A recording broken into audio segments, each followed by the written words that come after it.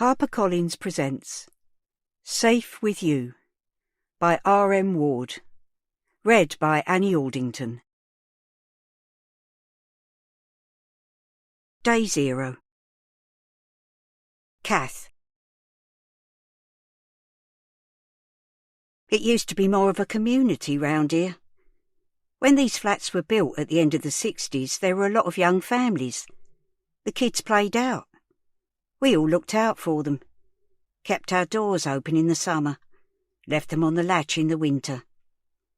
It's not like that now. People come and go. You don't know your neighbours. There's gangs and drugs and whatnot. I don't know why I stayed here so long, except that it's home. Where else would I go? So I keep me front door shut and put the chain on, and sometimes I don't talk to anybody from one day to the next. I was going to say something like this wouldn't have happened then, but it would, wouldn't it? Things like this did happen. Maybe they didn't hit the headlines in the same way. Maybe a lot of it was kept quiet. But was it really any safer? Is anywhere safe?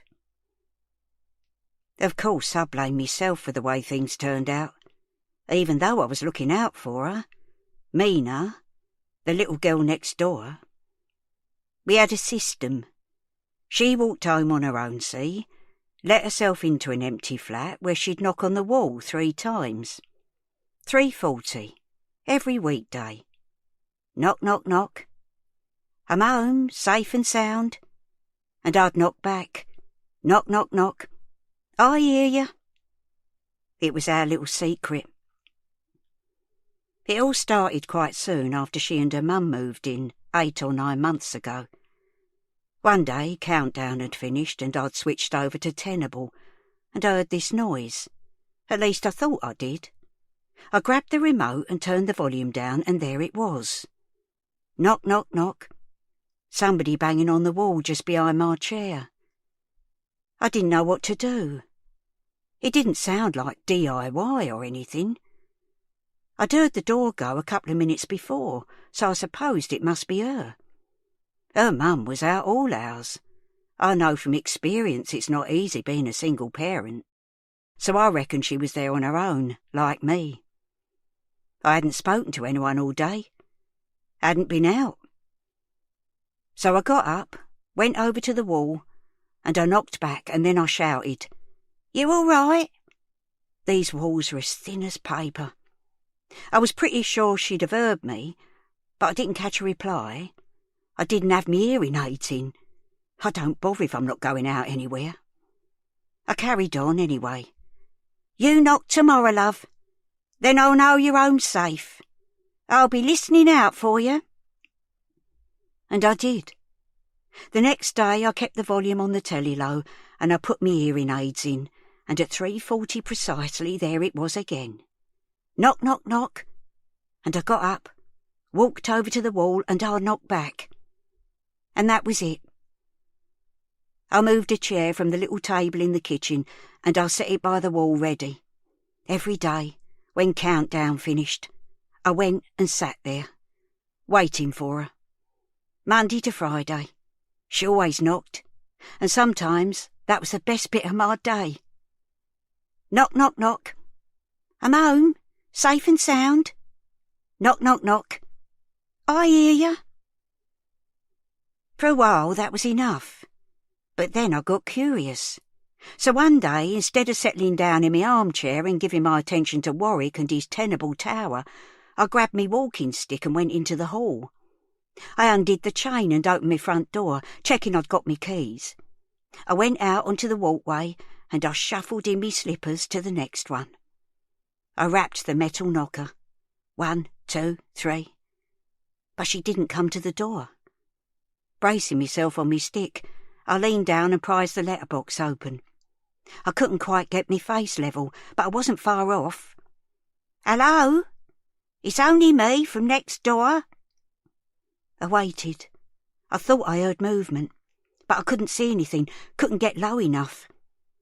"My name's Kath. I'm the one knocking on the wall." Still nothing.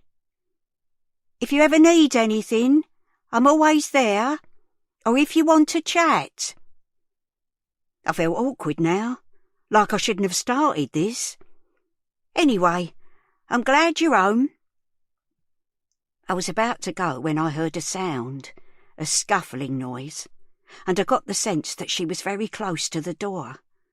And then I heard her voice, almost a whisper. My mum says you're a witch. I was taken aback. It was such an odd thing.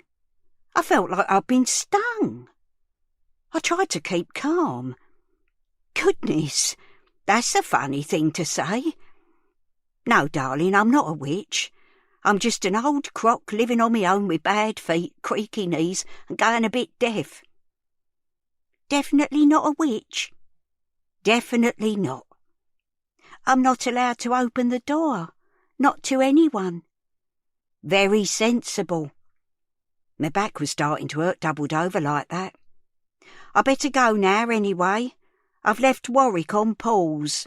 He won't like that for long. I just wanted to say hello. I'm Kath. Did I say? Yes, I'm Mina. Hello, Mina. That's a nice name. Knock tomorrow, Mina. Let me know you're home safe and sound. And she did. The next day, and the next. And although we didn't speak again, it felt like I spent my afternoons with someone.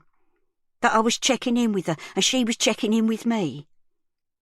One time, just on impulse, I bought a Freddo frog in the corner shop. You know, one of those chocolate ones in their own wrapper. And posted it through a letterbox. In the morning, I never heard my letterbox go, but when I went to the kitchen to put the kettle on for a second cup of tea, just before 9, there was a single piece of paper on the mat, and a drawing of a rainbow, and thank you, in beautifully neat handwriting. I stuck it up on my fridge door. I've still got it. Get a lump in my throat every time I see it. Then one afternoon, Wednesday, the 14th of November, I'll never forget it, she didn't knock on the wall. I keep going over and over it, even now. If I'd done things differently, right there and then, none of what came after would have happened. And that little girl would still be safe at home. Day 1. Den. The rain had been lashing against the front window of the cafe for 2 days. People kept bursting in, puffing and blowing, dripping onto the floor, trailing wet, dirty footprints all over the place. From the kitchen, Dad was constantly on at him to mop up, keep it dry. "We don't need any lawsuits, Den. All it takes is for one of the buggers to slip over and we'll be overrun with fucking lawyers. No win, no fee. That's all we need." Den sighed as the bell rang again, and the door flew open. He looked up from wiping down the table, but when he recognised who it was, he raced over and held the door open. He didn't know her name, but the old woman was one of his regulars, one of the nice ones. She was all wrapped up in a big black raincoat, a bit like a cape, hood up, water glistening on its plastic surface. Her walking stick made a clicking sound on the lino, and her trolley left 2 wet parallel lines as she dragged it behind her. "You all right?" he said, as she peered out from under her hood. "This weather, eh? Nasty." She reached up and took her hood down. The front of her hair was all wet, thin grey strands plastered to her head, and her glasses were spattered with raindrops and starting to fog up. It wasn't a good look, and she seemed bothered, very flustered. This weather would get anyone down, especially if you're not too steady on your legs. "Nice weather for ducks, eh?" He was trying to cheer her up, but she squinted at him. "What?" "That's what they say, isn't it? Nice weather for ducks. Although I'm guessing most ducks will be as pissed off as the rest of us with this lot." He heard himself give out that nervous laugh, the one that seemed to come out at the end of nearly every sentence, whether he wanted it to or not. She looked at him blankly, and he wondered if she'd even heard. She didn't sometimes. Then her expression darkened, and he thought, "Shut up, Den. There's something really wrong with her. Are you okay? Do you need to sit down?" She put a hand on his arm, her grip surprisingly strong through the material of his sweatshirt. "It's not me," she said. "At least, it might be me. I might just be a stupid old fool. But I'm worried about my neighbour." "OK. Sit here and you can tell me about it." He pulled the nearest chair out and steadied her a little as she sat down. She let out a grunting sort of sigh, and he wondered how difficult it would be to get her up again. She took her glasses off and started wiping them on the bottom of her sodden coat. He sprinted over to the counter, put his wet cloth down and fetched her a clean tissue. "So, who's your neighbour? And why are you worried?" "I only know her first name. It's a little girl. She lives with her mum. I know this is going to sound silly, but I haven't seen her since yesterday." She scrubbed at both lenses and then crumpled the tissue and put it in her pocket, and her glasses back on. "The girl?" "Yes." She frowned, and he could see this had been eating away at her. "What does her mum say?" "I haven't seen her either." "They're both away? Like on holiday or something?" "No, I don't think so. It's not half-term." "So maybe they've moved. I mean, are you close? Would they have told you?" "We're not close, not like that. I've barely spoken to the woman, but the little girl and I are, well, sort of friends." He was tempted to put a reassuring hand on her shoulder, but reticence held him back. "Mrs. He raised his eyebrows, inviting her to tell him her name. "Cartwright, Kath. Everyone calls me Kath." It didn't feel right somehow, felt disrespectful with her being so old, so he came out with something else. "Mrs. C, it doesn't sound like there's any cause for alarm. I'm sure there's a perfectly rational explanation."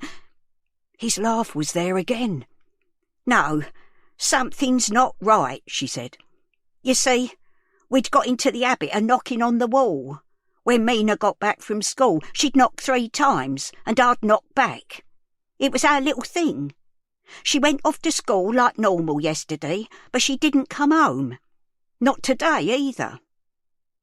His stomach gave a little lurch. "Mina, did you say? Mina's your neighbour?" "Yes. Do you know her?" "Just started secondary school. Really small for her age. Brown hair tied in 2 plaits." She nodded. "She comes in here sometimes. Has a doughnut or some chips." There were a few kids like Mina, stragglers and strays, making their own way home to an empty house. Most of them were okay, but he worried about the others. The pinched faces, the shadows under their eyes.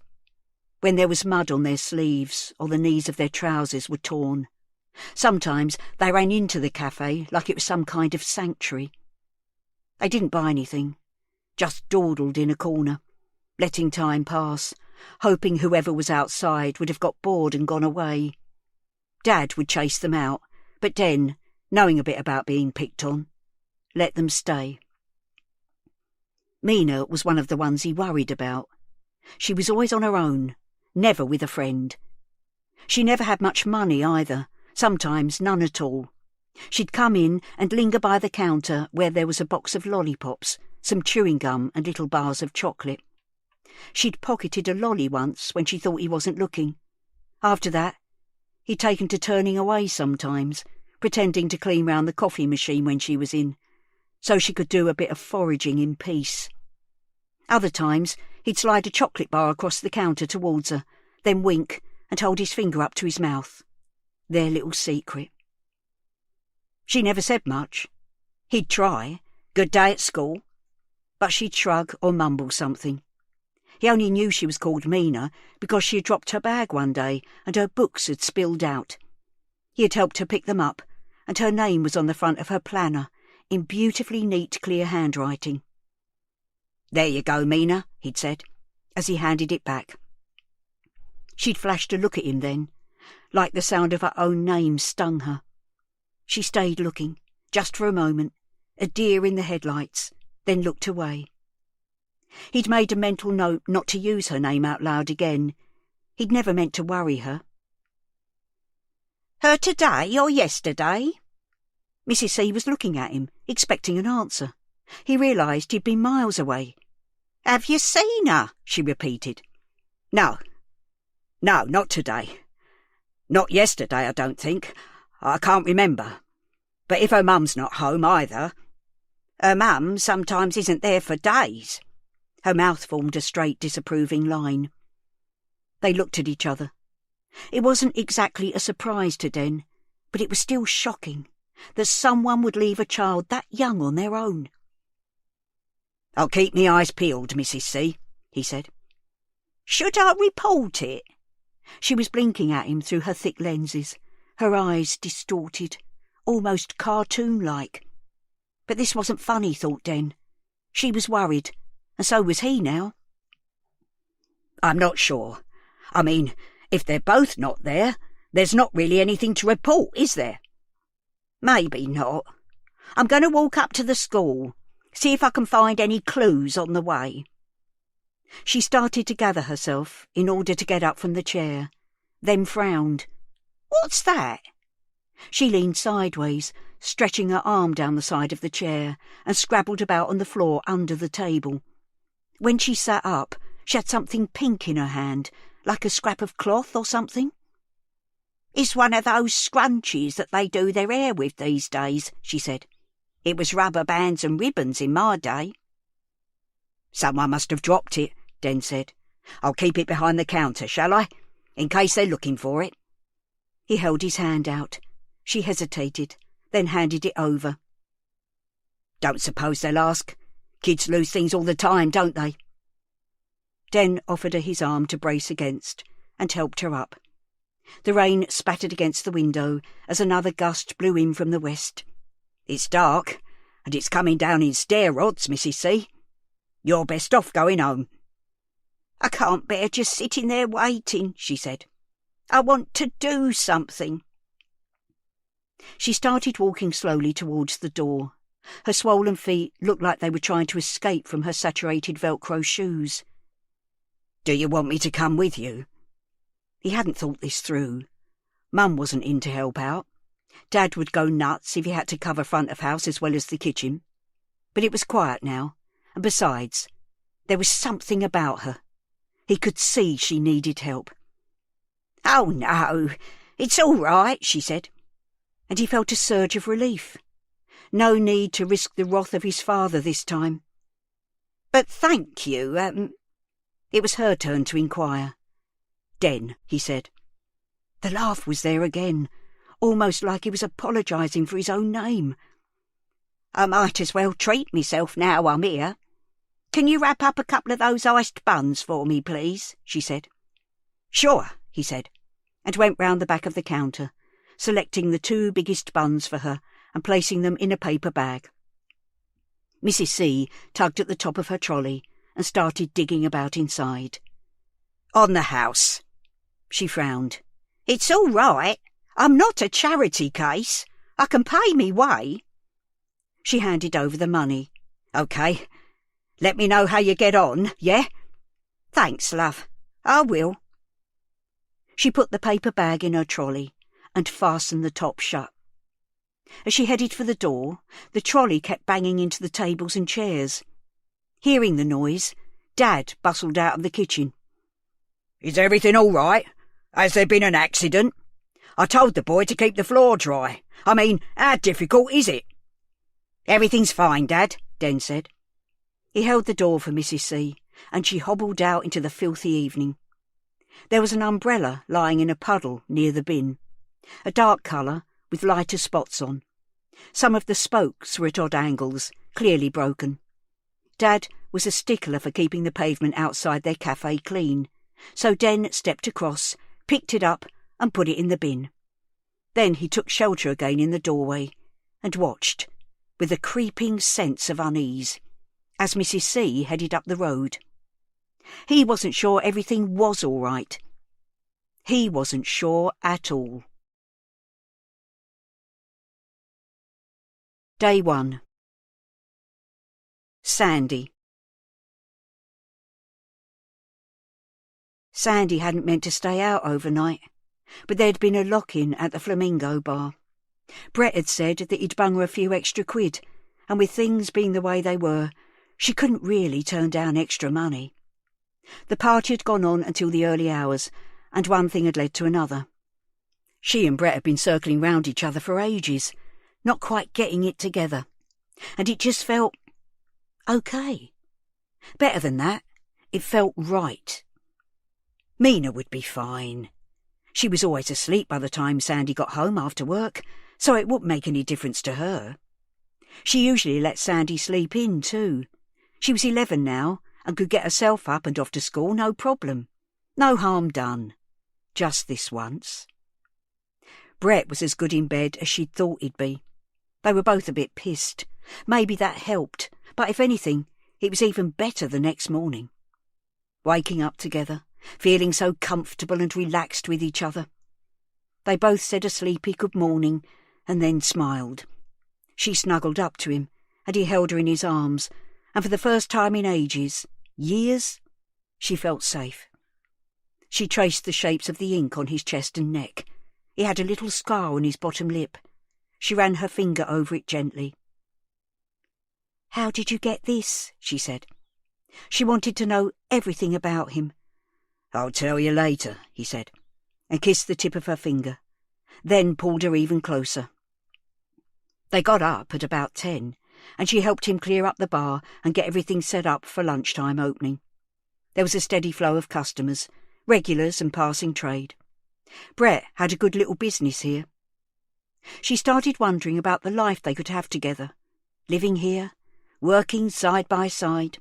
The flat above the pub was 100 times nicer than the shithole in Nelson House that she shared with Mina. Mina. Jesus, she'd almost forgotten about her. She must get back before she got home from school. She checked her phone for the time. There was a missed call from a number she didn't recognise, probably just a call centre, and a text too. The text was from the school. Mina Demetriou has been absent on the following day, 15th of the 11th, 2018, 9:15 a.m. Please respond by specifying the reason for absence. Shit. It had come through when she was still in bed with Brett. Damn. "I'd better go," she said. "I think Mina's off sick." Brett was busy with some customers. "Okay, babe. See you tomorrow." He hardly looked at her before going back to pulling the next pint. She felt a surge of disappointment, but knew she was being unreasonable. She went to collect her coat from the hallway behind the bar. As she was doing up the zip, a shadow darkened the doorway. Brett was there, watching her. "Hey," he said. "Come here, you." He folded her into his arms and kissed her. "Take care, okay? Let me know how Mina is. Text me, yeah?" "Okay." Her face was glowing with pleasure. He was the real deal. It was dark as she rode the bus home. The rain spattered against the window. She wondered what was wrong with Mina, felt a pang of anxiety at the thought of her being ill on her own. Typical it was the one night she wasn't there. She must get her a mobile phone. They couldn't afford it, but perhaps she could pick up a cheap pay-as-you-go one somewhere. She'd ask Brett. Someone in the bar could probably get her one. She got off at the stop at the edge of the estate, and a gust of wind blew rain into her face. She put her hood up and ran for it, along the parade of shops and into the square. A young guy on a bicycle was coming the other way, with a dog running along beside him. The guy was dressed all in black, hoodie, joggers, trainers, and rode too fast, too close to her for comfort. The wheels of his bike sending spray up from a puddle as he passed, soaking the bottoms of Sandy's legs. "Hey!" she called out. But he was away. She didn't even know if he'd heard her. She was glad to get through the door to the stairwell, puffing a little with the exertion and the weather. She pulled her hood down and checked the lift. Still broken. With the familiar smell of urine and cigarette smoke catching at the back of her throat, she set off up the stairs. The flat felt wrong as soon as she opened the door. It was dark and quiet, just the muffled sound of next door's telly coming through the wall. It wasn't like Mina was a noisy kid, but she would always have the lights on and the TV going. Perhaps she was in bed. Oh God, how bad was she? Sandy flicked on the hall light and called out, "Mina, I'm home." She walked along to Mina's bedroom. The door was open. She knew it was empty before she put the light on and looked in. In a way, it was a relief. She hadn't been there all day, being sick or shivering with the temperature. But where was she? Sandy frowned. She knew she shouldn't have left her overnight, but Mina knew the rules. Straight to school, straight home again. But she hadn't been at school, so what on earth was she playing at? Maybe she was proving a point. If Sandy could stay out, so could she. That's not how it worked, though, and she'd have to have words with her. God, why was everything so difficult? She had to work. Mina knew that. Why couldn't she have behaved just for one night? Anger was starting to replace her relief. Day 1. Kath. I didn't find anything between the flats and the school, of course. Not sure what I was thinking might be there. Her school bag? Her coat? Anyway, it was cold and dark by the time I got back, and me feet was sopping wet and killing me. I looked up at Nelson House and contemplated the broken lift and the 3 flights of stairs between me and home and a hot bath and bed. I was pretty much done in, and I didn't actually know how I was going to get me trolley up there. There was a soft light in the kitchen window of my flat. I leave the hall light on and the telly, so it's nice to come back to. But that wasn't what caught my eye. The lights were on in the flat next door. That was all the incentive I needed to tackle the stairs. I didn't even notice the pain in my knees. I was up there like a jackrabbit. I stopped at number 7 and knocked on the door. Almost straight away I heard a voice. "If you've lost your key, I'm going to fucking kill you." The door opened and I was looking at the angry face of Mina's mum. She still had her coat on, an oversized khaki parka with a pink fake fur collar, so I guess she hadn't been home for long. "What do you want?" she said, in the nice neighbourly manner I'd come to expect. "I'm sorry to knock." I wasn't. I was actually bursting with curiosity. "Is your daughter home?" Her scowl grew deeper. "Mina? No, she's not. What's it to you?" "I've been worried about her. She didn't come home from school yesterday. I listen out for her, you see, and I didn't hear her yesterday or today." I was expecting another volley of hostility, something about minding my own business, but it didn't come. Instead, her face softened a little. "She hasn't been home?" "No, I don't think so. I usually hear the door and—" I stopped. Mina knocking on the wall might not be allowed, and I didn't want to get her into trouble. "Shit," Mina's mum said. "Wait there." Leaving the front door open, she retreated into the flat. She went into one of the bedrooms, and I could hear her swearing. She came back to me, and this time she was wide-eyed with panic. "Her bag's not here. Her coat's not here. What should I do?" "Could she be staying with a friend?" She was chewing at the inside of her mouth now, eyes darting here, there and everywhere. No, she hasn't got any friends." "She might have made friends at school and not told you." The fierceness was back. "She wouldn't go off with anyone, not Mina. She knows the rules. Straight to school, straight back. No messing. Something's happened. Someone's got her." And then she crumbled, disintegrated before my eyes. Her face seemed to collapse in on itself, and her knees gave way as she crouched in the doorway and let out a heart-rending scream. "Where is she? Oh, my baby! My baby!" As she fell apart, I somehow became calmer. Someone needed to take charge. I bent down and rubbed her back.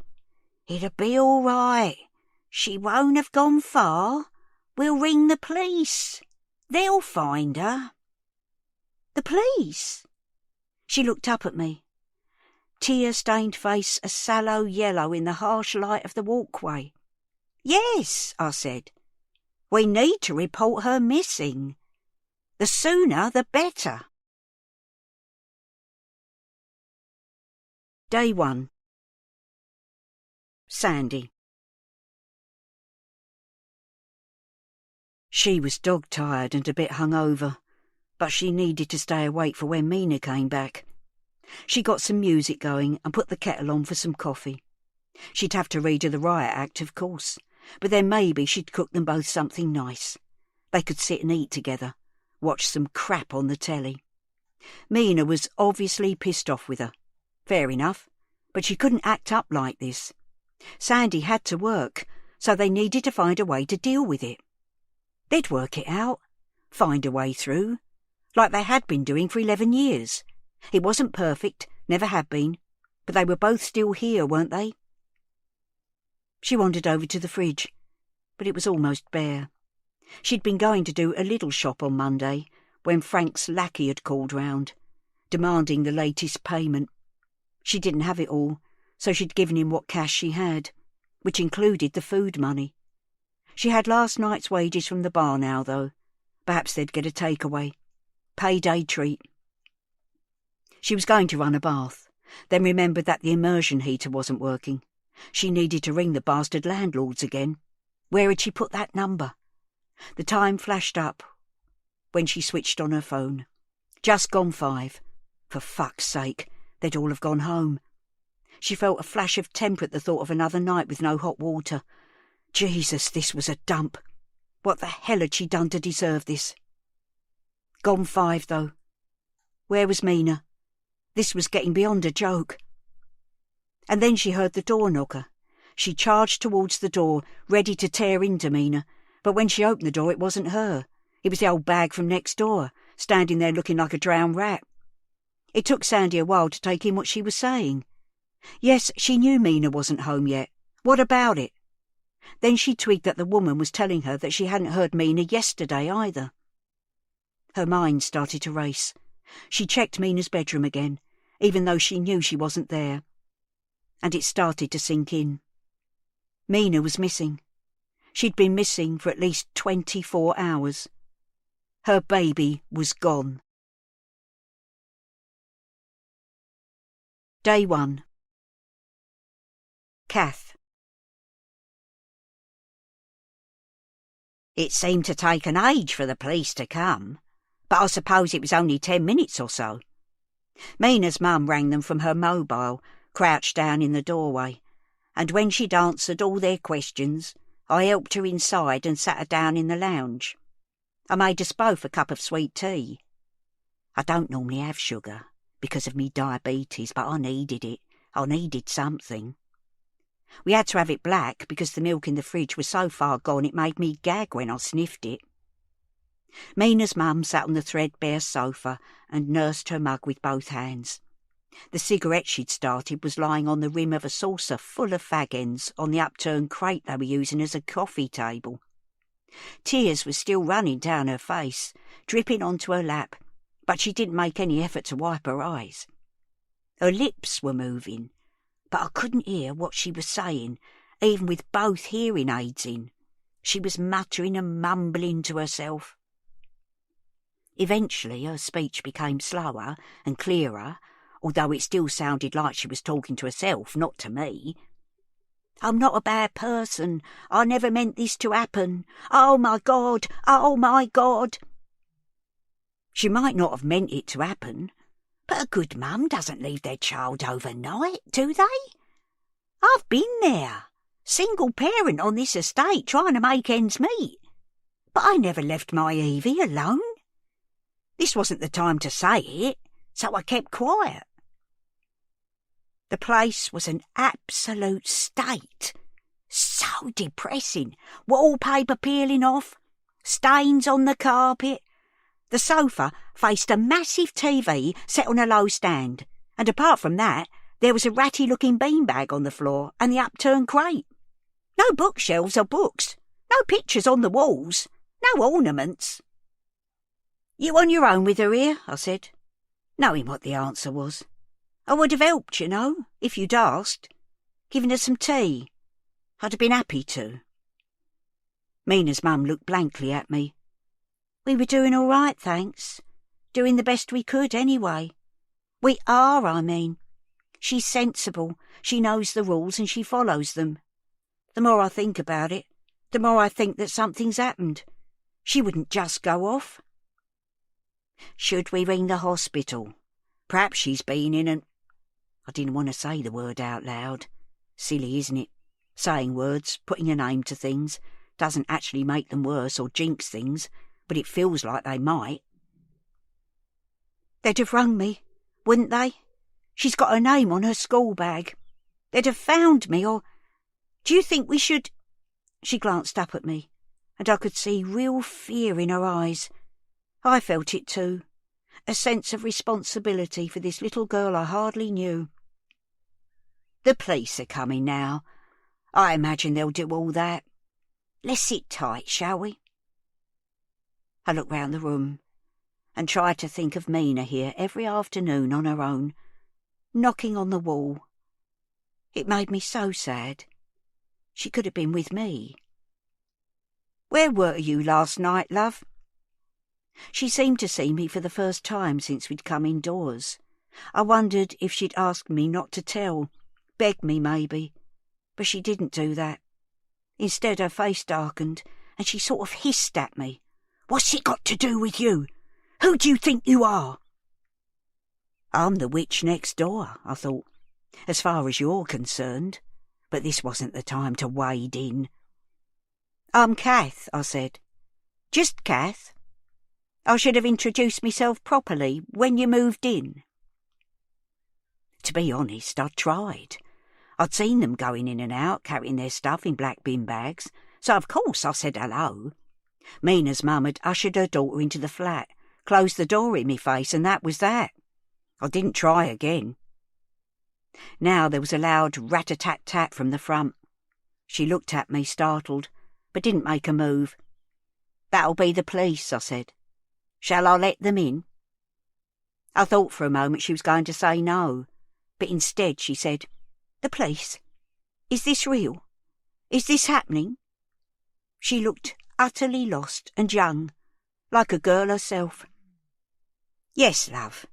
I'm sorry it is. I'll go, shall I? She nodded, and I went into the hall and opened the door.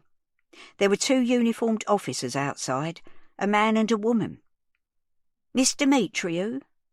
No, she's in the lounge. Do you want to go through? And you are? Just a neighbour. I'm next door. I followed them back to the lounge and hovered in the doorway. I'll leave you to it, shall I? The officers introduced themselves as Naz and Jody, the use of first names, a nice touch, I thought. Is there someone else we can call? A relative, a friend? Jody asked, sitting next to her on the sofa. Mina's mum shook her head. There isn't anyone. Can you stay, Kath? The officers nodded at me and I said, OK, love, and looked for somewhere to sit. There was no way I was tackling the beanbag, not with my knees, but Naz was ahead of me. He fetched 2 chairs from the kitchen and set one down for me near the door, while he took the other one. They started by asking her name. Sandy. Alexandra. You learn something every day, I thought. Then Jody asked for basic details about Mina and when she'd gone missing. Sandy was hesitant. I'm not sure exactly. Kath here said Mina didn't come home yesterday. Naz glanced at me. I nodded but didn't say anything. I was working last night. I always work late. Mina puts herself to bed. I know it's not ideal, but she was sensible. Is sensible. I stayed out last night. Before you say anything, I've never done it before. This was the first time. Was sensible? Did you check in with her by phone or text? Jody was asking the questions. and Naz was taking notes in an old-fashioned notebook. No, she doesn't have a phone. There's no one to call apart from me, and it's difficult, taking personal calls at work, you know. What is it that you do, Sandy? We all caught her hesitation. I do all sorts, anything I can to make ends meet. Bar work, waitressing. I'm trying to get extra hours at the moment. So where were you last night? I was working in a bar. All night? It was open till 3 last night. The boss let me stay over. The officers exchanged glances. You'll have to give us the details, Sandy. Yeah, all right. It's not about me, though, is it? You should be out looking for Mina. Every minute you're here, you're not looking for her. It's another minute she's with whoever's got her. Her voice was getting louder, shriller as she spoke. She was working herself up again. Is anyone even out looking for her now? We just need to check a few details. So when did you last see her or have contact with her? Sandy held her forehead with her hand and closed her eyes. Yesterday. I saw her yesterday morning. Her jaw was tensing. She went off to school like normal. 8:30. It only takes 10 minutes to walk to school. And she walks there on her own? Yes, she's fine. Like I said, she's sensible. And do you know if she got to school? There was a text. Looks like she didn't turn up today, so she must have been there yesterday. You've only just seen it? I just saw it this afternoon. I came home straight away, she snapped. This time she noticed the glances exchanged. Look, I'm not going to win Mother of the Year, OK? I know that, and I know you're going to hang me out to dry, but I'm doing my best, OK? I made one mistake, that's all. One mistake and I'm being punished for it. It's not about me, it's about Mina. Where is she? Where is she? Kath, you tell them, please. Tell them that Mina's a good kid, that she wouldn't just go off. Now everyone was looking at me, and I could feel myself getting hot and bothered. She is a good girl, I said. She comes home on her own every day, good as gold. I hear her getting in, you see. Round about 3:40 every day, regular as clockwork. That's why I started worrying yesterday. I didn't hear her. Sandy's right. This isn't normal, officer. Something's happened. Day 1. Sandy. The woman officer, Jodie, asked Sandy for a description of Mina. She found herself at a bit of a loss what to say. She was a young girl, small for her age, slight, like a little bird. She'd been 6 weeks premature and somehow she'd never caught up. Long brown hair, school uniform. That's all there was. We'll need a recent photograph. She could see all 3 of them scanning round the room. She hadn't got round to putting any photos up. No one said anything, but she could feel them judging her. I haven't got one. Not printed out, she said. There's one from her primary school somewhere, but it's ancient. Maybe on your phone? Can I have a look? Jodie reached a hand out towards Sandy. Jesus, the thought of them going through the pictures on her phone. She tightened her grip. I'll do it, she said. She turned away from Jodie and started scrolling through. There was nothing bad on here, just selfies from the bar, but it wasn't a good look in the circumstances. Maybe she'd delete them later. She was sweating now, could feel little beads of it coming out on her forehead. Her pits were getting sticky and smelly. At last she found one, a selfie of Mina and her they'd taken on her birthday. Here, this one. It was in April. She twisted round and showed the screen to Jodie and then Naz. Great, said Jodie. Can you send it to me? We need to get this out as quickly as possible. Her hands were shaking as she entered Jodie's details and messaged her the photo. She was willing it to send, so they wouldn't take her phone off her. As they waited, she stared at the picture. 2 faces grinning at the camera. Me and my girl. That had been a good day. A burger and a milkshake, and then sitting in the park on a bench overlooking a little pond. It had one of those brass plaques on the back, Elizabeth's Bench. She loved this place. It was soon after they'd moved here. New place, fresh start and all that. She'd been worried about money, tired from dealing with all the admin and extra expense that goes with moving. But Mina had been all right. They're adaptable, aren't they, kids? She didn't care what these pigs and her snotty neighbour thought. She was a good mum. She did her best. Looking at the picture, it showed. Mina was happy, wasn't she? "OK," said Jody. "I've got it. I'll send it through to the office. Now, can you tell me what she was wearing yesterday morning?" "I dunno. School uniform? Not like in the photo. Her new one for Fincham Park School. She's in Year 7. Polo shirt, green jumper, black trousers." She tried to picture her leaving that morning. She had a black quilted coat and she'd done her hair in plaits with pink scrunchies. Kath squawked as she spilled her tea. It slopped down the edge onto her hand and then dripped on the carpet. "What?" said Sandy. "I found a pink scrunchie," Kath said, "when I went out looking for Mina just now. It might not be anything. I mean, lots of girls have them, don't they?" Sandy was on her feet now. "Show me it." Kath looked startled. "I don't have it," she said. "I found it on the floor of the cafe on the corner. I gave it to the young lad there. Den, his name is. Den's got it." Day 1. Kath.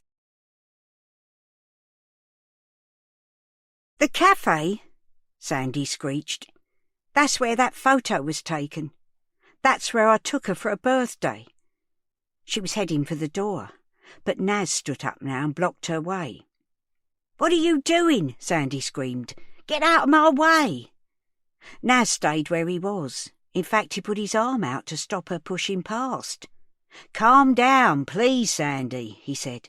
"We'll send officers round there. Get them to talk to him. For the time being, we need you here, in case she turns up." "Bullshit. If she was going to turn up, she'd be here. Someone's got her. It sounds like it's this guy, Den or whatever. You can't stop me." "Sandy, think about it, please. The scrunchie could be anybody's. You won't help find Mina by rushing round accusing people. Let us do our job, OK?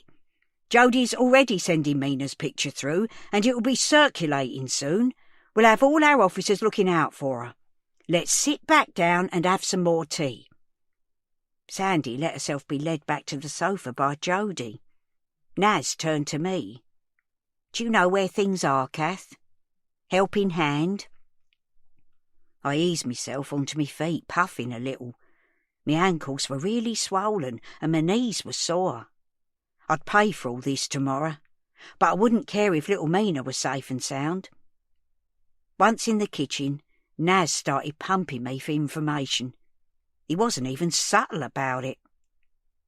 "I'll need to take a statement from you, but to start with, can I just check you heard Mina setting off for school yesterday, but she didn't come home?" "Yes, that's right," I said, lining up 3 mugs and dropping tea bags into them. I didn't want another one. I needed a wee as it was, and there was no way I was going to use Sandy's bathroom. I could just imagine the state it was in. "I definitely heard her leaving in the morning, but then nothing yesterday or this morning." "Is that your TV playing?" He tipped his head towards the wall. "Yes, I leave it on to deter burglars. Is that wrong, officer?" "Call me Naz, please. And no, it's quite loud. I'm wondering if you'd actually hear the door. You might have missed something." "Oh, I see. I do have it up loud if I haven't got my hearing aids in, but I have the sound off and the subtitles on in the afternoons because I listen out for her. For Mina. We have an arrangement, you see. She knocks on the wall when she gets home and I'll knock back. It's our little thing." Naz raised his eyebrows. "I was worried yesterday. But, you know, I told myself she could have been at an after-school club or something. And now I just think I should have done something then." Well, seeing this place, I feel like I should have done something a long time ago. Rung the NSPCC or something. I mean, look at it. I had no idea. The kitchen had the same layout as mine, but it was very different. My cupboards were full of tins and cereal packets, bags of porridge and biscuits, and there's always the basics in my fridge. Milk, spread, a packet of ham and whatnot. There was hardly anything here. I suddenly felt so sad for the life that Mina had been living in this flat, with only a wall between us. My bottom lip began to tremble. I blinked hard, then fished in my sleeve to find my tissue and pressed it under my glasses and against my eyes before the tears could leak out. Naz put his hand on my shoulder. "It's all right, Kath. We'll find her." I sniffed, hard, tucked me tissue up my sleeve and turned to the kettle, which had finished boiling. As I poured steaming water into each of the mugs, he said, "Did you hear anything else, Kath? Did Mina and her mum argue at all? Did they argue yesterday morning?" My hand wavered, and some of the water spilled onto the worktop. "I don't like to tell tales. Kath, it's not telling tales. This is a missing girl we're talking about. Anything, any little detail, could be useful." "Well, they did have a row yesterday. I heard voices shouting and the door slamming." "Yeah? What time was that, Kath?" "Normal setting off time, 25 to 9. "And the voices? It was Mina and her mum?" "Yes. I couldn't hear what they were saying, but she, Sandy, was angry, and I could tell Mina was upset." It felt bad telling him, like I was pointing a finger. I was getting flustered, blinking hard and starting to feel all hot. "It's okay, Kath. Anything you say will be treated in confidence. We just want to find Mina." "I know, so do I. That's why I went looking for her when she didn't knock this afternoon. I walked right up to the school, called into the cafe, asked around a bit. The thought of her being out there somewhere in this filthy weather. She's only little." "Someone's checking out the school now," he said. "Let's talk about the cafe. Had they seen her there?" "Not today. They knew who she was, though. The lad there, Den, was worried when I told him, offered to come looking with me." "And did he go with you?" "No, I said I was all right walking there and back on my own.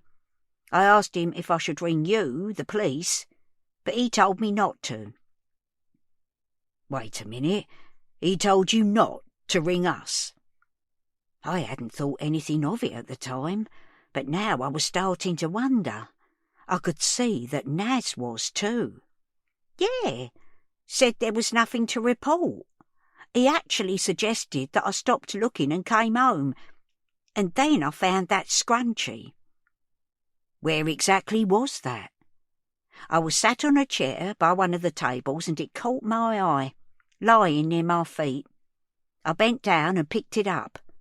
We agreed he'd keep it in case someone came looking for it. He was quite insistent on keeping it. Was that wrong? Should I have kept it?" The word evidence kept crossing my mind. That's what it was, wasn't it? I'd found a piece of evidence. No, it's fine. We'll check everything out. Try not to worry. You've done everything you could. It's up to us now. We've got the resources. We'll find her. Let's get these teas sorted." "OK. How'd you like your tea? Milk and sugar?" "Just milk. No sugar for both of us, please." "Ha! Julie Andrews. That's what Ma Ray used to call it." "Julie Andrews?" "White nun. Milk, no sugar. The sound of music?" He was looking blankly at me, and I didn't know whether he'd never heard of Julie Andrews. Was that possible? Or there was something un-PC about joking about nuns. Maybe he was shocked I was joking at all at a time like this, and I was wishing now that I hadn't said anything. I changed the subject. "There's no milk," I said. "It's gone off. Wait a minute, though. I've got some in my bag outside. I'll fetch it." "Thanks, Kath," he said, and he gave me a reassuring smile that let me know that whatever the problem was with Julie Andrews, we were over that now. I could hear Jodie on her radio in the lounge, and I stopped in the kitchen doorway and then went back to Naz. "She'd done it before, you know," I said. He was mopping up the spilled water from the kettle with a drying-up cloth. Lovely to see a man pitching in like that.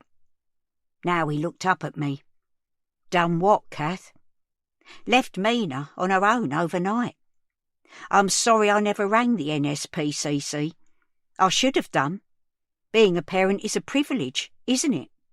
I sighed, close to tears again. There are some people who should never have kids. Day 1. Den. It wasn't unusual to have blue lights and sirens round the estate. When he was a kid, there had been community coppers, and Den had known them by name.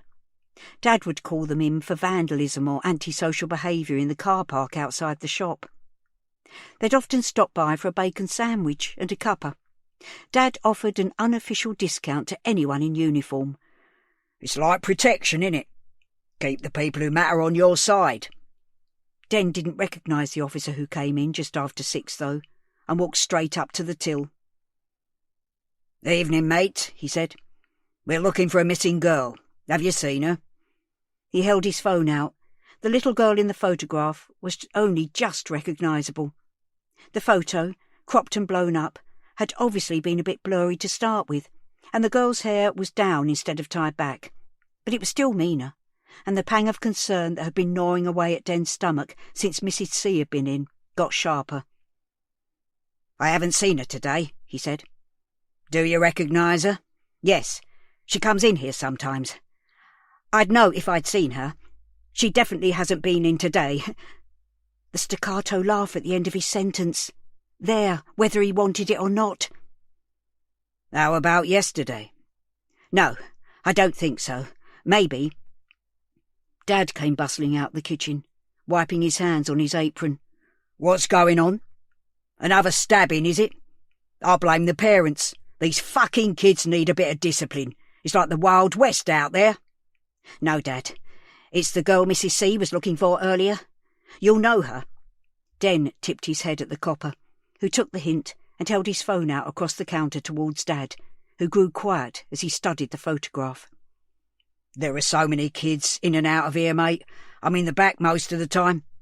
I don't know about this one, but that's a bad do for a child to go missing. Have you got posters we can put up? We need to get people looking." "We haven't got posters yet, but we will have if this goes on tomorrow." "Tomorrow? Tomorrow might be too late. We need to get this out there now." Dad had come out from behind the counter. He was gesticulating wildly, invading the copper's personal space. "Dad, it's okay. They know what they're doing, right? It's their job." "To be honest, sir, social media is the place to start these days. The force will be tweeting about it. We'll send this picture to all the news sites. It goes straight to people's phones. That's what everyone uses these days." Dad shook his head. "Social media? People need to get off their phones and start looking in the garages and sheds and anywhere else. We need a search party. People can meet here if you like." "Trust me, sir. We have this in hand. We'll be doing house-to-house inquiries. If you think she might have been here yesterday, what time would that have been?" He was talking to Den now, and Dad stopped his grandstanding for a moment and looked at his son. "I don't know.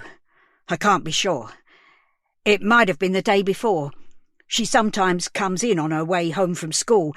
It would have been around 3:30. "Do you have CCTV?" He was scanning around now. Dad told him that there was one camera in the cafe and one outside. "OK, I've got to get along this row of shops, but either myself or someone else will be back to look at the footage. I've noted it all down. Someone will be back." He checked his phone and frowned. "Hang on. I'm being told that you're holding a pink hair scrunchie here. It was found on the floor." Den felt his face flush. like he'd been caught out. "Yes, it's behind the till. Here." He laughed again. An automatic defence mechanism. The scrunchie was drier, but still grubby from the floor, and now he noticed there was a dark hair caught up on it. He felt almost weak at the sight. It could be Mina's. This could be the last trace of her. Irrationally, he wanted to keep it, but of course he handed it over, dropping it into the plastic bag the officer held open. "And where exactly did you find it?" He pointed to the spot on the floor, next to where Mrs. C's chair had been. "It was this afternoon." The officer sealed the bag, put it in his pocket, and with a quick "Cheers, mate," turned to leave. Dad saw him out, then stood in the open doorway, watching him go. "It's a bad business," he said. "Bad for the estate. Bad for us, maybe." "How could it be bad for us?" He tapped the side of his head. "Use your loaf, boy. What if she did come in here yesterday? What if that is her hair thing? What if you were the last person to see her? How many cop shows have you watched on TV? The last person to see her is the prime suspect.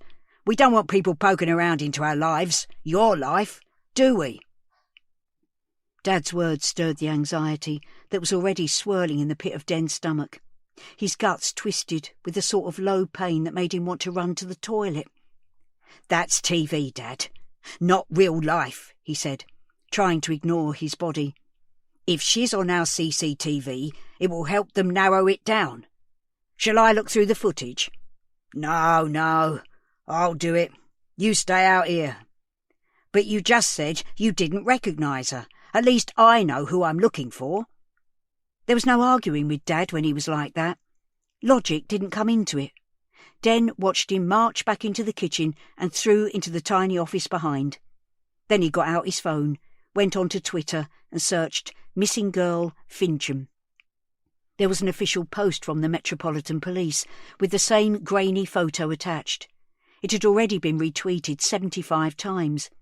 Den retweeted it himself and then took a screenshot of the photo and studied it. Mina was smiling. When she was in the cafe after school, she was quiet, reserved, serious. It was nice to think of her more carefree like this, except that the smile in the photograph bothered him. When you looked, it didn't reach her eyes. The reserve was still there, the wariness. Was that really the best photo her family could come up with? What sort of life did she have? He looked away from her face at the rest of the photo. It was cropped quite close, but it looked like it had been taken in a cafe. He could see the chair back and the edge of a plate. He held the screen closer. It was their chair, their plate. The photo had been taken here. Day 1. Sandy. Kath and Naz came back in with more bloody tea. Honestly, they meant well, but she really needed a proper drink. She ignored the mug they put near her and took out another fag. "Everyone will be looking now," said Jody. "Just a few more questions. I need to be clear where you were last night." Sandy sighed. "Like I said, I was working at the bar, the Flamingo Bar, and then I slept over." "So if we contact the owner, they'll confirm that, will they?" "Sure." Brett wouldn't thank her if the police went sniffing round. Her hands were shaking a little, but she managed to light the cigarette and took a long drag.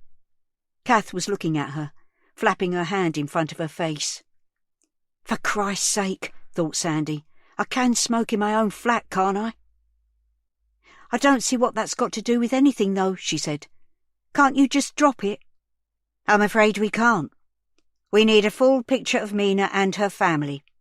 "Well, her family's just me. Love me or hate me, I'm all she's got." "And her father?" Sandy sent her daggers. "Sorry, Sandy, I've got to ask." "Jason? He's nobody. A deadbeat. He hasn't seen her for 6 years." "Is there a chance that Mina could be with him? That he picked her up from school yesterday?" Sandy laughed. "No, like I said, he doesn't want to know.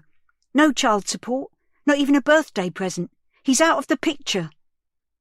I'm going to need his details. Yeah, whatever. Jody took down the contact details that Sandy had for him. Could you text him anyway, please? Tell him what's happening, on the off chance that Mina's looking for him. Sandy pulled a face. I'd rather not. Could you do it? I really don't want him messaging me. Sure, said Jody calmly. What about other family? Are there grandparents she might go to? No, I told you. I'm her family. End of. I don't have anything to do with my parents, and I don't want Mina to either. Don't want them doing to her what they did to me. What was that, Sandy? Sandy's expression darkened. What's this? Therapy? She put on a plummy voice. How does that make you feel, Sandy? No thanks, Jody. Been there, done that. That's one of the things they tried, my parents, to fix me. Make me normal, like them. On her chair by the door, Sandy could see that Kath was riveted. Sandy cringed inside at the thought of her neighbour knowing all about her. Now she was sending her a sympathetic look, which was even worse. When's the last time you saw them? Kath said. I don't know. Mina was about 4. We went for Christmas. It didn't go well. That face again. Seriously, it wasn't judgmental. Not the tangible, tight-lipped disapproval that was her mum's default expression. But sympathy was almost worse. The thought of people feeling sorry for you. Jody cleared her throat, and Kath sat back in her chair and mimed zipping up her mouth. Going back to Mina, Jody said. It sounded earlier like you don't always get on. Not always, no. But that's normal, isn't it? She's almost a teenager. We've been through a lot together. I can't lie and pretend it's always great. So, yesterday morning, was that one of those days when you weren't getting on? Did you have a row before she went to school? Yesterday seemed like a long time ago. Sandy couldn't remember much about it all. She certainly couldn't remember a row. No, it was just normal. I could hear her moving about, getting ready. I got up because I needed to use the bathroom, and then I made her coffee. She'd had her breakfast by then and was packing her school bag. I asked her if she'd done her homework, and she said yes, because she always does it. That was it. Are you sure? Yes! The cigarette was calming her down a bit. She took another drag and saw Kath and Naz exchange a quick glance. What did she take with her? Just the normal stuff. Her bag, her coat. She put a little fold-up umbrella in the outside pocket of her bag. That's all. It was clearer now in her mind's eye. She could see Mina stuffing that brolly into the side of her backpack, her plaits falling forward as she bent over, bright pink scrunchies at the ends, keeping them done up. Shit, the scrunchie. If that bastard at the shop had hurt her, so help her she'd... Sandy? She realised that Jody was looking at her. What? You were telling me about yesterday morning? Yeah, OK. I told her I'd be back late. I gave her a few quid to get something for tea. She was fine. She's so sensible. She just said, bye, Mum, and set off. Not strictly true. She had pretty much ignored Sandy that morning, just carried on with getting ready when she'd walked into the kitchen. It was only when she had said she'd be back late that Mina had looked at her. She hadn't said anything, just looked, and her eyes were sort of dull and closed off. No arguments, then? No. Again, another look between Kath and Naz. What was it with those two? And is anything else missing? Has she taken anything else with her? I haven't checked properly. I mean, she wouldn't run away. She's not that sort of girl. Let's have a look at her bedroom together, shall we? Said Jody. OK.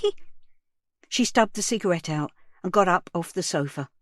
Everything felt unreal, except it was suddenly too real at the same time. She stumbled a bit as she walked into the bedroom. There was that feeling again, the one she'd had when she first came back to the flat, that absence, that emptiness. It was starting to hit home. Mina. Her Mina. She was really gone. She looked around the room. There was a mattress on the floor, like the one she had, but Mina's was neat, the duvet all squared up. The chest of drawers on one side of the room had a selection of Mina's things on top, all set out in order. Her hairbrush, a box of tissues, some little toys that came with Happy Meals. Mina's drawings were up on the wall, loads of them, stuck up with blue tack, like a little art gallery. She opened each drawer in turn. Everything was folded up neatly.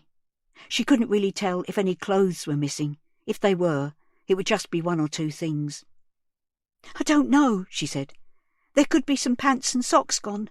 I'm not sure." She glanced round again, and it struck her then, with a tightening feeling in her guts, how her little girl had tried to make the best of this room, to make it homely. She hadn't really noticed before. She hadn't noticed much at all. "What about her toothbrush? Has she taken that?" They both went into the little bathroom. 2 brushes were standing in a mug on the shelf above the sink. "The pink one's hers," said Sandy. "She hasn't taken it. I'm telling you, she wouldn't run away. Not my Mina. Someone's taken her." Day 1. Den. Den's mind was going 19 to the dozen. When had the photo of Mina been taken? He was about to go and talk to Dad about it when he saw a couple of young guys outside the front. One of them leaned a bike against the cafe window. Then the door pinged and they came in, a stumpy-legged dog in their wake. He recognised the lads. They were part of the gang that hung around the estate. He knew them from school too. They'd been in Year 7 when he was in 6th form. "All right, Dennis," one of them said. This was Dano, just under 6 foot, pale skin and a slick of dark hair. He wasn't the biggest of the gang, but he was the one they all seemed to look up to. Den cringed inside at the use of his full name, something he hated, which had followed him right through school, but tried not to show it. "You can't bring the dog in here, you know that." Dano raised his eyebrows. "Looks like I can, doesn't it?" Den knew he should insist. He also knew how ugly this could turn. If they got a takeaway, maybe it wouldn't matter. It would only be a couple of minutes. "OK, just quickly. What can I get you?" Dano studied the menu on the board behind Den, even though it never changed, and he'd been in here 100 times. He rubbed his hands together. "Double cheeseburger, mate," he said. Den added it to the till. "With bacon." A pause while Den added that. "And fries." Another pause. "Hang on. Scrap the bacon, just the double cheeseburger." Den could feel the colour seeping into his face. Why did he get like this? They were customers. He was behind the till. This was his job. Somehow, though, it felt like they were taking the piss. "Eating in?" he said. "Yeah." "And I'll have the same," Dano's mate said. Den couldn't remember his name, but he was a stocky lad who always seemed to be at Dano's side, his wingman. "But just one burger, cheeseburger, and I'll have bacon on mine, but no tomato." "Lettuce?" The guy looked at him like he'd said something stupid. "Yeah, lettuce, but no tomato." He looked at Dano, and they both pulled faces to indicate their amusement at Den's slowness. Den was full on blushing now. "Do you guys want drinks?" "I'll have a Coke." "Yeah, make it 2. Den read their order back to them. He was sure he'd written it down correctly, but they both rolled their eyes as he was reading. "No, I was a double bacon cheeseburger with no mayo, and Vince here is a double cheeseburger, no bacon, lettuce but no tomato. Got it this time?" Dano twisted his fingers into the side of his head. Den tried again. "That's it," said Dano. "Simples." He paid in cash. Den noticed he pulled a couple of tenners from quite a fistful of notes. He gave them their drinks and told them he'd bring their food over when it was ready. They sat down at a table near the wall, away from the window. Den couldn't hear what they were saying, but they kept looking over in his direction and laughing.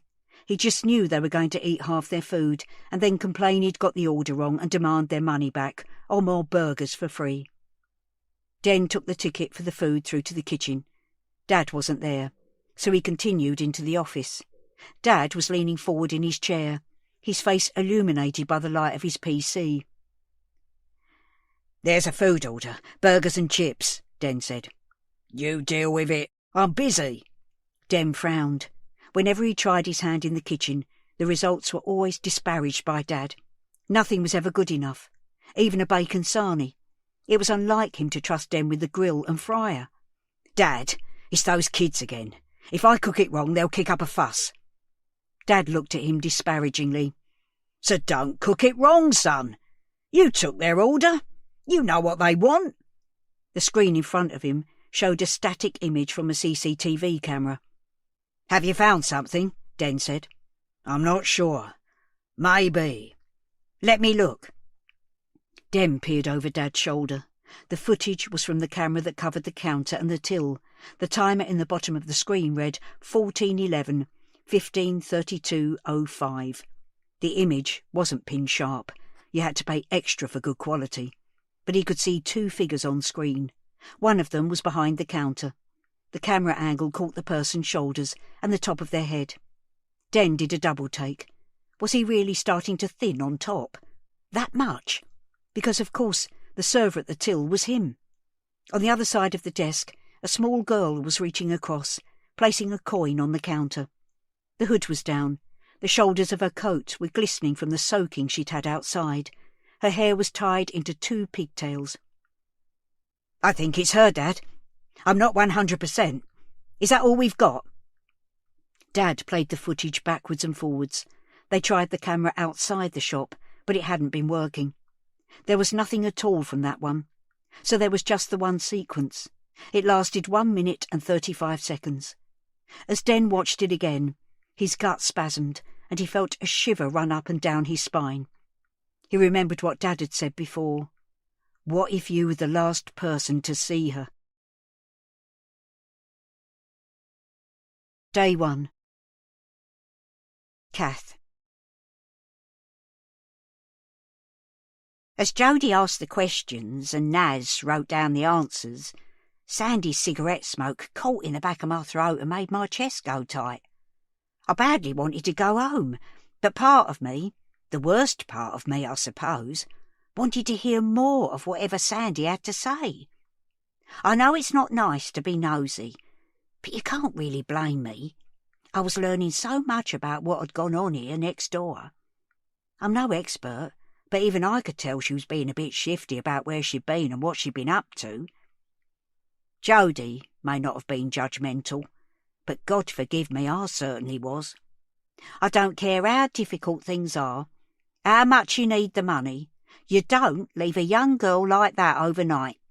Not without a babysitter there. That poor little girl, on her own in this bleak flat, and cutting off her parents like that too, denying them all the fun of seeing Mina growing up. That's not right. I tried not to show my disgust, though. The way I saw it, the thing was to get Sandy talking. If being there, making her feel she had someone on her side helped, then I was happy to do my bit. The more she could tell the police, the better. And, of course, you get the best view from a ringside seat. As they stood up to go and look in Mina's bedroom, I got to my feet too. "I better be getting home," I said. They all looked up at me. "I'm only next door if you need me. Please let me know if she turns up. When she turns up." I was at it now. You can't let yourself think negatively, can you? Naz walked me to the door. He stepped onto the walkway with me, where my trolley was still parked. It was gone 6 now. I'd missed the chase, but I might be able to catch the end of Richard Osman's House of Games, although I didn't think I'd be able to concentrate. The telly didn't seem so important now. The rain was finding its way under the parapet, and I gathered my coat round me. Even though Naz had pulled the door to after us, he still spoke in a low voice. "I won't keep you now, but I'll need to take a statement from you, Kath. Whatever's gone on here, we've clearly got child protection issues." I couldn't help letting out a sigh. I was done in and needed to put me feet up. "Do you really need it? You've just heard it from the horse's mouth, Naz. She stayed out all night and she's hardly ever here in the evenings." It's part of building up a picture. Neutral, reliable witnesses like you are important. I was well aware he was trying to butter me up, but it worked. "Of course," I said. I'm happy to help. I only wish I'd known how bad it was next door. I just hope it's not all too late." He shook his head sadly. "Hindsight is a wonderful thing, Kath. But we are where we are. Do you want to have a bit of a rest? And maybe I could come round for that statement in an hour or two?" "Yes, love, that'd be fine. Maybe Mina'll be back before then anyway." "Let's hope so. Do you need a hand with your shopping?" "No, I think I can manage from here," I said, looking at the door a few feet away. We both grinned. It felt lovely to share a tiny moment of warmth, but then immediately I was hit with a sense of guilt, like it was wrong to feel anything other than worried. "I'll see you in a little while, Kath. You take care, okay?" I let myself in, shut me front door and parked me trolley in the hall before heading for my nice, clean, familiar bathroom. Bugger the diabetes. I was going to have another cup of sweet tea. Skip my beans on toast and go straight to one of the iced buns I'd got from the cafe. I couldn't take me bra off yet, not if Naz was coming round in an hour, but I could at least take off me shoes, put me slippers on, and have the fire on for a little bit. As I potted around the kitchen, the rain was still battering at the window, and there was a cold draught through the gap in the frame. It wasn't a night to be outside. I ate my bun in front of the telly. My feet and legs were killing me, so I put them up on the poof. My brain was working overtime. When you live on your own, like I do, the worst thing is not having someone to talk to share the little things. If my Ray had still been with me, I'd have had some tales to tell him today. I'd spoken to more people in one afternoon than I had for the whole of last week, longer probably, and I'd learned more about next door than I really wanted to. It's true what they say about closed doors, isn't it? There was something really odd about how Sandy was reacting to everything. I mean, she should be completely beside herself, shouldn't she? We'd had tears when she'd first realised Mina was missing, flinging herself to the floor and all that malarkey. But was that just a little bit over the top? And since then, she'd been pretty calm, chain-smoking those awful cigarettes and getting lippy with the police. I dunno, it all felt a bit off. And then there was the scrunchie at the corner shop. If it was Mina's, then what did that mean? Had it come off during a struggle? Had Den stopped me ringing the police because he had something to hide? He'd always seemed like a nice lad, but was he? Was he really? It was awful that Mina was missing, but it was also awfully interesting. All my favourite TV detectives had a sidekick. Morse and Lewis, Holmes and Watson, Inspector Gently and that lad, John what's his name. But I was on my own with this one. I kind of made me peace with that. After all, Ray had been gone such a long time, but every now and then I felt a pang of nostalgia. Remembered what I was missing. Maybe it was okay, though. Miss Marple figured things out on her own. I might be old and past it in most people's eyes, but like her, I still had all my marbles, and I knew this estate inside out. I may have let Mina down for the past few months, but I could do my very best to help sort this all out, now that she'd gone missing. Day 1. Den. "We need to call this in," said Den. "Sure," Dad said, but didn't reach for his phone. "Are you going to do it, or shall I?" All right. You're worse than your mother. I'll do it. Haven't you got an order to cook?" Den had a sinking feeling. "Can you do it now? I'll only mess it up." "Why don't I watch you?" God, that was even worse, having the old man breathing down his neck. Come on, shift your ass." Dad scraped his chair back and started ushering Den out of the office and into the kitchen. He leaned on the doorway and watched, as Den stood in the middle of the room, gripped by indecision. "Get the burgers on, get the chips in, let's go!" Dad clapped his hands, the noise ringing in Den's ears. He didn't need geeing up, he needed calming down, reassurance, but Dad had never understood that. Den fetched 4 burgers out of the freezer. It was 2 doubles, wasn't it? And put them on the griddle, added a couple of strips of bacon, then shook some chips into the fryer. The fat bubbled and hissed as they went in. "Check the burgers. Flip them over if they're ready, and start toasting the buns and get your garnishes ready." Griddle, fryer, buns, garnishes. Den's head was starting to spin. Then something else was there. Mina, the footage. "Did you ring the police?" Dad looked at him, irritated at the reminder. "No, I'll do it. Check the temperature of that fryer. There's more lettuce in the fridge. Keep on it, Den." He retreated into the office, leaving Den on his own in the kitchen. Okay, I've got this." He didn't, though. He was thinking about too many things at once, trying to remember what order those wankers had finally settled on. It was much too hot in the kitchen. The noise and the heat and the smell got right inside your head. The smell. There was an edge to it, a hint of bitterness that caught in the back of his throat. The burgers. He flipped them over to reveal 4 black, crusty surfaces. God, he'd have to start again. Maybe he could get them into the bin and another lot going before Dad came back. He started again, nursing the new set of patties until they were cooked to perfection. He was sweating so much, drips of it were hitting the hot metal of the griddle, evaporating instantly. By the time Dad reappeared, he was laying the burgers onto toasted buns and putting on the sauces and garnishes. Everything except mayo on one of them, no tomato on the other. He studied Den's efforts. "Yeah," said Den, seeking his approval. Dan pursed his lips, nodded, but then walked to the bin wordlessly and pressed the pedal. "There's my profit margin," he said.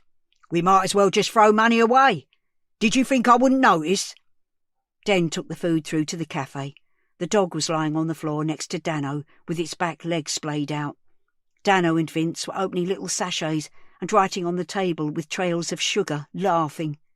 They sat there with smirks on their faces as Den approached. He looked at the result of their efforts. "Dennis sucks cock," and placed the 2 plates on top without saying a word, feeling the grittiness beneath the plates as he did so. "Can I have some ketchup?" Dano asked. "All the sauces are over on the table." Dano stared at him, already dripping with sweat. Den felt himself getting hotter. He willed himself not to give in to the pressure, but of course he caved and walked over to the table by the counter, hating himself every step of the way. He brought a bottle of ketchup back to Dano and Vince.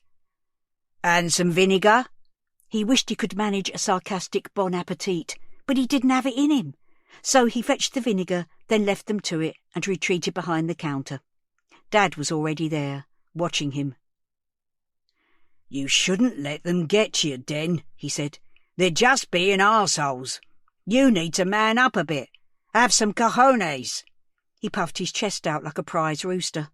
"Thanks, Dad," Den said. "I'll remember that next time. And what's with a dog?" He stabbed a finger towards a sign on the wall. No dogs except guide dogs. I know. It's pissing outside, though, and there's no one else in here." Dad looked at him. The disappointment in his eyes was familiar. Growing up, he'd borne the full brunt of Dad's hopes and expectations. Child genius, athlete, football player, Jack the lad, and had failed to live up to them one by one. The only time he had ever seen his dad really glowing with pride was when he got his university place, the first person in their family to do so. And now here he was, back in the cafe, that little adventure well and truly over. Dad turned to go back into the kitchen, then stopped and beckoned Den to come close to him. "The missing girl," he said. His voice was so quiet Den could hardly hear him. He was used to him booming and ranting. This had him rattled. "What about her?" "The CCTV?" "Yeah." "Would it be better for you, better for all of us, if that camera wasn't working?" He glanced at Den shiftily. "It was working, Dad. We've got her on screen. It could be important." Dad brushed some imaginary dust from the counter with the flat of his hand. "What if we didn't? Things happen. Files get wiped by accident." Den couldn't believe what he was hearing. "No, we've got to keep it and show it to the police. It's evidence. You haven't wiped it already, have you?" He started to push past his father, but he stopped him. "No, I haven't, but I could. I meant what I said about it bringing trouble here, to you, after all that business in Hull. If you're seen on CCTV talking to a girl who's gone missing, people are going to start asking questions about you. I don't want your mum getting upset again." Sometimes, just for an hour or two, Den could almost forget how much he'd messed up his only attempt to live away from home. His student career, which had lasted all of 7 months. He felt his face growing warm, knew he was going red again. "Dad, that was completely different. You know it was. It was just a misunderstanding." "That's not how everyone will see it if they're raking over our lives. Your mum's nerves aren't in a good way anyway. It's all tears and hot flushes. I don't want anything making her worse." Den was pretty sure that Mum's nerves were due to her time of life. But this wasn't the moment to have a man-to-man chat about the menopause. Besides, if anyone was on edge, it was Dad. He was the one with insomnia, pacing around the flat taking handfuls of antacids morning, noon and night. "Dad, please. That's got nothing to do with this. You've got nothing to worry about." "Nothing to worry about?" Dad echoed him and sighed audibly. They both looked up as Dano approached the counter. "Excuse me," he said, presenting his plate on which there was a half-eaten burger and a few chips. "This isn't what I ordered. I asked for a double cheeseburger, and this has got bacon in." Dad looked at the food, then took a teaspoon from a pot near the till and carefully flipped the top bun off the burger. "You've eaten it, son. Or most of it." "Yeah, but it's not what I ordered. So are you going to cook me another one?" Dad prodded the open burger with the end of the spoon and carefully peeled off the sole remaining fragment of bacon and placed it on the side of the plate. "Fixed it, mate," he said, then put the spoon down and folded his arms. Dano seemed undecided for a split second, then went back to his table. "Come on, let's go," he said to Vince. "And don't bring your dog next time, mate. We won't serve you," Dad shouted. Dano stuffed the chips into his mouth, then picked up the end of the burger and headed for the door, Vince scuttling in his wake. "That's how you deal with little toe rags like that," Dad said. "And next time, get the fucking order right." The doorbell pinged as the door swung open. The police officer who'd been in before was back. "I'm back for the CCTV, he said. "Yes, sir," Dad said, and showed him to the office. Den stayed at the front, but they soon called him through.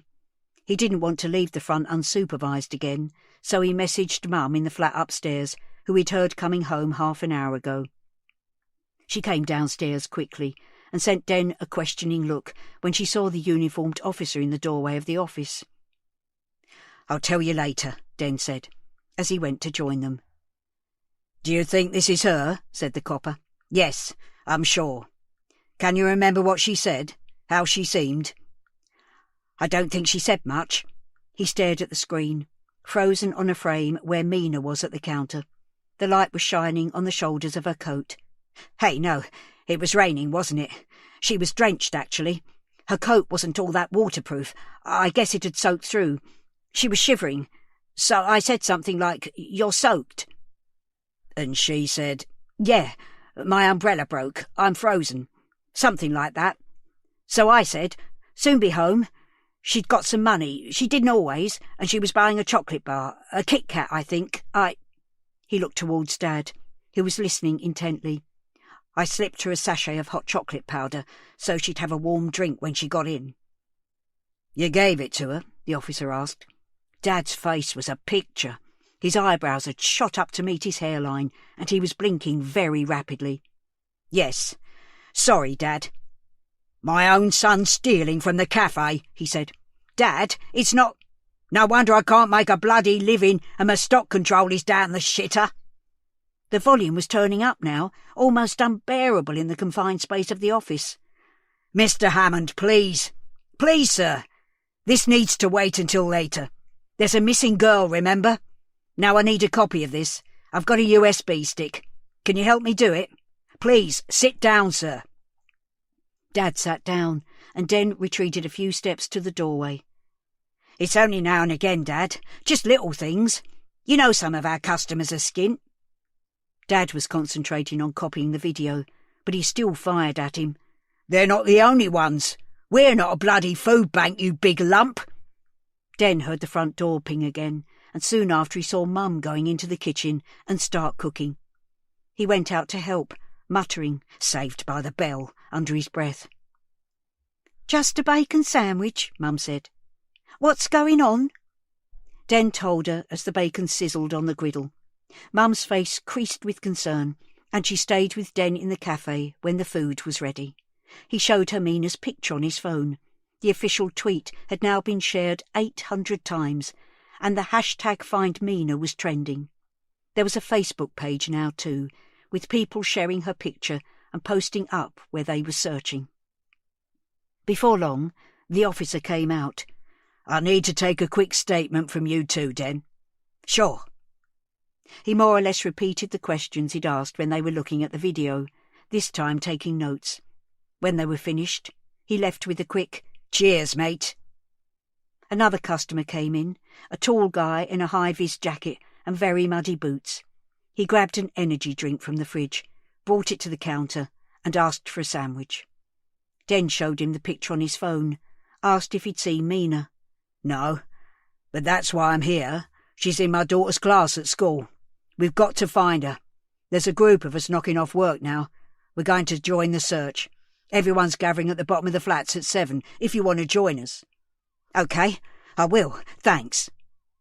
When he'd gone, Den walked through to the office again to ask if Dad would mind the cafe while he joined the search. His father hadn't moved.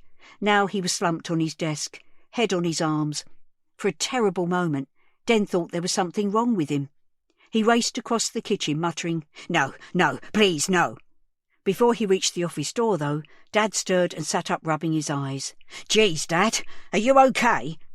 He looked at Den in a way that spoke more of disappointment than words ever could. "I'm sorry, Dad. I've let you down.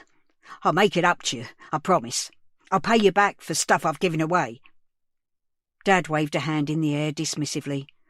"A packet of hot chocolate isn't going to bankrupt us. A part of me, a very small part, is a little bit proud of your kind, foolish heart, but you've got to stop doing that." "OK, thanks, Dad." He frowned. "You're not off the hook," he barked. But Den suspected that he actually was. "There's a search party getting up. They're meeting at 7 by the flats. Is it OK if I joined them? Are you all right to mind the cafe?" Dad sat back in his chair and drew his hand across his forehead. "You're not going, Den. You need to keep your head down."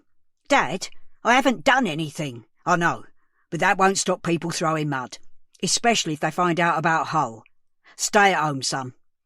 Then it looks like I'm not worried about her, like I don't care.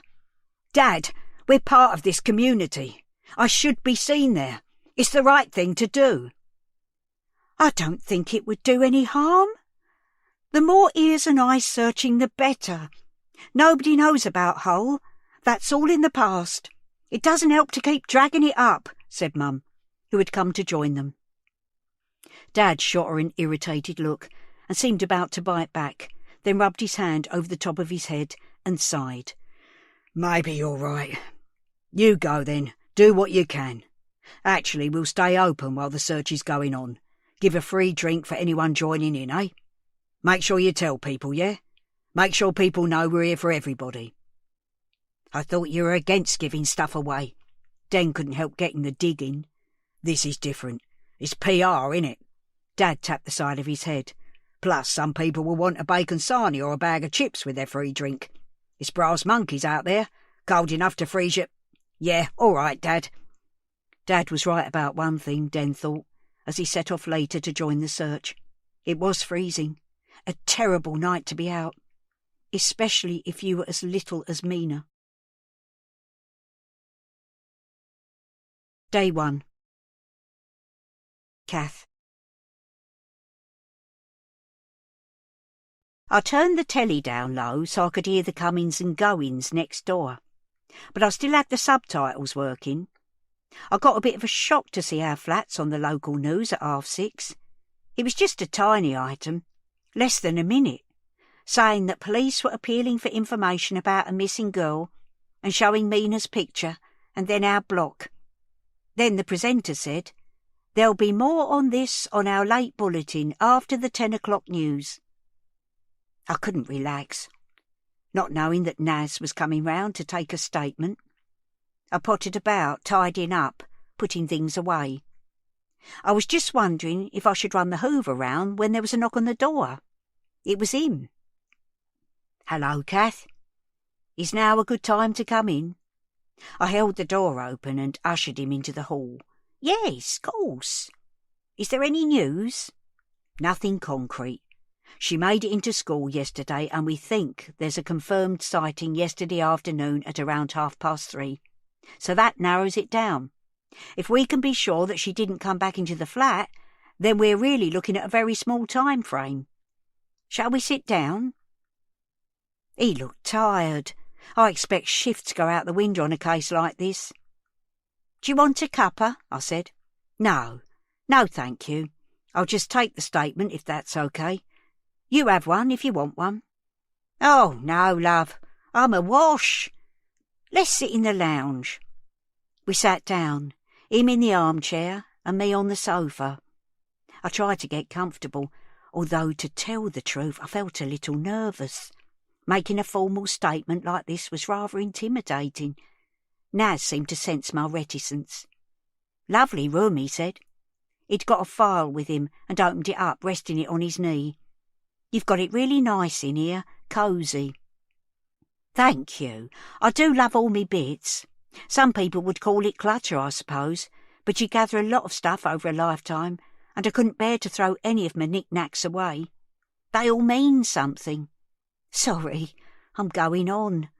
Ask me what you need to." He started by confirming my name and address, then moved on to what I'd heard or hadn't heard yesterday. I just repeated what I told him earlier, about hearing the row in the morning and the door slamming. But after that, nothing.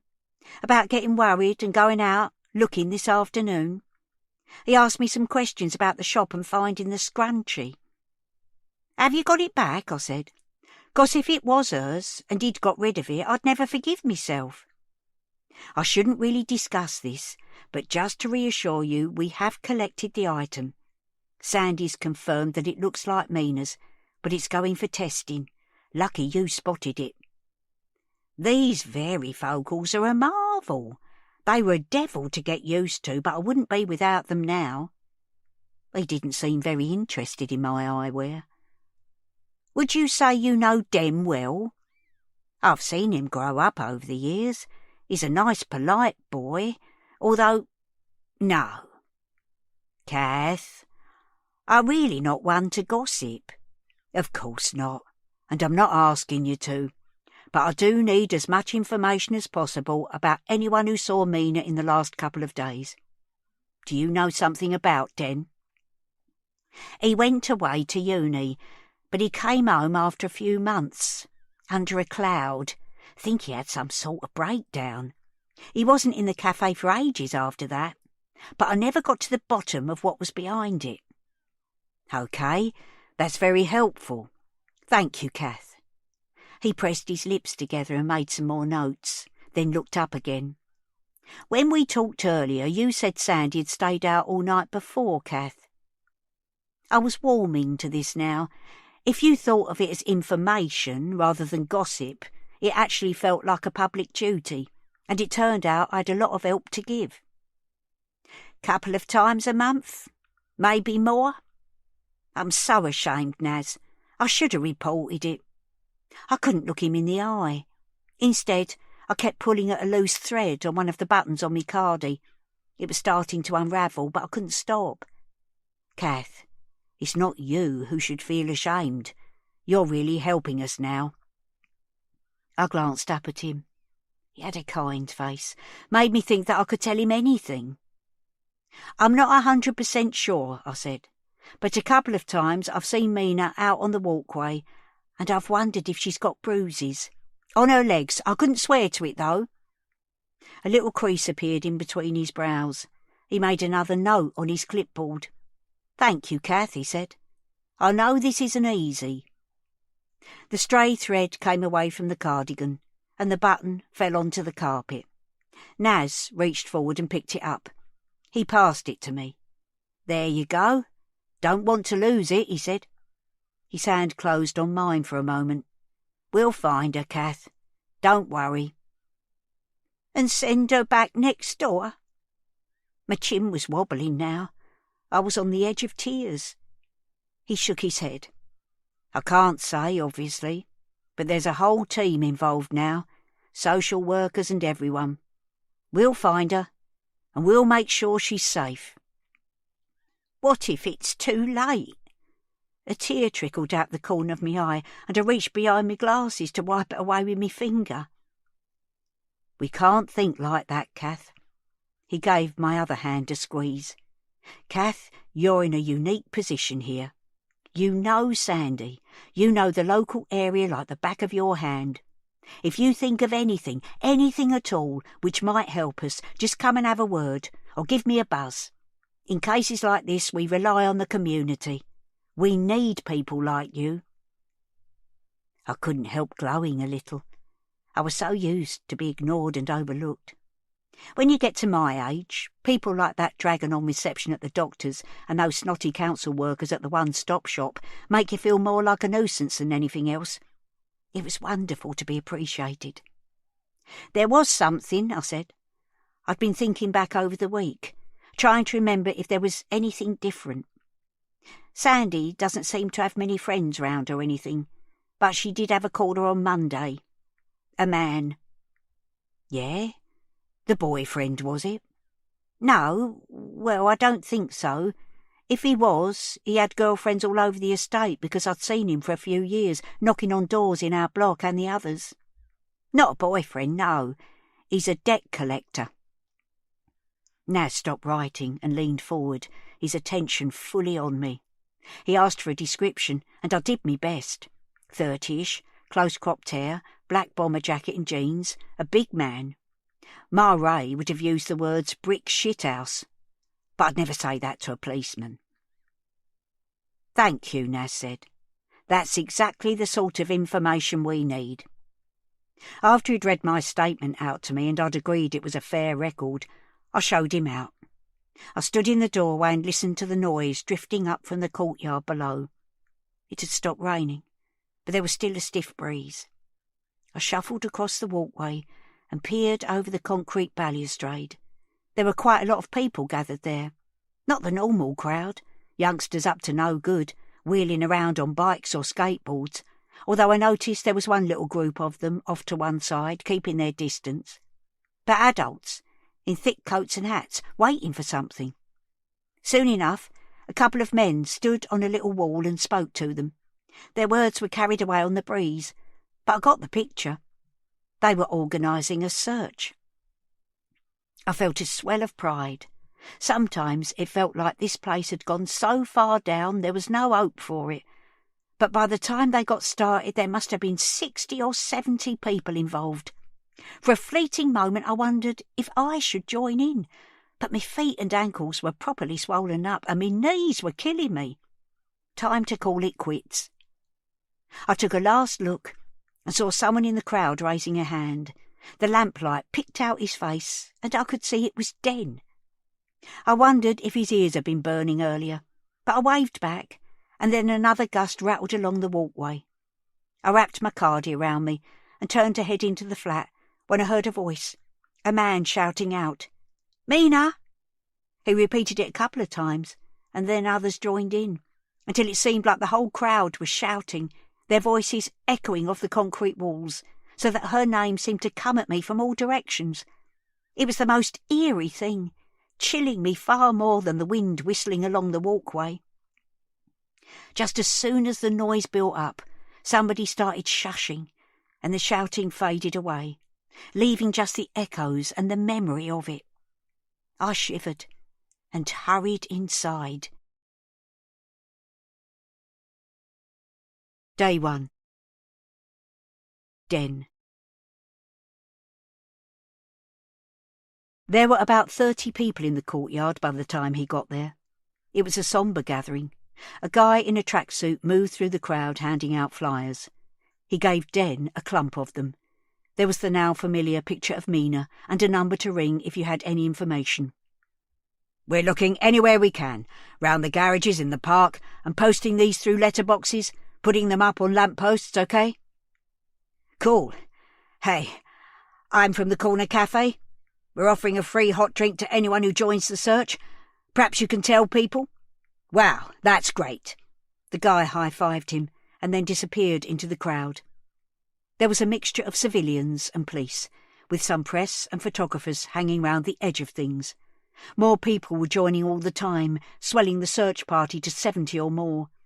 There was a group of teenagers to one side, hoods up, shoulders hunched, half of them on bikes, just watching. Dano and Vince were among them. Dano's dog was snuffling about at some rubbish under a bench. At 7:05, the guy in the high-vis jacket who'd been in the cafe earlier climbed up on a small wall. He fumbled in his pocket, took out a whistle and blew it hard. The low hubbub that had been building up stopped, and everyone turned to look at him. He spoke with authority and assurance. "Thank you to everyone for coming this evening. Fantastic response from our community. We're just volunteers, right? And we all want to find Mina as quickly as possible. So I'm going to hand over to Sergeant Taylor, who will tell us how we can help." He gave way to a uniformed officer, who joined him standing on the wall. "Thank you, Marlon. It's great to see everyone. Children go missing all the time for all sorts of reasons. There is absolutely no need for anyone in this community to panic. However, Mina is only 11. She's small for her age and she's been missing since yesterday afternoon." A ripple of concern went through the crowd. "So we do need to find her. Let's get her back home. I'd like you to concentrate on posting the flyers through people's doors. We need to get Mina's face seen. Obviously, keep your eyes peeled as you're walking round.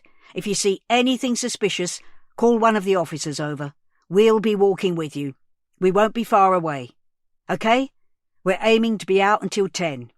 Thanks again, everyone." There was a man with a film camera perched on his shoulder, a few metres behind Den, recording the talks, and a woman next to him in a smart coat and bright scarf. Den thought he vaguely recognised her from the local news. Now, as everyone milled around, waiting to set off, the pair approached Den, who felt a twinge of discomfort as he realised he was being filmed. "Hi there," she said. "BBC News. Can I have a few words?" Den could hear Dad's voice in his head. "Keep your head down." Was there a polite way to say no? Sure." His nervous laugh was there. He was painfully aware it had been caught on camera now. He mustn't do it again.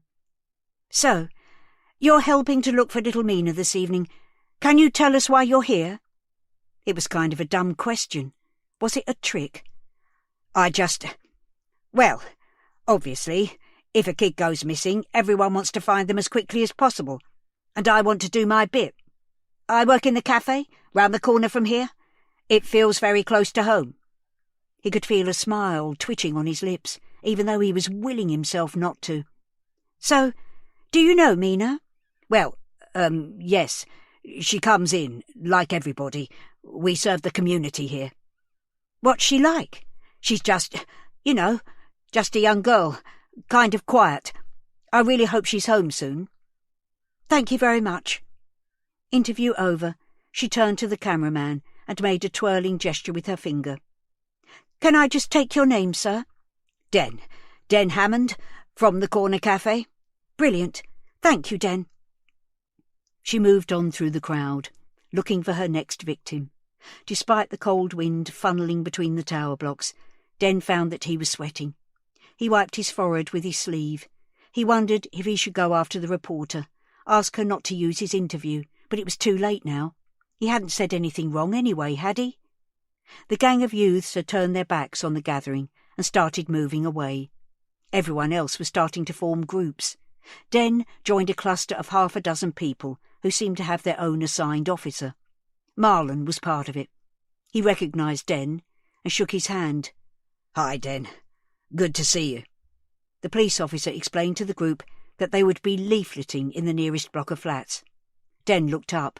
It was only 3 stories tall, but quite long and sprawling, with 2 wings extended from a central staircase. Recessed lamps created pools of light dotted along the walkways. Here and there you could see people leaning on the concrete ledges, looking down. As he scanned the 3rd floor, he saw a silhouette, Mrs. C, the woman who'd done a search of her own a couple of hours ago. Turned out she'd been right to be worried. Would any of this have been different if they had raised the alarm when she was in the cafe earlier? They say every minute counts, don't they? She was standing quite still, taking it all in. Den thought he caught her looking his way and raised his hand. She waved back, and he wondered whether it would be weird to call in on her sometime, check that she was okay. He didn't like to think of her fretting all on her own. She turned away and retreated into her flat, and he realised that the group had moved off and was nearly at the entrance to the stairway. He ran to catch up. Day 1. Sandy. She heard them shouting Mina's name. One of the coppers was coming through the door, and the sound came with them, drifting in on the cold November air. Stupid calling out, she thought, treating her Mina like a lost dog, although part of her wanted to stand on the balcony and yell her name too, scream it out and keep screaming until she came back. She'd been told to stay put. Better to be in the flat in case they found her. Besides, she was knackered, lack of sleep, for all the right reasons, although that seemed a million years ago. And now the worry. Brett kept texting. She had messaged him that Em was missing, so she wouldn't be at work for the foreseeable future, and warned him that the cops would be round to talk to him. She kept reading his messages over and over. He was so nice. That more than anything made her want to cry.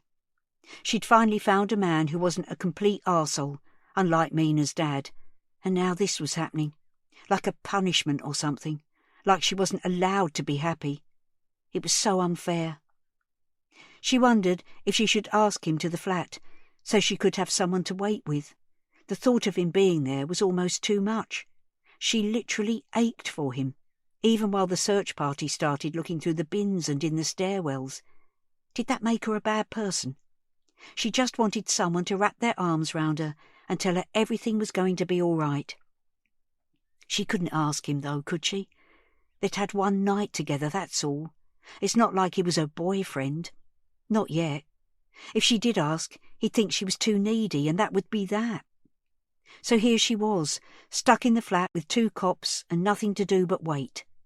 No, she didn't want another bleeding cup of tea. No, she couldn't think of anywhere Mina might have gone. No, they didn't row yesterday morning. No, she'd never left her overnight before. It was the first time, for Christ's sake. How many times did she have to tell them before they believed her? Unable to take much more of it, she went into her bedroom. The police said they'd stay in the flat all night, and she didn't have the strength to argue. It was better in a room on her own, but there was no way she could sleep. She scrolled through her phone, read Brett's texts again, and forced herself to resist texting him, turning instead to social media. The Find Mina hashtag was trending on Twitter, but there was no news.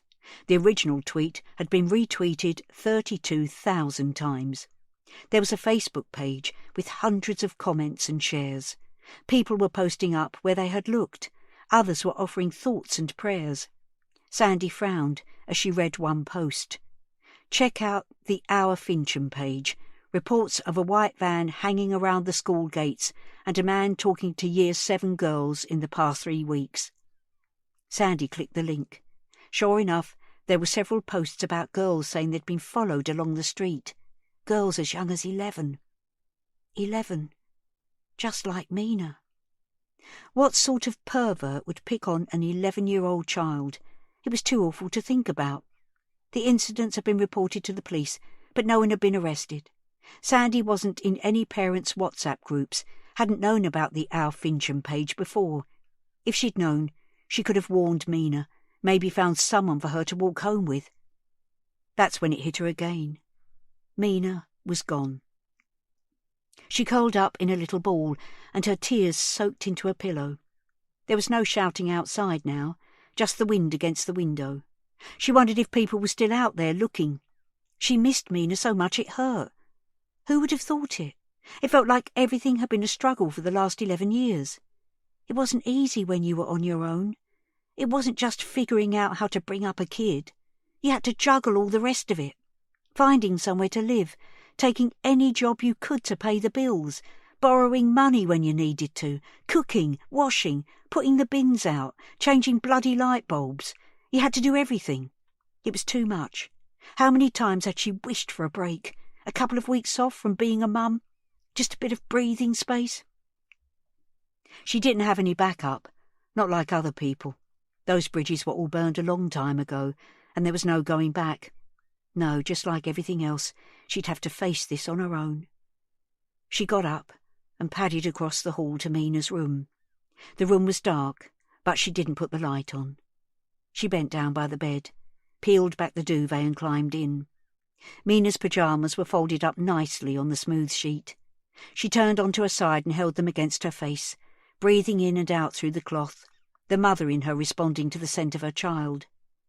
She couldn't have put it into words. It was just Mina. Parenting hadn't come easily, but there was an animal connection. It had been there from the beginning. Her tears had stopped, and now she just breathed in the darkness wide-eyed. After a long time, she felt her body relaxing, her eyelids starting to close. In her woozy state, she moved a hand around the mattress and under the pillow. The anxiety that had started to slip away stabbed her again. She sat up and put on the torch on her phone, sending the light under the covers along both sides of the mattress.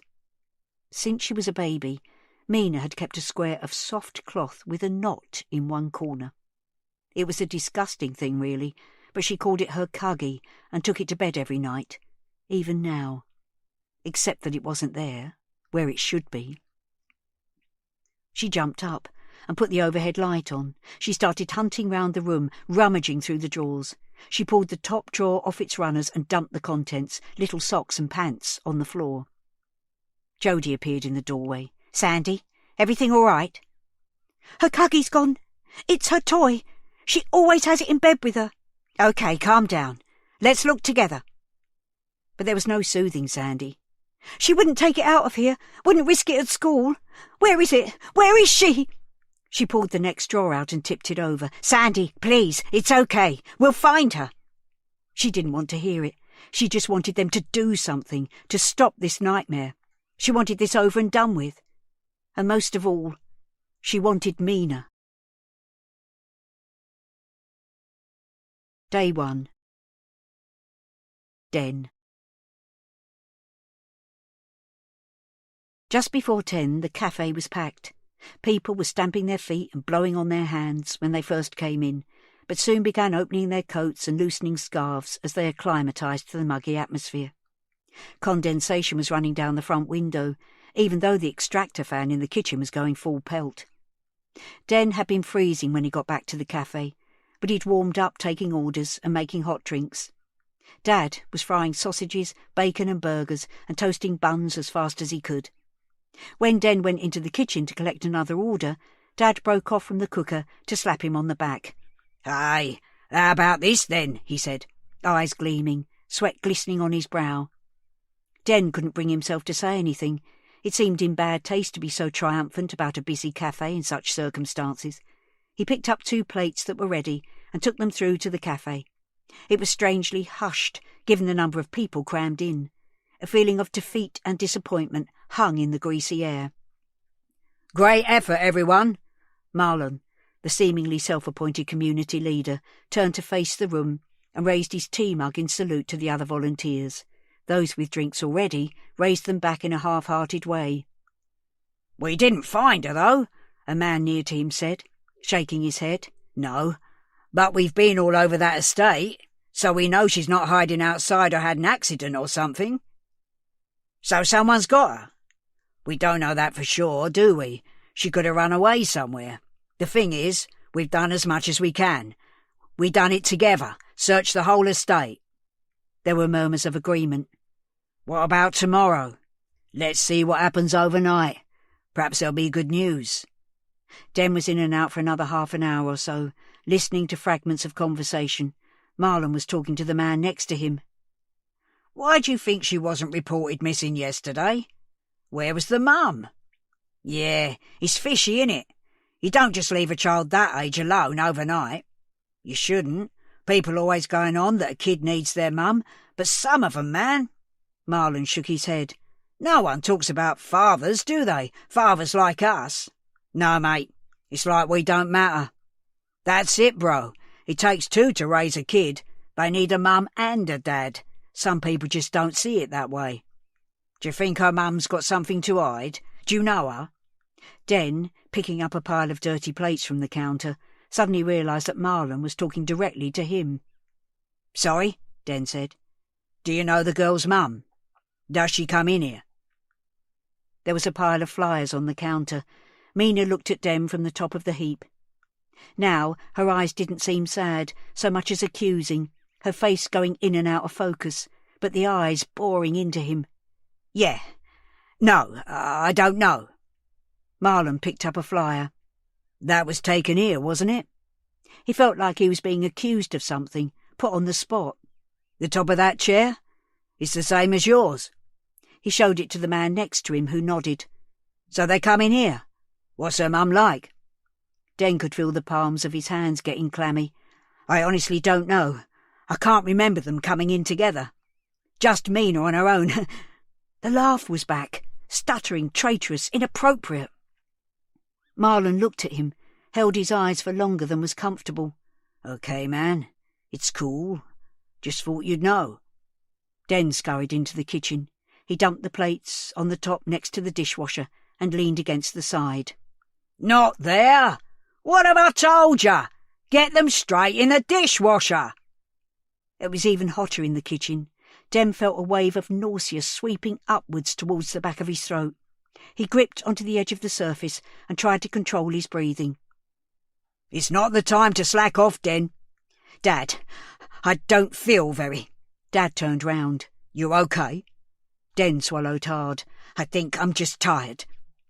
Den expected his dad to give him a bollocking, tell him to get on with it, but instead he put 2 thick rashers of bacon onto a slice of bread, then topped them with another slice and said, "We'll call it a day. Take this out. No more orders. Chucking out time." Den took a deep breath and stood upright. "Okay." He took the plate into the cafe and shouted the order number. The crowd was thinning now anyway, and the door kept pinging as more people left. On his way out, Marlon raised a hand and called out, "Thanks for staying open, mate. Good to bring everyone together." Den managed a feeble hand raise in return. Before too long, the cafe was empty, and Den made his way wearily around the tables, somehow finding the strength to gather up crockery and wipe down tables. Dad came out to join him when the kitchen was clean, holding 2 open bottles of beer. "Here, sit down a minute. You've earned this." "I just need to do the floor." "Do it in the morning, son. Come on, sit down." The beer was icy cold as it travelled down into Den's stomach. He rolled the bottle across his forehead. They sat in silence, taking slugs of beer, enjoying the quiet of the empty cafe. "We did a good thing today. People need places like this to come together. That's what we are, a place for this community." Den was too tired to pop his bubble. "Yeah," he said. "You look shattered. I'll finish up down here. You go to bed." Den didn't need to be told twice. Too tired to even finish his beer, he left it in the kitchen and walked wearily upstairs. He stripped off his clothes and climbed into bed, expecting to go straight to sleep. Instead, he lay awake, eyes open, going over the events of the day. Below him, he heard the faint clattering of the mop and bucket as Dad finished the cleaning. Somehow, this made him relax, and his racing thoughts started to slow. He was finally drifting off when he heard the back door go. On rainy days, the wood swelled a little, and you had to pull it really hard to shut it. And then the sound of an engine starting up, the low growl of the cafe van. He was asleep before it came back. Day 2. Den. The first thing he did when he woke up was check his phone. 5:30.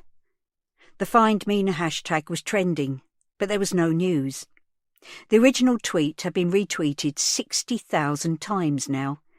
The Facebook page had hundreds of comments and shares. Some of the comments, directed at Mina's mum, had a nasty edge. "Shame on you. How could you leave her? Unfit mother." And worse. People had obviously worked out that she hadn't been home on Wednesday night, but it was starting to feel like the focus had shifted. They were spending more energy hating on her than looking for Mina. She'd been missing for 2 nights now. Every flat had been leafleted. The bin stores and garages had been searched. He wondered if everyone else was thinking the same as him now, if she was just staying out, hiding or something, or if she'd had some sort of accident. She would have been found. Even if she'd run away, she was so little that someone would have noticed her. No, she'd been on her way home and something had happened, somewhere between the cafe and her flat. His bedroom window looked out onto the estate. He sat up, leaned over and pulled back a curtain. It wasn't raining anymore, but the sky was still heavy and grey. Together with the concrete of the blocks and terraces, it looked like an old photograph or a black and white TV or something. There were so many windows, rows and ranks of them, in horizontal and vertical lines. Mina could be behind any one of them, taken by someone on this estate, or any of the neighbouring ones, or the ones beyond those. How'd you find one little girl in a city of 8 million people? Where'd you start? What could he do to help? The only thing was to open the cafe like normal, have the posters and flyers on display, spread the word. They opened at 6:30 to catch the early birds, so after a shower and a bowl of cornflakes, he made his way downstairs. There was no sign of Dad, so he started the morning routine without him, getting the chairs down from the tables, restocking the biscuits and crisps, checking the ketchup bottles and salt and vinegar pots. The cafe was bathed in the sulphurous streetlight coming in from the front. The shutters weren't down like they usually were. He'd moved into the kitchen to unload the dishwasher when Dad appeared, unshaven and with deep shadows under his eyes. "You okay, Dad? Where'd you go last night?" Dad shot him an aggressive look. "Nowhere. I didn't go out. I heard the door and the van. I just moved it. Didn't want some idiot scraping the side or taking off a wing mirror." He grimaced and rubbed the top of his protruding belly with the flat of his hand. Den knew from experience not to argue any further. "Dad, are you okay?" "Yeah, I'm fine. Heartburn. Have you put the float in the till?" "No, not yet." "Crack on then, soft lad. It's nearly opening time. Hey, you do it today." He threw a bunch of keys towards Den, who instinctively put out his hand and caught them. At the same moment, someone started banging on the door. "Open up! Police!" Den and his dad looked at each other. "What the hell is this?" Dad said. "Here, give me those." He took the keys back and walked to the front of the cafe. "I'm coming!" he shouted. It seemed to take an age to undo the locks and bolts. All the time Den was feeling stabs of anxiety in his stomach. Was it really the police? Dad opened the door a fraction. Someone put a shiny boot in the doorway. "Anthony Hammond?" "Yes." "Open up." His boot was forcing the door inwards. Okay. He opened the door. There were 2 officers, both in uniform, both looking deadly serious. One of them was the guy who took the CCTV footage away. Den didn't recognise the other one. "What is it?" Dad said. "Have you found her? Have you found the girl? Why are you—" "We're here for your son, sir," looking past Dad towards Den. "Dennis Hammond, we've got a few questions." Den started to panic. He was suddenly catapulted back a couple of years into a tiny windowless room, smelling his own sweat, seeing the distaste in the interviewer's eyes. Dad was standing his ground, blocking their way. "Why are you picking on him?" "Please, Mr. Hammond, let's keep this calm. We just want to take him to the station for a few questions." "Ask your questions here. Are you arresting him?" Nobody could outshout Dad when he got going. Hearing a noise behind him, Den glanced round. Now Mum was in the cafe, her long plait curled round over the shoulder of her dressing gown. "What's going on? Why are you shouting?" Dad spun round. "Go upstairs, Linda. I'm sorting this." "It might be easier if you just come now, sir," the officer said, looking past Dad directly at Den. "Let's get this over with, shall we?" "He's not going anywhere!" Dad screamed, and put his hands on Den's shoulders. "Dad, it's all right," he said, even though he felt the opposite. "I've done nothing wrong. I'll help them as much as I can, and then I'll come home. Please go upstairs with Mum. Have a cup of tea, then open the cafe. Carry on as normal. I'll see you soon, yeah?" At least he had stopped shouting. "I've done nothing wrong, Dad. It's going to be all right." Den stepped past him and walked to the waiting patrol car. Dad was still standing in the doorway as he got in. Behind him, Den could see his mum's face crumple as she started to cry. Day 2. Kath. I had me breakfast in front of the telly, watching the early news.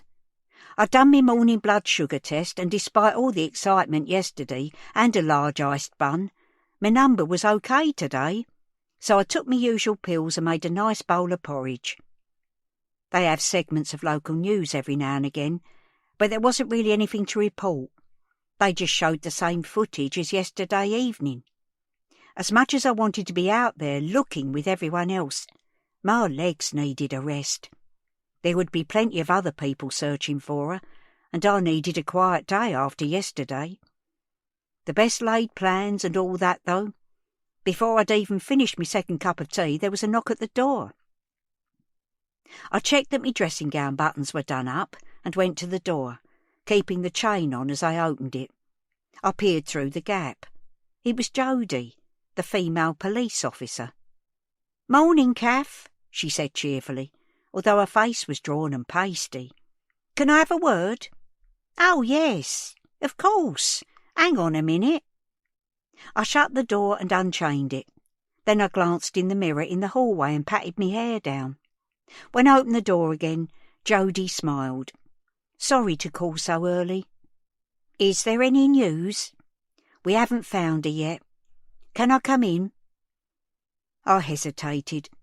It felt uncomfortable letting someone into the house in me nightie and dressing gown, even a nice policewoman. "It won't take long. There's been a couple of developments." That was enough for me. I showed her into the lounge. My breakfast things were still on the coffee table, but apart from that it was tidy enough.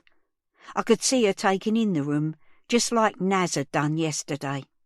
I suppose when you're in the police, you're trained to be observant. I sat on the sofa and Jodie took the chair. I muted the telly but didn't turn it off. "I'm wondering if you might be able to help us," Jodie said. "Of course, anything. We'd like Sandy to do a press conference this morning.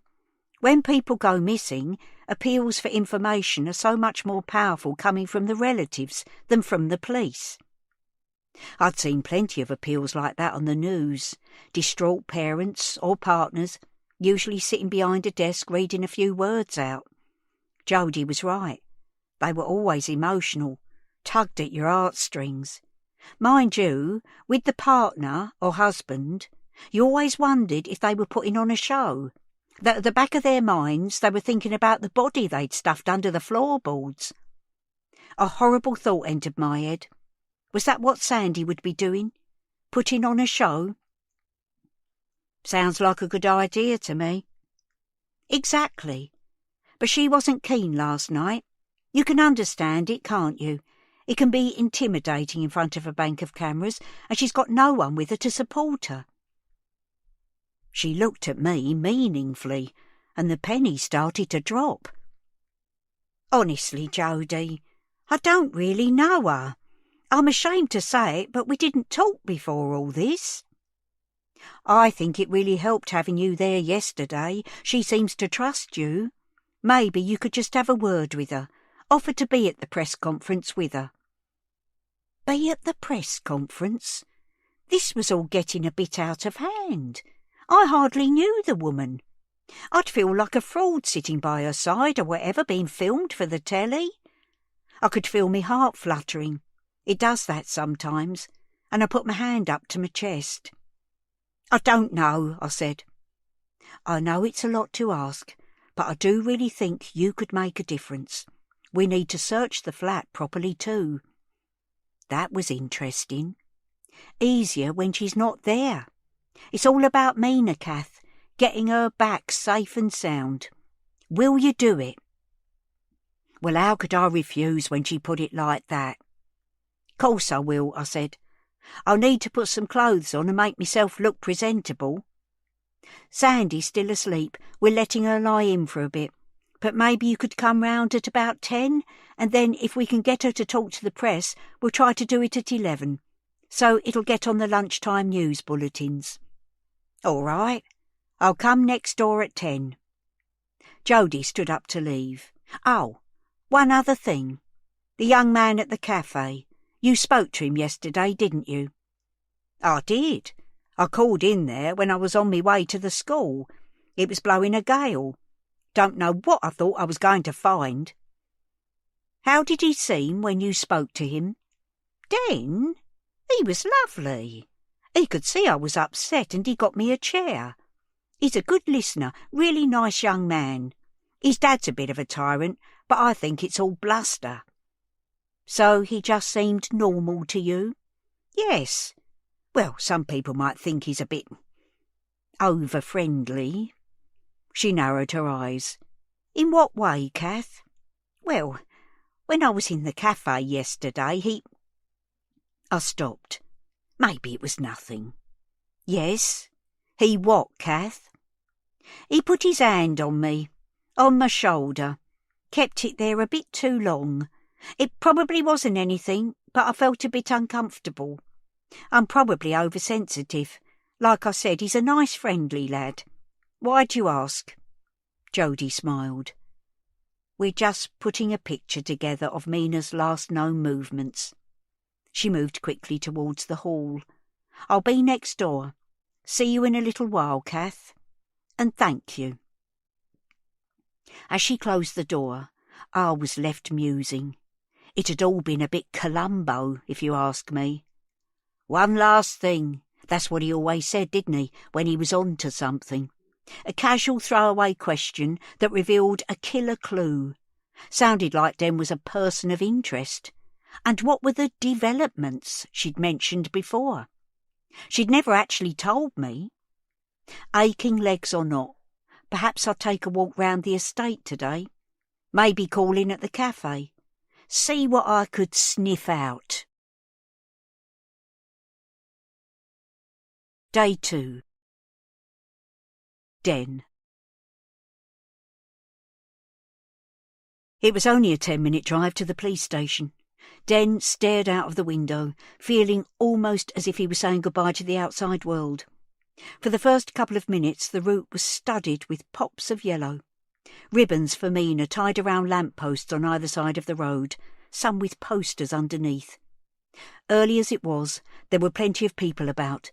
Guys in work boots and high-vis jackets, pensioners with small dogs, grim-faced women walking purposefully towards the tube station. Some of them were lost in their own worlds, earbuds in, or just concentrating on putting one foot in front of the other. A few looked up as the police car swept by. One of them was Marlon, apparently holding court with a bunch of his workmates. He clearly clocked who it was in the car, stopped what he was doing, and stared. Den felt the prickle of anxiety when he'd questioned him last night in the cafe surging again. He tried not to look away, telling himself, I'm not a criminal. I've done nothing wrong. The car turned off the road, passed through some gates and down to an underground car park.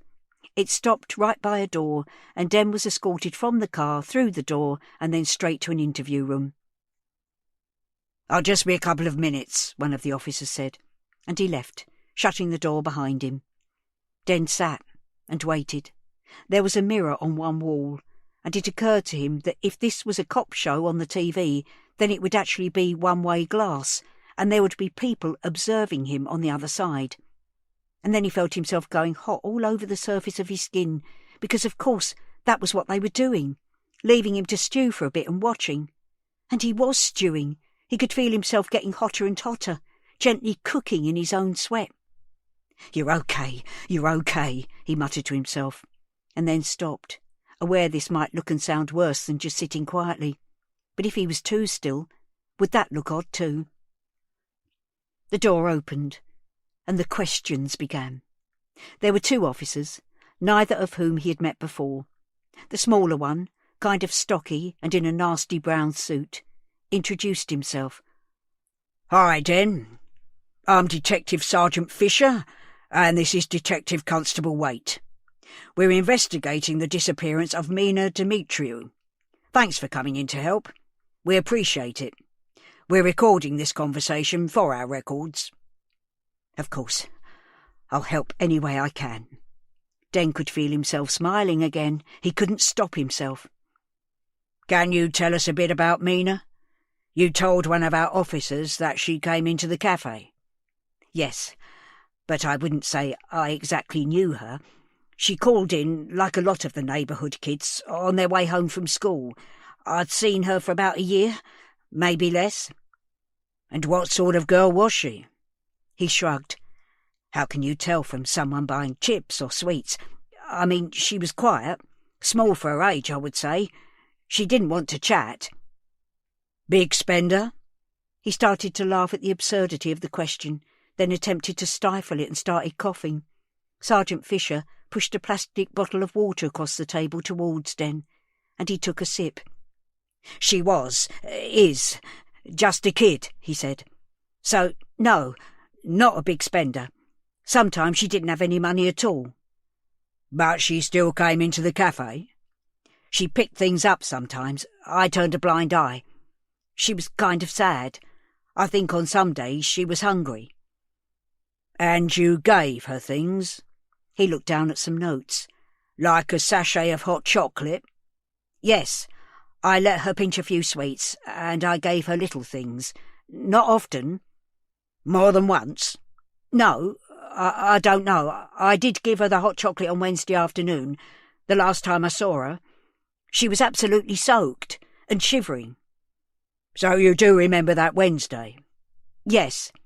Because the first time our PC came into your cafe on Thursday, you denied that she'd been in there the day before."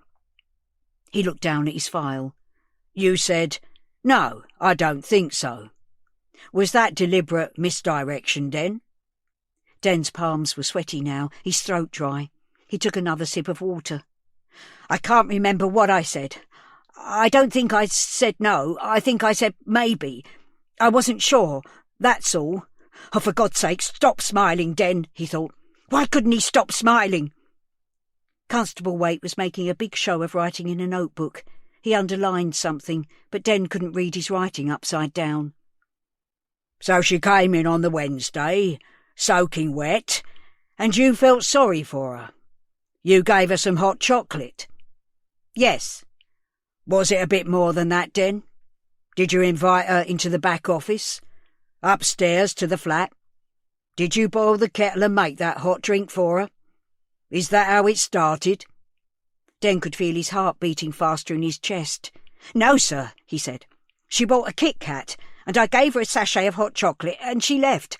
That was the last time I saw her.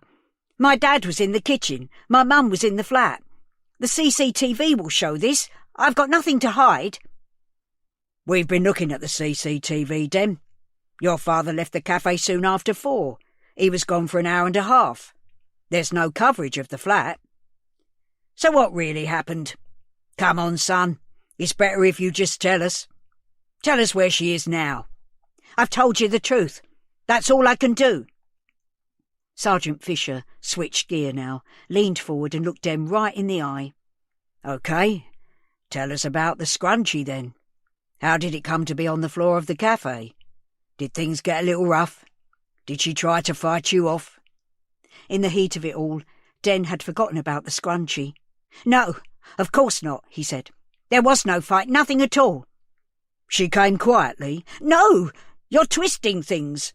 Don't argue with them, he thought. Stick to the facts. "She bought the Kit Kat and she left. Maybe the scrunchie just fell off.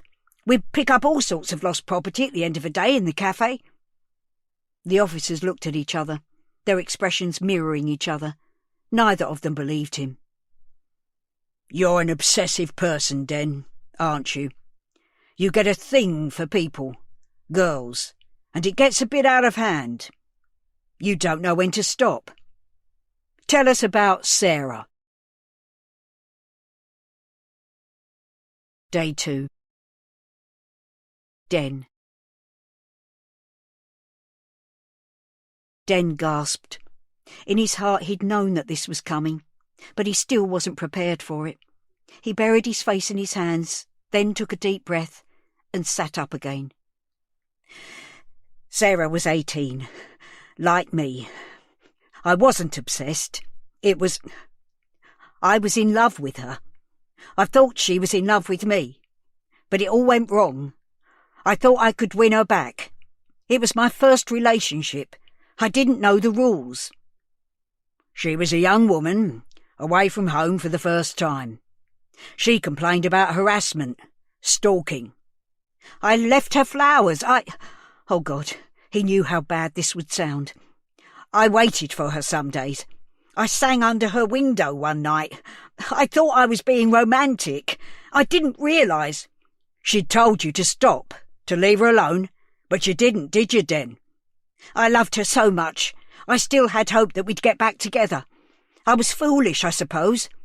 When I realised I'd got it wrong, it broke me. I never meant to frighten her. I never meant to be that person. And when did you realise you'd got it wrong, Den? When the police in Hull came to my room in the student halls, when they took me away and questioned me. His world had come crashing down that day. He'd seen his romantic hopes, his self-image, his academic career, all in tatters. At some point, his mum and dad had come to fetch him home. There had been doctors and hospital rooms, there was medication and long days in bed behind closed curtains. It had been the worst time of his life. He started to cry. Sergeant Fisher put a tissue on the table between them, and Den grabbed it and tried to clean himself up. "It's okay, Den. Let it out," he said. "Everyone makes mistakes. We get that. We need to know what happened with Mina, though. We've promised her mum that we'd find her. Come on, Den. We're listening. Mina was another obsession, wasn't she? It's time to tell the truth." Day 2. Sandy.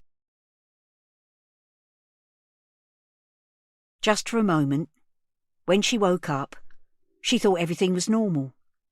She felt rough, but just the usual morning sort of rough, when you know a coffee and a ciggy will make you feel instantly better. She could hear someone in the flat, moving around in the kitchen, and wondered if Mina was going to bring her a cuppa. Then she remembered why it couldn't be her. Or could it? Was she back? Had she come back in the night? Her heart started thumping, her stomach cramped, and she could feel the jitters rushing through her arms and legs. She threw back the covers and stumbled out of her bedroom. She tried to shout Mina's name, but her throat was too dry, and only a sort of squawk came out. "Oh!" The person in the kitchen was not Mina. Just for a moment she couldn't remember her name, but she knew she was a cop. The woman, Jodie, that was it, turned round. "Morning, Sandy." Her tone was steady, calm. How could anyone stay calm in the middle of a shit show like this? "Have you found her?" "No, sorry, love. But we did find something that might be hers. The lads are bringing it up now for you to look at." "Found something? What is it? Is it a cuggy?" The thought of it, that precious scrap of material, being found lying somewhere was almost too much to bear. "Don't panic. It's an umbrella. You said you saw her take a brolly with her on Wednesday morning? Can you remember what colour it was?" "It's blue," she said, running her fingers through her hair, "with pink spots on. I got it in the pound shop. Mina loves it." Jodie's face seemed to change. The description matched, didn't it? She knew it was Mina's. Oh shit! Oh shit! The day was going wrong before it had even started. Everything worse than yesterday, if that was even possible. "OK," Jodie said. "Let's wait and see. Now, the kettle's just boiled. Do you want tea or coffee? Toast or cereal? You'll need something. You didn't eat last night, did you?" Sandy stared dully at this woman, bold as brass, taking over her kitchen. "Just coffee," Sandy said. "Nothing to eat. What colour is the umbrella they found?" Jody ignored her. "You'll have to have something. You need to keep your strength up." "What am I, 5? Why aren't you answering me?" Jody didn't say anything, just made the coffee and put it on the worktop near to her. "Sandy, drink this. They'll be up in a minute. In the meantime, we need to think about making that appeal. It won't take long. We'll get on the TV news and in the papers. It will keep everyone looking." She'd mentioned it last night, but Sandy couldn't even think about it then. "I don't know," she said, taking a sip of the hot coffee. Her stomach still hurt. Maybe it was just because it was empty. It was a long time since she'd eaten anything. It seemed disloyal to do normal things, eat, drink, with Mina missing. But she wouldn't be any good to her if she didn't keep herself together. "Sorry I snapped before. I'll have some toast, please." Jody nodded and Sandy took her coffee into the lounge. She flicked the TV on, although she wasn't really watching. She was just facing that way while images danced in front of her eyes as she sipped her coffee and lit another fag. Jody popped her head round the door. "We need to do a proper search of this place today too. We could crack on with that while you were out." Did Sandy really have any choice? She couldn't stand the thought of strangers, especially the police, poking around her things. She didn't have anything to hide these days, apart from a few private pics on her phone, and she'd already got rid of those. They wouldn't find anything that would get her in trouble. "I dunno," she said. "Let me think about it." The telly had moved on to a local news programme, and suddenly Mina's face was right there on the screen, the photo that Sandy had given the police. A reporter was talking over it about fears growing for missing Mina. Sandy couldn't take her eyes off it. Jody came in carrying a plate of toast. At the same time, there was a knock on the door. Jody opened it, and another officer came in, carrying a see-through bag. Sandy didn't need to examine it. She knew straight away. Bile or something, hot and sour, pressed at the back of her throat. "It's hers," she said. "That's Mina's umbrella." Day 2. Den. They started the interview again, but somehow breaking down had given Den new strength. The tension had gone. He was calmer. Every time they fired another question at him, he took a deep breath before replying, and then he gave his answer. He didn't have his phone with him, so he had very little idea how long he'd been there. All part of their plan, he supposed. Shut you in a windowless room, disorientate you. They kept going back over the same ground, and he sensed their growing frustration with him when there was a knock on the door and another plainclothes officer stepped in. "Can I have a word, Sarge?" Sergeant Fisher got up and left the room. When he came back, he was carrying something in a clear plastic bag. "Would you mind taking a look at this?" he said, putting it on the table in front of Den with an air of triumph. Den peered at the bag. It didn't take him long to realise that the object inside was an umbrella, some of the spokes at strange angles like the broken wing of a bird. "It was found in the bin outside your cafe. Does that jog your memory?" Den swallowed hard, trying to trick his face muscles into stopping smiling. It didn't work. "Yes, of course. I found that on Thursday. It was on the pavement near the bin. I picked it up and put it in. That was all." "You didn't think it might be significant?" "No, not when I found it. I never gave it a second thought." "But it will have your fingerprints on it?" Den shrugged. "Yeah, I suppose, unless they've washed off." "Wait a minute. Is it hers? Is it Mina's?" "You tell us." "How would I know? An umbrella's an umbrella. Is it hers?" "We're going to run some tests, but her mother has identified it, yes. So tell us again where you found it." He emphasised the word found so heavily that Den could hear the scepticism. Den's calmness was dissolving. There was a tremor in his voice as he recounted the event. "It was Thursday afternoon. Mina's neighbour, Mrs. C., had been in, asking about her, and I held the door for her and spotted the umbrella on the ground. We keep our bit of pavement clean and tidy, so of course I picked it up. It looked broken, so I put it in the bin." Mina was in your cafe on Wednesday. It was raining. She was soaked. And yet you say you found her umbrella on Thursday, a whole 24 hours later. That doesn't add up, does it? You had her umbrella somewhere in the shop or in the flat, didn't you? Did you have her bag too? Have you still got it? And the girl? Where's Mina, Den? Where is she? I don't know.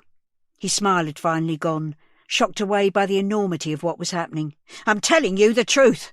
I don't know where she is. I wish I did. I picked up her umbrella on Thursday afternoon. You've got to believe me. Day 2. Kath. I'm guessing Sandy didn't get much sleep because she looked rougher than yesterday, and that's saying something. She was sitting in her lounge, smoking, with a mug of black coffee steaming on the crate in front of her. "Hello, Sandy," I said. "Sorry there's been no news." She squinted up at me. "Oh, Kath, they found her umbrella, stuffed in the bin outside the cafe." My jaw dropped a little bit, my mouth falling open. The scrunchie and now the umbrella. Somehow that made it all seem more real. I sat down next to her and looked at Jodie, who was standing in the doorway. She nodded her encouragement. I'd been rehearsing what I should say, but none of it seemed right now I was here. To be honest, Sandy looked so frail, I wondered if it was fair to ask her to talk to the press. A cigarette smoke was drifting my way, making my chest tight again. It caught in the back of my throat and I started coughing. "Sorry," Sandy said, and stubbed the cigarette out in the saucer, which I thought was rather sensitive of her in the circumstances. "Just her umbrella," I said. I looked towards Jodie, who nodded. "Well, that's something, I suppose." "Her comforter, she calls it her cuggy, is missing too," said Sandy. "They haven't found that." That was new too. Was it a development? I'd have to ask Jodie or Naz, when I could get one of them on their own. "Maybe it's in her bag, love," I said. "They haven't found that yet, have they? Jodie here mentioned that you might do a public appeal. Ask Mina to come home. Ask people to keep an eye out. That right?" The little muscles underneath Sandy's ear were working as she clenched and unclenched her jaw. "It sounds like a good idea, if you can face it. After all, if little Mina's just run away, she might be scared to come home. If she sees on the telly that it's okay to come back, that she's not in trouble, this might all be over in a few hours." Jodie gave me a secret thumbs up. "That's exactly it, Sandy," she said. "If you could say that no one's cross with her, that it's all right to come home, it might help." Sandy shoved the mug away from her sharply, so that coffee slopped over the rim onto the crate. "Why are you both going on about that? About her being scared to come home? Her hair thing, her umbrella. Someone's got her, that bloke from the cafe most likely. Why are you accusing me of something? We didn't have a row or anything. We didn't argue, okay? Someone's taken her. She's not run away." The force with which she spat out her words made me think that anyone who did row with her might have reason to be scared, very scared. I glanced at Jodie, who nodded again. "No, course not," I said, keeping my voice as light and soothing as I could. "Kids are kids, though, aren't they? I know from my Evie that they get things muddled up or out of proportion. If she has run away, it might be over something tiny, something you wouldn't give a second thought to." "Do you think so? Maybe. It's got to be worth a try, hasn't it?" She reached for the mug now, picked it up and cradled it. "Yeah, I suppose so. The cameras, though, I feel really grubby." I'd noticed that she was still in yesterday's clothes. To be honest, she stank a bit too. "Have a shower then. It'll make you feel better anyway." "I can't. My hot water's fucked." I shot another glance at Jodie, who shrugged. "Your lecky's still on, isn't it?" I said, thinking about the kettle that had produced the boiling water for the coffee. "Yeah, but the water doesn't get hot in the immersion. We haven't had hot water for a couple of weeks." "Weeks, Sandy? That's no good. Have you rung the landlord?" said Jodie. I rang, but they didn't send anyone. Could she use your bathroom, Kath? I hesitated. Yes, I suppose so. Would you like a shower at mine, Sandy? Could I have a bath? It was such a simple question, but it almost floored me. She seemed so childlike again, and in that moment I started to feel sorry for her, however badly she treated Mina. People aren't all bad or all good, are they? Maybe it was just a case of not coping, dropping the ball. God knows I knew about that.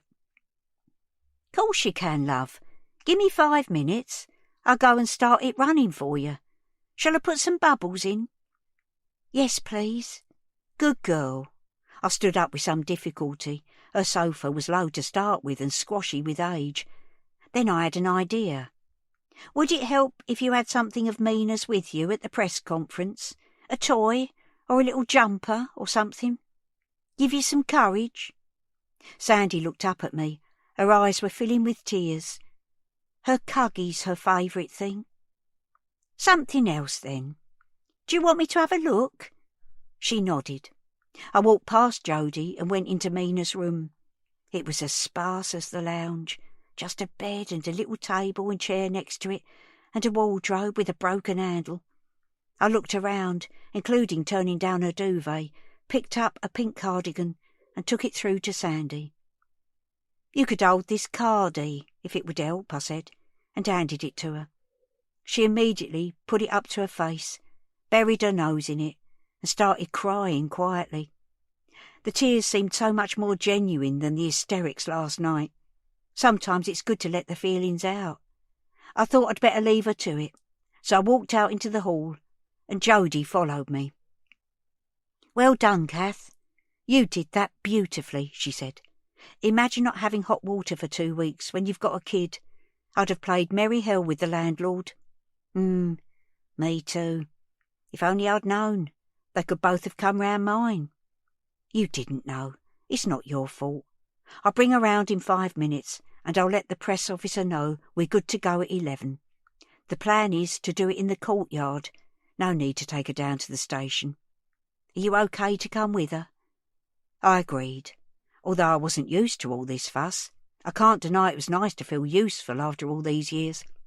I've never been one to push myself forward, never craved the limelight, but it felt like sometime in my 50s I started to become invisible. People just don't take any notice of older women. By the time you're in your 80s, if anyone pays you any attention at all, it's to pat you on your head for living that long. It never occurs to people that you might have something to contribute. Not until now, anyway. I let myself back into the flat and headed straight for the bathroom. When we moved in, avocado suites were quite the thing, although to be perfectly honest, it was all just a tiny bit shabby now. The grouting needed redoing, and the lino was cracked and a bit mouldy in the corners. I just haven't got the puff for that sort of job any more. Never mind, a hot bath would be more luxury than Sandy had had for a while. I turned on the taps and tipped more bubble bath than I intended into the flowing water. By the time Sandy appeared, there was a thick layer of froth brimming over the edge of the bath, like squirty cream on top of the best sort of hot chocolate. Oh, Kath, that's lovely, she said, and burst into tears again. She was carrying a change of clothes with her and a towel, so it was too awkward to hug her, but I put a hand on the top of her back and gave her a little rub. Have a nice soak, Sandy. I'll put the kettle on for when you get out. Coffee, is it? Or tea? Coffee, please. Black? Yes, please. Funny how a little kindness had turned her all meek and polite. She was almost like a different person, someone you could almost start to be fond of. Jody was in the hall. Do you want a cuppa, love? I said. I'm putting the kettle on. Best not. I've had 2 already this morning. Do you mind if Naz and I do a little experiment? I want to see how much I can hear from your flat. That okay? Will you help me? Course. I'll do whatever you need. I hovered in the hall while she went into the lounge. She beckoned me inside, then spoke on the walkie-talkie with Naz. Yeah, okay. Just clap your hands or something. Yeah. Did you hear that, Kath? Yes, but I've normally got the telly on. Sometimes I've got my aids in, sometimes not.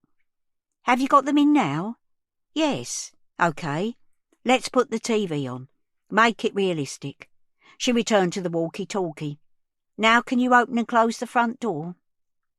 She looked at me, watching for my reaction. I didn't hear anything. Has he done it yet? I asked. Yes, she said. Then to Naz. Try slamming it. Now I heard it, the dull thud that I was used to. That's it, I said. Heard it that time. Interesting, said Jody. She seemed pleased, but I was bothered. I'd been so sure that I was aware of the comings and goings next door. Had I been missing half the picture? I'm sorry, Jody, I said. I reported everything in good faith. Now I'm thinking I might have missed things. What you call it? An unreliable witness. I felt a bit wobbly, to be honest. She registered my distress. Kath, it's fine. You've been a huge help. This would be so much more difficult without you. Why don't you put that kettle on now?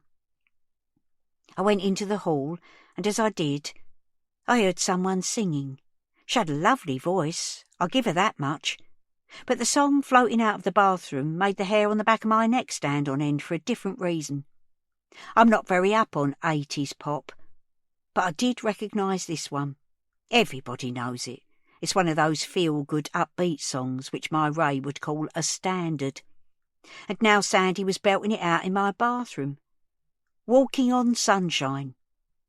I turned back to ask if Jody could hear it too, but the look of horror on her face told me everything I needed to know.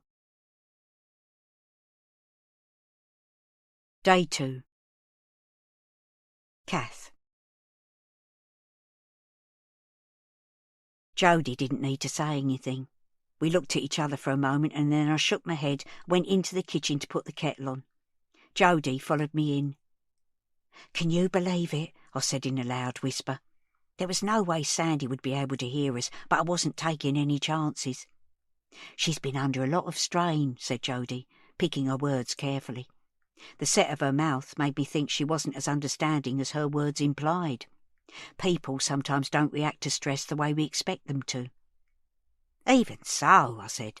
Jody, if Sandy knew where Mina was all the time, she wouldn't be worried, would she? I mean, most people would pretend, I suppose, but maybe they'd let it slip sometimes. Jody sucked air in through pursed lips. We look at every possibility, Kath. The blood seemed to be running a bit colder in my veins. It was difficult to imagine anything more heartless. I stood in my little kitchen and listened to the woman with a missing child singing in my bathroom. The sound merged with the gurgling of pipes. She was letting the water out. It's important that we stick to plan A, said Jody. Keep things as relaxed as possible. Get her to do the public appeal. I can count on you to help, can't I? Yes, if that's the plan, I said weakly, although I'd rather have done anything else than go to a press conference with that woman. You've been brilliant, Kath. You've got an important role to play. You're so calm. It really helps. I don't feel calm, I said, but I'm doing my best. Jody looked past me to the fridge. Is that her drawing, Kath? Is it Mina's? I turned round too, although I knew what she was referring to. Yes, I said. Just looking at the picture was stirring up all sorts of emotions. I'd posted a little chocolate through the door to her. I never expected to thank you like that. Shows you what a nice girl she is. Difficult to believe with a mother like that. I could feel myself getting tearful again, but that was no use to anyone, was it? So I sniffed hard and took a couple of deep breaths. It was ages before Sandy emerged from the bathroom. When she did, she looked quite different from before. Smaller somehow, more wholesome. She was wearing clean clothes, no makeup, and her hair was wrapped up in one of my hand towels. Have you got a hairdryer? No please or anything. The manners had gone then. They didn't last long. Yes, it's in my bedroom. I couldn't help a measure of stiffness in my words. I'll fetch it. She dried her hair in the lounge, and I made her some coffee and a couple of pieces of toast and spread. It stuck in my craw to do all this, but Jody was there, and I'd given her my word. It might be old-fashioned, but it still counts for something in my book. The clock ticked round towards 11. "We'll go straight out to the courtyard from here, Sandy," Jody said. "I need to do my make-up," Sandy said. "There's no way I'm doing it without my face on." "Better not, to be honest, love. The message will have more impact if you don't look perfect, if you know what I mean. I'm not going to lie, it can be quite an emotional thing. We don't want mascara running down your face, do we?" "I've got waterproof. I'm telling you, I'm not doing it like this. I've got the basics in my handbag. I've left it next door." "The black one? I'll go and fetch it. I'll drop your old clothes back in too," said Jody quickly, and disappeared before Sandy could protest, leaving us alone together. Talk about awkward silence. I didn't know what to say to her. She didn't seem nervous at all now, roaming round the lounge, running her hands over my ornaments and photographs on the mantelpiece. "This your family?" She'd picked up the framed one of Ray and Evie at the seaside, when Evie was about 4. I couldn't keep my eyes off her hands holding the frame. I didn't want her touching it, wanted to snatch it away. "Yes," I said. "Just one daughter, like you." "And a husband, unlike me." She put it down and trailed her fingers over the urn next to it. "He's in there now." "Well, his ashes are," I said, deliberately trying to startle her. I know it was mean, but having her here was making me edgy. She looked at me, glanced back at the urn, and then took her hand away. "Oh, sorry. What's your daughter doing now?" she said. "She's in Australia. She's been there for ages. Got 2 boys, both grown up now." "Wow, Australia. Do you go out there?" "Not any more. The flight's too much. Too expensive and too long." Jody came back in with Sandy's bag. "Great.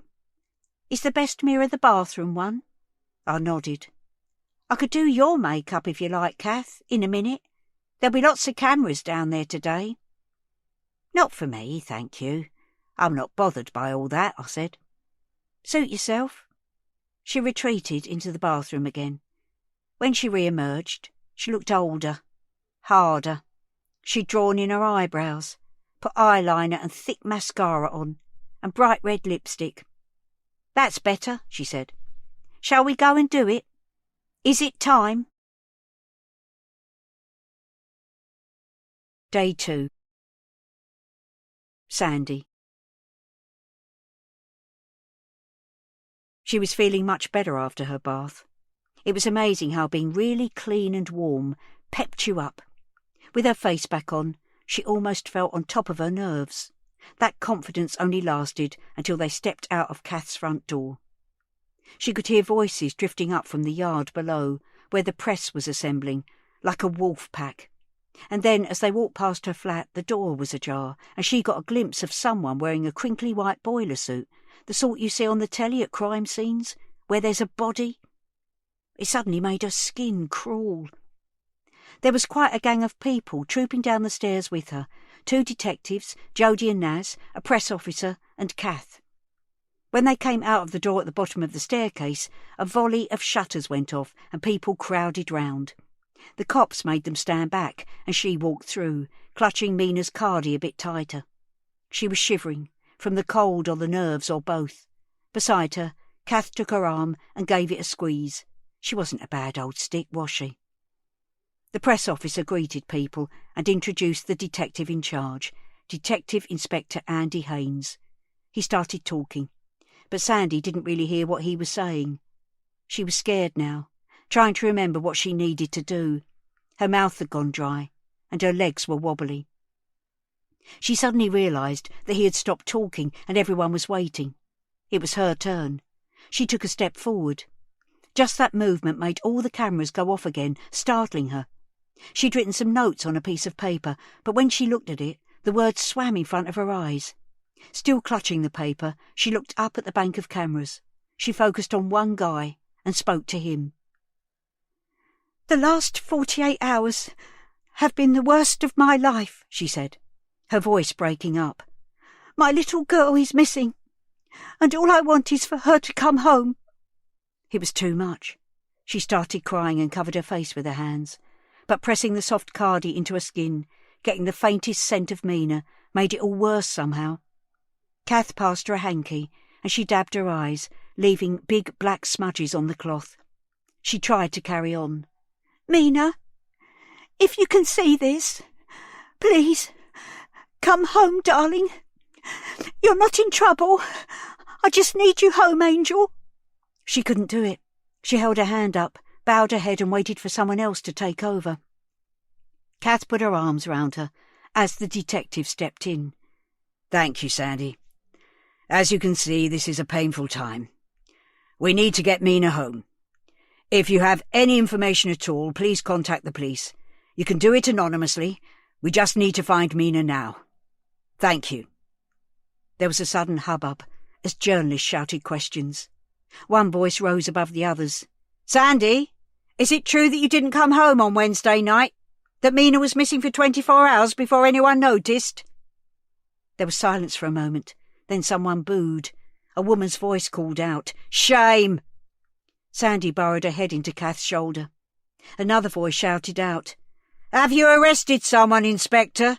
Can you tell us more? Is this now a murder inquiry?" Sandy gasped and started sobbing. D.I. Haynes said, "Mina is missing.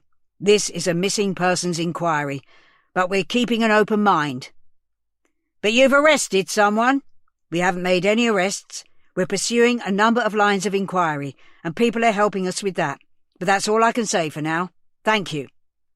He turned towards Sandy and Kath, and holding both arms out, ushered them towards the stairwell again. He looked rattled, like things hadn't gone according to plan.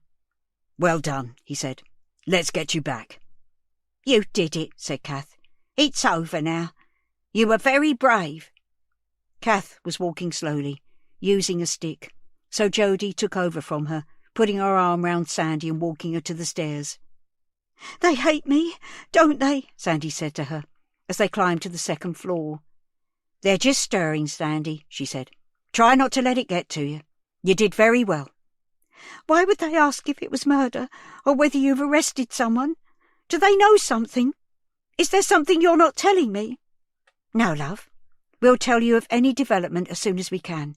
That's my job. You can trust me. We're interviewing all sorts of people, but we haven't arrested anyone. We'll get there." They were still searching the flat when they got upstairs. Sandy wasn't ready to go back in anyway. It was starting to feel really claustrophobic in there. She waited on the walkway, lighting a cigarette to calm herself down. She didn't know whether it was the nicotine or the cold air or maybe the adrenaline rush of the press conference, but she was starting to feel better. She'd done her bit. The appeal would go out on the telly at lunchtime and millions of people would see it. Kath came puffing along the walkway. She was in a bit of a state, limping and leaning heavily on her stick. Sandy could hear her breath wheezing in and out as she came closer. It can't be nice being that old and knackered, she thought. I just wanted to say thanks, Kath, for being there today. I couldn't have done it without you. You're welcome, love. Let's hope it does some good, eh? They both looked out over the courtyard. Below them, the press pack were going their separate ways. People can't just disappear, can they? Said Sandy. No, love. So we'll find her.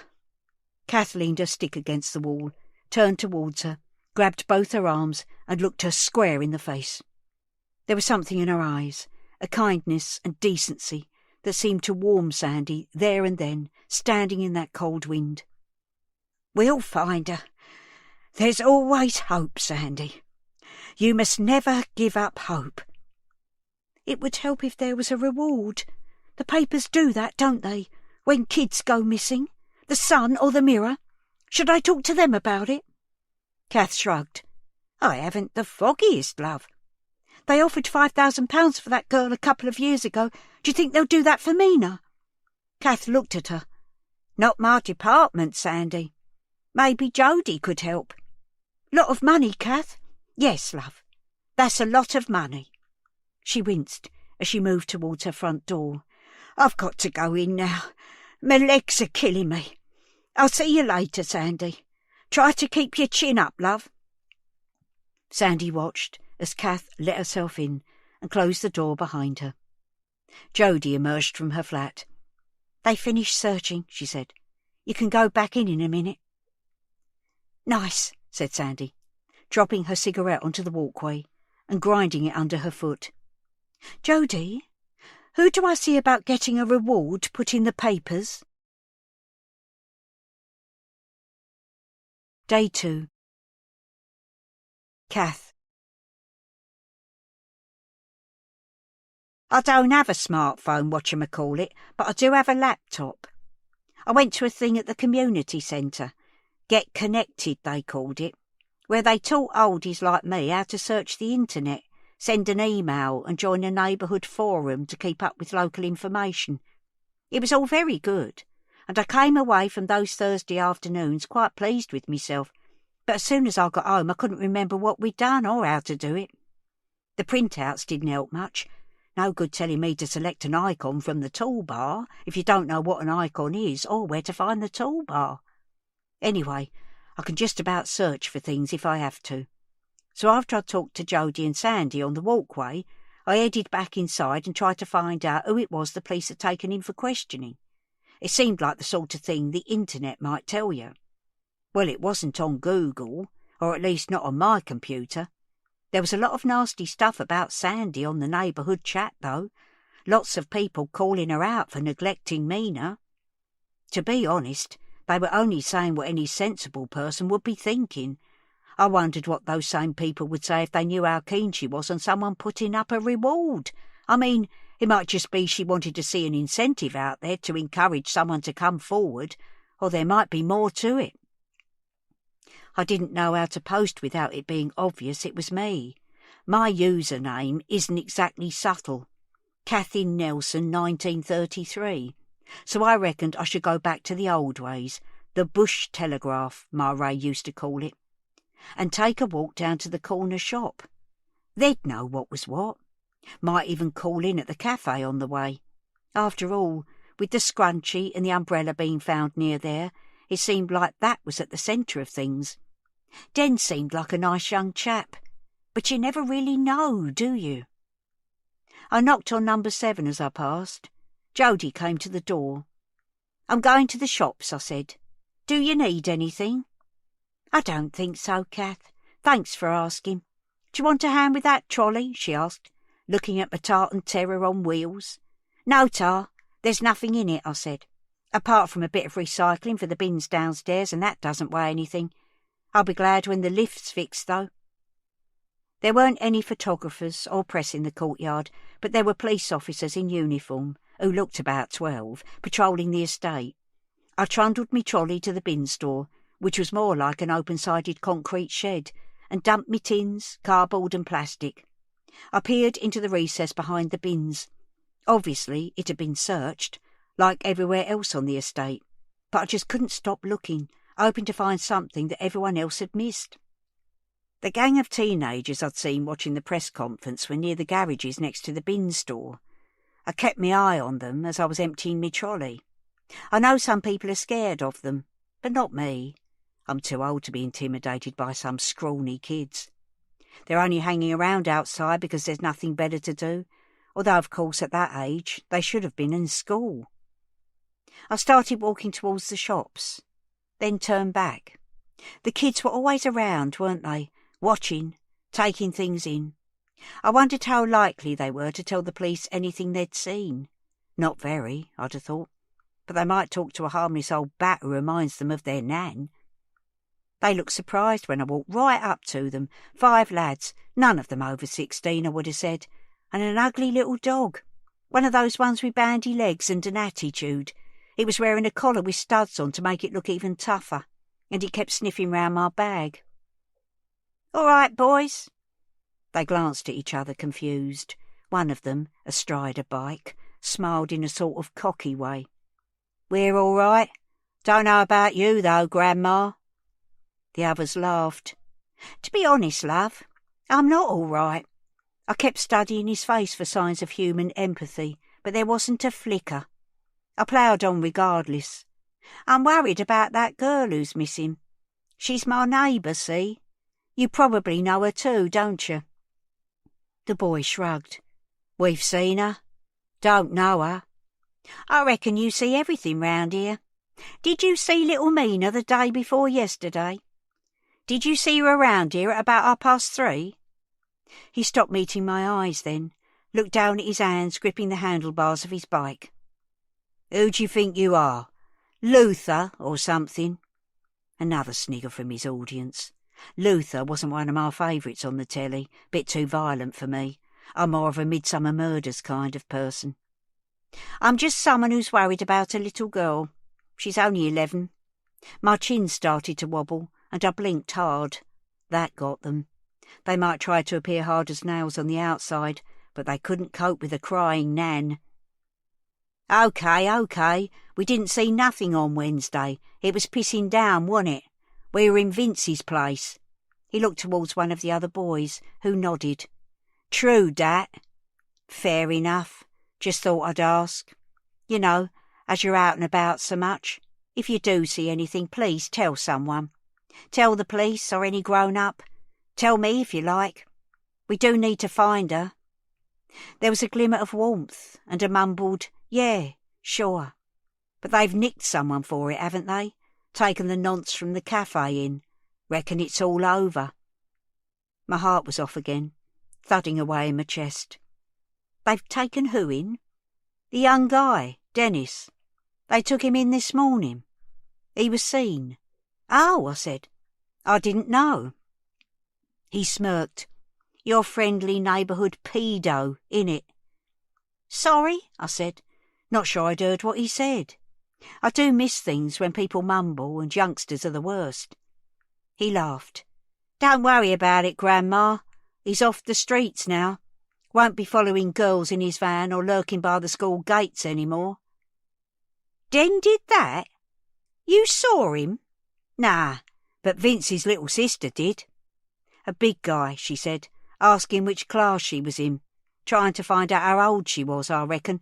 Pervert. Oh, right. My mind was reeling.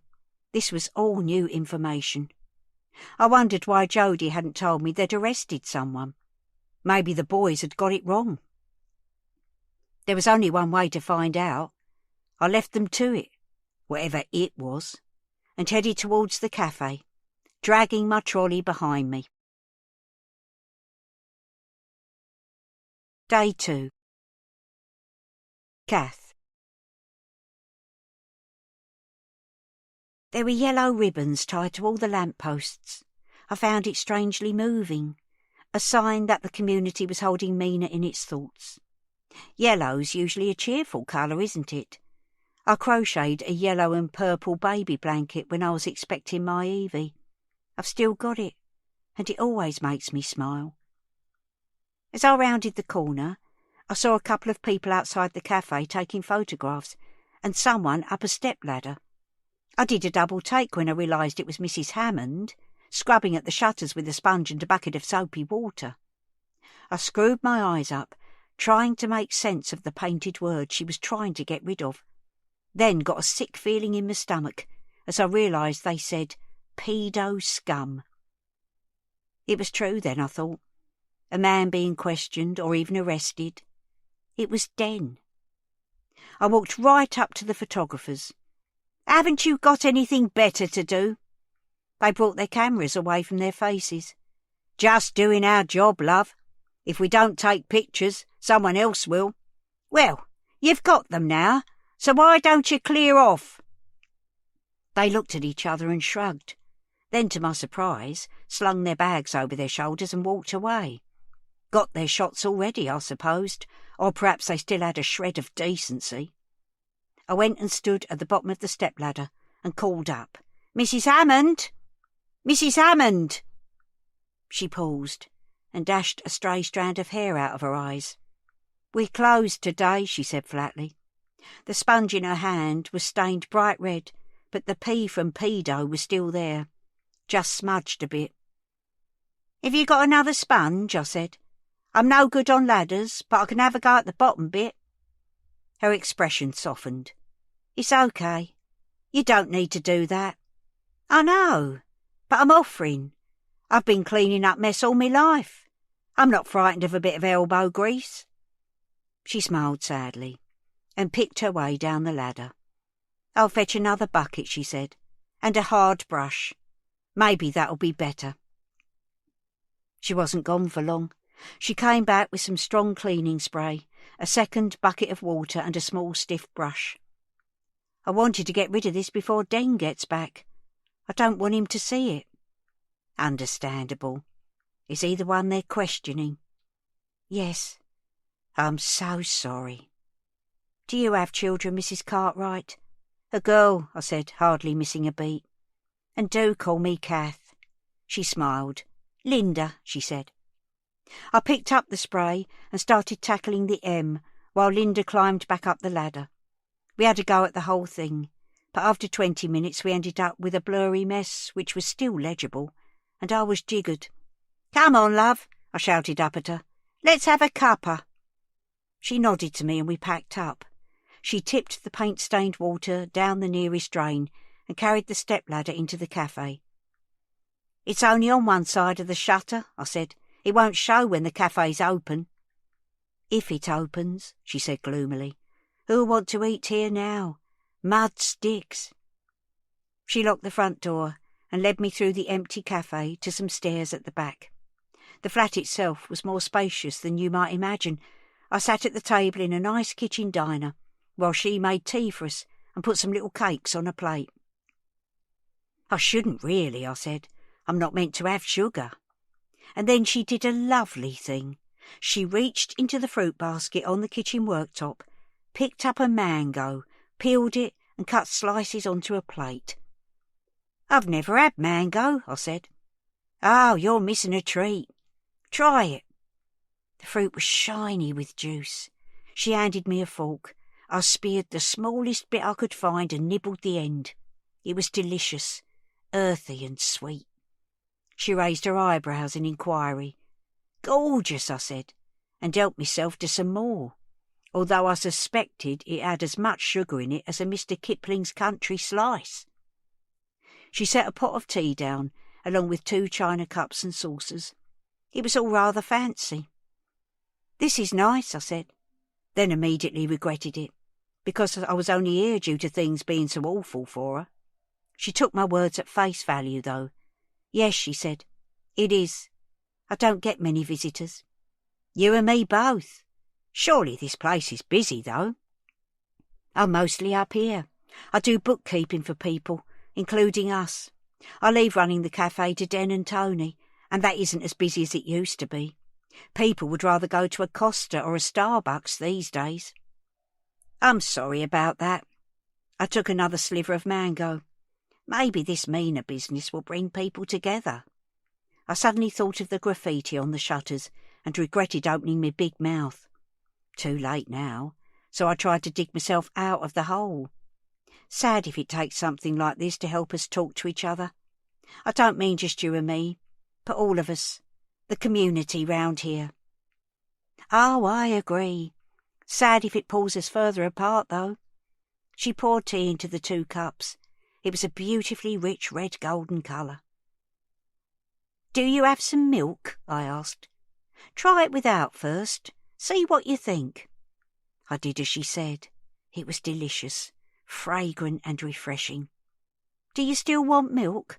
I don't mind if you do, honestly. I'm not a dictator. Maybe a drop, and a little bit of sugar. What tea is it? Assam. I get it from the Asian shop. We live on stuff from the cash and carry. Have to nowadays, with things being so tight. But I buy myself little treats now and again with my own money. I keep a little back every week. Tony doesn't know. Is that very bad of me?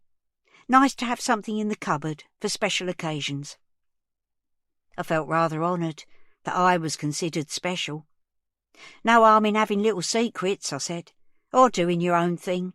I think it's healthy. Definitely. I think I'd go mad if I didn't have my knitting club and yoga class, Kath. Gets me out of the house, and we have a good chat and a laugh. Do you get out much?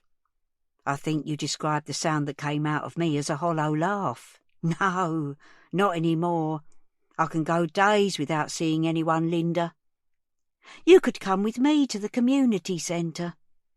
Maybe, I don't know. I'm sorry you've had an awful day. There are some little shits around here, pardon my language. You wonder where the parents are, don't you? I could have bitten my tongue off as soon as I said it, what with her son being questioned by the police as we spoke. Probably at work, like Mina's mother. Everyone's just trying to hold things together round here, us included. Oh, I know all about that. I always work round my Evie, though. After I lost my Ray, I did bits of cleaning when she was at school, and took in sewing jobs and ironing for the evenings, so I could be there for her. I'm not saying it's easy, but I never left her alone. She smiled. Sewing? Do you knit as well? You could come and stitch and bitch with me on a Sunday. You'd fit right in. You're like me. I took up bookkeeping because I could work at home. I was always here for Den. It's not the ideal place to bring up a family, but we did our best. I noticed the desk now, tucked into a corner of the room, with shelves above it lined with lever arch files, all neat and tidy, everything in its place. I rather liked the cut of Linda's jib. Mind you, I said, it was different times then. The estate was new and full of young families. We all left our doors open and had babies out on the walkways in their prams getting some fresh air. You don't do that now, do you? Kids were in and out of each other's houses and playing on the yard. There are still kids on that yard, but not little ones. Those teenagers, I think they're mostly harmless. Had a nice chat with them on me way over.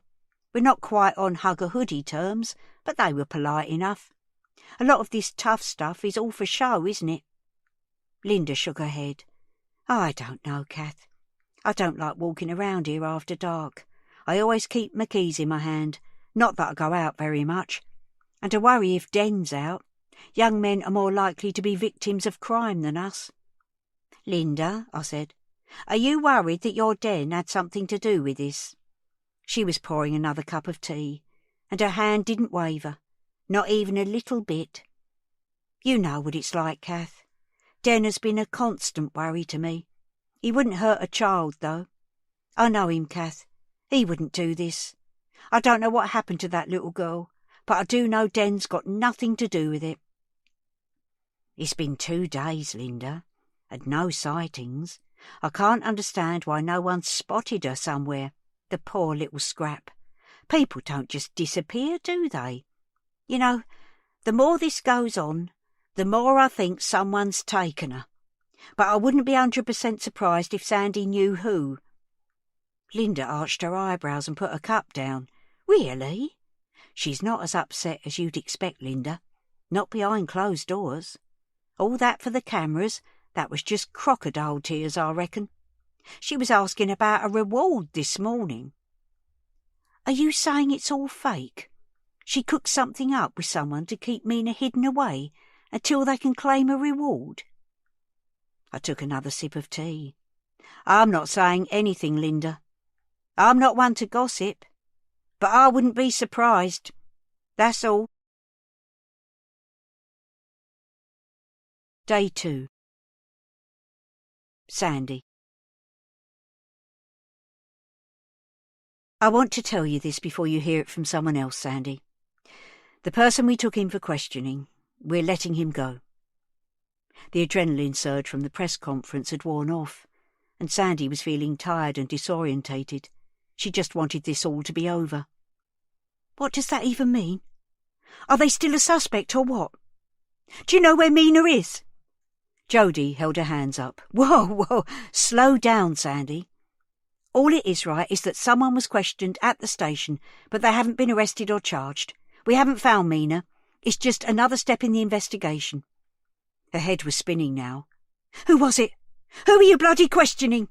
We're not releasing any details, Sandy, so it's better not to tell you right now. All I can say is that it's a 21-year-old man. 21? OK. So do you still think he might be the one? Do you think she's still alive? I'm sorry, love. That's all I know at the moment. 21? 21? She didn't really know anyone locally. There were groups of kids and gangs of older ones who hung out on the estate, but this was just one person. Sandy, don't try to second-guess this. I'll tell you more as soon as I know, OK? Let me make you a coffee. Coffee? Yeah, ta. She needed some caffeine, but she needed nicotine too, and some fresh air. She grabbed her packet of cigarettes and went straight to the front door. Then she leaned on the balustrade and lit up. There was a couple of photographers in the courtyard below, and as she looked down, someone shouted and they swung round and pointed their lenses at her. She resisted the urge to flick them the V's, but only just. 2 blokes in high-vis jackets were walking past, one a really tall guy with a big dog on a lead. They saw the photographers and looked up at Sandy too. One of them pointed and shouted, "Slag!" Then they both laughed. What the hell? They must have known who she was, that her daughter was missing. How could they be so cruel? That was it. She stuck her middle finger up at them, but they'd looked away and were carrying on walking towards the shops. The photographers saw, though, but Sandy was past caring. She turned her back on them, took a long drag and blew smoke up into the air. She got out her phone to check the Find Mina Facebook page. There were hundreds of notifications and messages. God, it was vile stuff. People saying it was all her fault, that she was an unfit mother. Death threats, rape threats. Her hands started shaking. She didn't want to look any more but couldn't stop scrolling. She took another drag from her cigarette and her phone slipped from her fingers and landed with a crack on the concrete by her feet. Jodie came through the doorway, carrying a mug of coffee. "Whoops," she said, seeing the phone on the ground. "Have you seen what they're saying about me?" Sandy said, bending down to retrieve the phone. Jodie held the mug out towards her. "I'm sorry, love," she said. "It's a pile-on. It's best not to read those things." "I've got death threats and all." She frowned. "We can do something about that." "They're not going to do anything, though, are they? They're just little boys, probably still living at home and wetting themselves every time they troll someone." "It's not on, though. I'll report it to our team. See what we can do. I know this is tricky, Sandy, but try not to worry." Try not to worry? Her daughter was gone, and she was public enemy number 1. She opened Facebook again and tried to look through the comments for clues about the guy who had been questioned. It didn't take long to find the name. Den Hammond, the son of the cafe owner. That cafe, she knew it. And now they'd let the bastard go. "I'm going out," she said to Jodie. She looked alarmed. "We need to know where you are, Sandy. It's important. I'll have my phone with me. You can't keep me here. This won't take long." Day 2. Den. They emerged from the lift and Fisher peeled off into an office, while Waite conducted Den along a corridor and through some doors, which he unlocked with a swipe of his ID card. As soon as they were through, Den heard someone shout his name, and there, on a chair, in a rather forlorn row underneath some Crime Stoppers posters, was Dad. He leapt to his feet, and Den started running towards him. There was a moment's hesitation, and then they hugged each other, Den resting his head on Dad's shoulder and trying very hard not to cry. Dad's hand squeezed his neck. "Hey, son, it's all right," he said into Den's ear. They pulled apart. "I didn't know you were here, Dad." "I was just about to ring a solicitor. You've been here nearly 5 hours. They've told me nothing." "Nothing," he repeated, turning up the volume and addressing the woman behind the desk. She looked up and gave him the sort of fixed smile she clearly reserved for her more trying customers. "Let's get you home. The van's out front. There are some reporters outside. Keep calm. Don't say a word. Head down, into the van." "Reporters? Why? For me?" "Yeah. Sorry, son. The police haven't released your name, but it's out there anyway now. Common knowledge." Den felt like the ground was moving beneath his feet, but really it was his legs threatening to give way. "I don't know if I can do this, Dad." Dad put his hand on Den's shoulder and gripped hard. "Come on, son. Grow some balls. It's a storm in a teacup. It'll die down. It'll be okay." He fished in his pocket for the keys to the van. "Ready?" Before Den could protest, Dad was heading rapidly for the door. Den trotted behind him, trying to keep up. As soon as the door opened, the shouting began. People were shoving cameras in their faces and firing questions at them. "Do you know where Mina is, Den? Are you going to make a statement? Were you the last person to see her?" People were pushing and shoving, trying to block their path. "Dad!" Den shouted. He was some way ahead now, almost at the van. He turned around. "Hey, get out of his way, you fucking animals!" He started back towards Den, like a rodeo bull charging out of the gates and making a similar sort of noise. The crowd parted miraculously, and Den darted forward. Dad grabbed his hand and pulled him towards the van, bundled him into the passenger seat and ran round to the other side.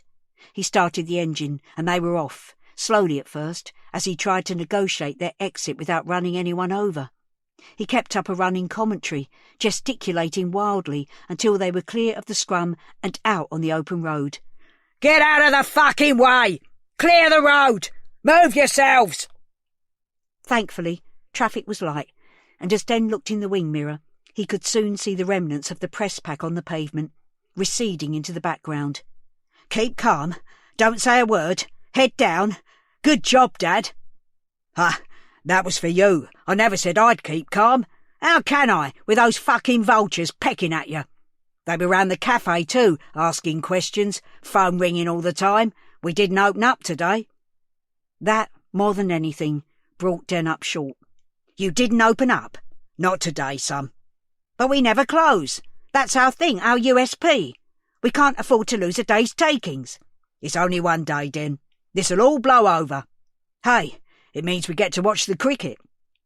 Dad's expression was stoic, but Den could see a little muscle at the corner of his eye twitching rapidly. "I'm so sorry, Dad. It's not your fault. You've done nothing wrong. People will have forgotten it by tomorrow. You'll see. Text your mum. Tell her we're on our way." Day 2. Kath. There was a noise from the back of the building, a man shouting, the sound of an engine. We both looked up as 2 vehicle doors slammed, and then the door downstairs opened and shut. Linda got up from the table and started towards the top of the stairs. "Tony, is that you?" she called. Footsteps clattered on the stairs, and then Mr. Hammond and Den came into the kitchen. The older man was flustered. Den looked decidedly rough. His mother flung her arms round him. It felt wrong to be witnessing this private family moment, and yet I couldn't tear my eyes away. I made a show of standing up and starting to put my coat on. Den shrugged off his mum. "I feel dirty, Mum. I need a shower." "Yes, of course. Are you hungry?" "Yeah, kind of." "Oh." Den had spotted me now. He and Mr. Hammond turned to me. "I was just going," I said. "Only popped out to buy some milk." "Well, we don't sell milk here, and besides, we're not bloody open," Mr. Hammond said. "Anyone can see that." "Tony, shh! Mrs. Cartwright, Kath, kindly help me clean something up." "What are you talking about?" "There's some graffiti, some nasty stuff. I wanted it gone before you came back, and she helped me." His expression softened. He suddenly looked exhausted. "Oh, I see. That's very good of you. Thank you, Kath. Was it milk you needed? You can have some from our kitchen downstairs." "There's no need. I can walk to the co-op." No, I'll fetch the milk. Anything else?" "No, honestly. You've got enough on your plate." "Kath, sit there, please." He was so on edge. You got the feeling of a massive amount of pent-up energy with nowhere to go. So I didn't argue. I sat down and he went back to the cafe. Den was still standing near the door. He was a big lad, but soft around the edges, if you know what I mean. Vulnerable. I could understand what Linda had said about him not being capable of hurting a child, and yet a mother doesn't always know best, and certainly doesn't know everything about their kid. Everyone has their own life, inner thoughts they don't tell anyone, and I didn't suppose Den was any different. Who knows what went on behind that rather gormless face? "I suppose you know where I've been," he said, directing his words to me, but not quite able to meet my eye. "I didn't have anything to do with it, you know." "No, love, I never thought you did," I said, doing up the buttons on my coat. "Must have been nasty. I'll leave you to it. Keep your chin up. I'll find your father in the cafe on me way out." "Thank you, Linda." She smiled and nodded. I was almost at the top of the stairs when I heard shouting outside, then a furious banging. Someone was bashing the front door of the cafe. I felt bad for Linda and Tony. Graffiti was bad enough. Physical violence was something else. "What's that?" Linda said. "Stay here, Mum, I'll go." Den moved past me and hurtled down the stairs. Linda and I looked at each other wide-eyed as we heard Tony shouting, "We're closed! Can't you bloody see? Not open today! Hey! Hey!" Linda started walking towards the stairs. I let her go in front of me and followed as fast as I could. I wasn't going to miss out on this, not on your Nelly. By the time I'd got to the bottom of the stairs, along a little corridor and into the shop, all hell was breaking loose. It didn't take long for me to realise that the person outside screaming and banging on the front door was Sandy. Even through Tony's shouting and Den's attempts to calm him down, I could hear her. "Where's my daughter? Give me back my daughter, you fucking pedo!" Behind her, camera flashes were going off like a firework display. Linda and I had stopped by the counter. She turned back to me. "Kath," she said, "you know her, don't you? Can you calm her down?" The way she was going at that window, it seemed unlikely, but it was worth a try. I shuffled forwards. "Mr. Hammond," I said, tapping him on the shoulder. "Do you mind? Just for a minute?" Mr. Hammond swivelled his head round like a furious owl. His mouth was open. His forehead was all sweaty. For a moment I thought he might take a swing at me. Then he seemed to come to his senses. "Kath, step away for a minute. Let me talk to her." Sandy hadn't stopped hitting the glass and screaming. I couldn't see her very clearly through the shutter. I needed to get her attention. I tapped on the glass door with the handle of my walking stick. She didn't take any notice, screaming her head off. So I knocked harder. There was a tiny lull, and I shouted as best I could, "Sandy! It's me! It's me, Kath!" "Kath? What are you doing there?" "They're friends, Sandy. Let's talk, shall we, love?" The effort of shouting was making me feel wheezy. My lungs aren't the best these days. "I dunno. If you calm down, I reckon Mr. Hammond will let you in to talk." I was making it up as I went along. I glanced round at Den and his dad. Den was looking startled, like he'd rather be anywhere else, while his dad was frowning at me. But I ploughed on. "No point shouting in front of the press. Do you want to come in?" A long, agonising pause. Then, "OK." I turned to Tony. "Is that all right? Will you let her in? She's been going through hell, love, and so have all of you. Let's take a bit of heat out of it." Tony was still puffing and panting like a marathon runner. Finally, he snorted in disgust and nodded his head. "Will you open the door then, or should she come round the back?" "We'll talk in here, but send her round the back. I'd have to go out and do the shutters otherwise." I indicated to Sandy that she should walk to the rear. She got the message, and Linda went to let her in. She brought her back into the cafe. She was in a shocking state, and once again I was reminded how young she really was. Not much more than a child herself. When she saw me, I held my arm out, remembering all those times I used to open my arms for my Evie when she was a little tot learning to walk. Sandy stumbled towards me, her only ally, and I took hold of her arm, and there we were, all standing there, looking at each other. A deathly silence hung over us. I had two hands locked round one of Sandy's arms, partly for support, partly because I didn't trust her not to throw herself at Den and start a fight. I doubt I could have restrained her, but perhaps I'd have slowed her down. Linda was staring at her, like she expected some sort of outburst. Den and Tony were standing together. Den looked petrified, blinking rapidly and wiping his clammy hands on his trousers. Tony was breathing hard, nostrils flaring, like a prize bull. I could feel my heart fluttering again. I'm really not good under stress. I was just about to suggest that we all sat down when Sandy, looking solidly at Den and with an unmistakable edge of contempt in her voice, said, "Well then, you little shit, are you going to tell me what you've done with my daughter?" Day 2. Sandy. I didn't do anything with her. I don't know what happened to her. He was spluttering. Sandy could see saliva literally spraying out of his disgusting mouth. She'd been in the cafe a few times, but never taken much notice of him before. A bit pasty, a bit doughy looking, a bland sort of face. Nothing much going for him, certainly not fanciable. Now the thought of him touching Mina, hurting her, was too much. I don't believe you. The police couldn't get it out of you, but I will. She broke free of Kath's grip and lunged towards him. Everyone started shouting at once. Den's dad got in between them and blocked Sandy, who was reaching round trying to grab or scratch Den. Oi, oi, oi! Den's dad was yelling. Calm down! Behave yourselves! He put his hands on her shoulders and pushed her backwards away from Den. Now she turned her attention to him. Get your hands off me! You can't touch me!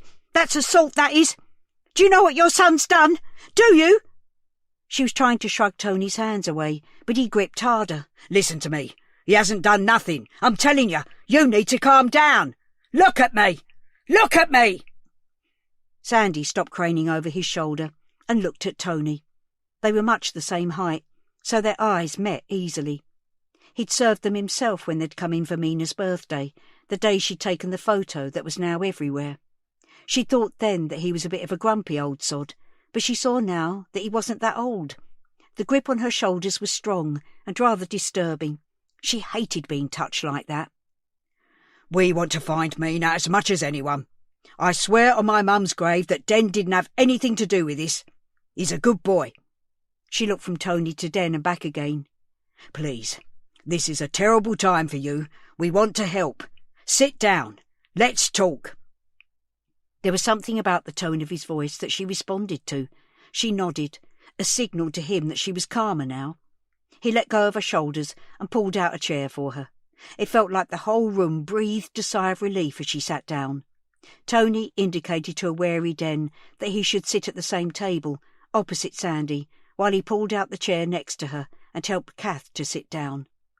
Let me get you all a drink. Tea? Coffee? Whatever. I don't care, Sandy said, suddenly feeling defeated. Tea for me, love, said Kath. Sandy was glad she was there, like she had someone on her side. Den was sitting bolt upright, looking like he was ready to make a run for it if things got nasty again. Sandy could hardly look at him. She fiddled with the black shoulder bag, which she'd put on her lap. She was craving a cigarette, but knew she couldn't light up in here. Den, said Kath, why don't you tell Sandy about the last time you saw Mina? I'm sure she'd like to hear it from you. Den was biting his lip, looking down at the table. Would you? Sandy nodded, and he told her about Mina coming into the cafe, how cold and wet she'd been, how she'd bought a Kit Kat, and he'd given her the hot chocolate sachet to take home. Tony brought a tray with a large teapot, milk, sugar, 4 mugs and a plate of cakes. Kath and Den leaned back as he squeezed between them to put it on the table. And that was it? Yeah. She was only here for a couple of minutes. You could watch it on the CCTV if you wanted to, couldn't she, Dad?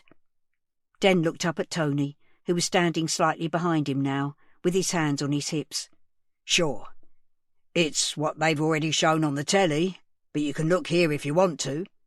Linda reached into the middle of the table and started pouring tea. I don't need to see it again, if it's what's been shown. How was she, though, Den? How did she seem? Like I said, she was cold and wet. Apart from that, I don't know. I wish I could tell you more. I really do. She looked at him properly now, searched his face. He met her gaze this time, although it was obviously an effort. He seemed genuinely distraught. But was this the face of a liar? So why were the police questioning you? What about the scrunchie and the umbrella? Is it just a coincidence that they were found here? She said the umbrella was broken. I guess she left it outside the cafe. I don't know about the scrunchie. It could have been here for days, tucked under a table leg or something. I know it looks bad, but I'm telling you the truth. Why did you give her stuff? The hot chocolate? I felt sorry for her. A silence descended on the room. Those 5 words seemed to have sucked the oxygen out of the air. Everyone was studiously avoiding looking at her now, but she felt the weight of their disapproval all the same. They all agreed with Den. They were sorry for Mina. Suddenly it was too much. She scraped her chair back and stood up, nudging the table so that tea slopped out of all the mugs at once. "You're all quick to judge, aren't you? Just like everyone else. Did any of you ever stop to think how hard it is trying to bring up a kid on your own? Did you?" She didn't wait for an answer, but rushed out of the room, blundering into the hallway and towards the back. As soon as the door opened, the others heard a volley of shouts from the photographers. The press pack had sighted their quarry. Day 2. Kath. "I'd better go after her," I said. "What about your tea?" said Linda. "I'm a wash anyway. At least take a cake. Take one for Sandy too." Tony put 2 iced fancies in a paper bag and gave them to me on the way out. I made my way back across the courtyard. I couldn't see Sandy, and she hadn't said she was going home. But I was tired anyway and ready for a sit-down. The group of lads I'd spoken to was splitting up. A couple of them set off on bikes, tipping them up on their back wheels and generally showing off. Part of me really wanted one to tip over backwards and land on his backside. The ugly little dog sniffed round my trolley again, after my cakes, I should think. It looked pretty hungry and was quite persistent. I fended it off with my stick, and it gave up eventually and set off after them. Another pair of lads walked along the front of Nelson House and round the corner. The last one hung back. I hadn't really noticed him when I was talking to them earlier, but now he left the bench he'd been sitting on and headed for the entrance to my stairwell. I didn't think much of it until I trundled me trolley in through the door, and there he was, lurking at the bottom of the stairs, hood up, hands in pockets. He peered out from under his hood and stepped forward. Like I said, I'm not scared of the local kids, but I did gasp when I saw him. It was obvious he'd been waiting for me. "Hello," I said, trying to brazen it out.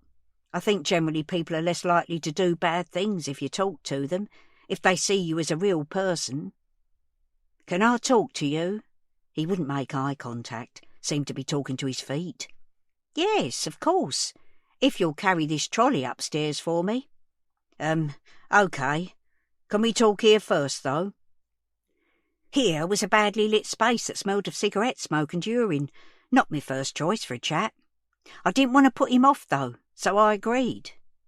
"What is it, love? What's bothering you?" He was silent for a while, like he was summoning up the courage to speak. I let the silence run, encouraging him to break it. "It's the girl, Mina." "Well, I thought it might be. What about her?" "What Dano said. It wasn't quite right. We know Mina. It was a sort of game. We didn't mean anything bad." I felt a shiver run up and down my spine. Whatever their game had been, he knew damn well they shouldn't have been doing it. "I'm sorry, love. I don't know what you're talking about." "What was a game? You'll have to spell it out." "We used to, I don't know, follow her a bit. Tease her." "Follow her a bit? I didn't like that." "5 of you and 1 of her? Following her in the dark and calling her names?" "Yeah." "Any way you think about it, that's not very nice, is it?" "No, I'm sorry. It felt wrong. But if you don't join in, the others pick on you." He had the grace to look ashamed, shuffling his feet in the damp concrete. I didn't want him to clam up on me. "Perhaps they're not really friends, then. Not good friends." "No." "So was that it? Was that what you wanted to tell me?" "Sort of. The thing was, you were asking about Wednesday." "Yes, love. And your friend, Dano, said you were all indoors in someone's flat?" "Yeah, we were, but we didn't all get there at the same time. And I was walking across the estate about 3:30, and that's when I saw her." "You saw her? Where?"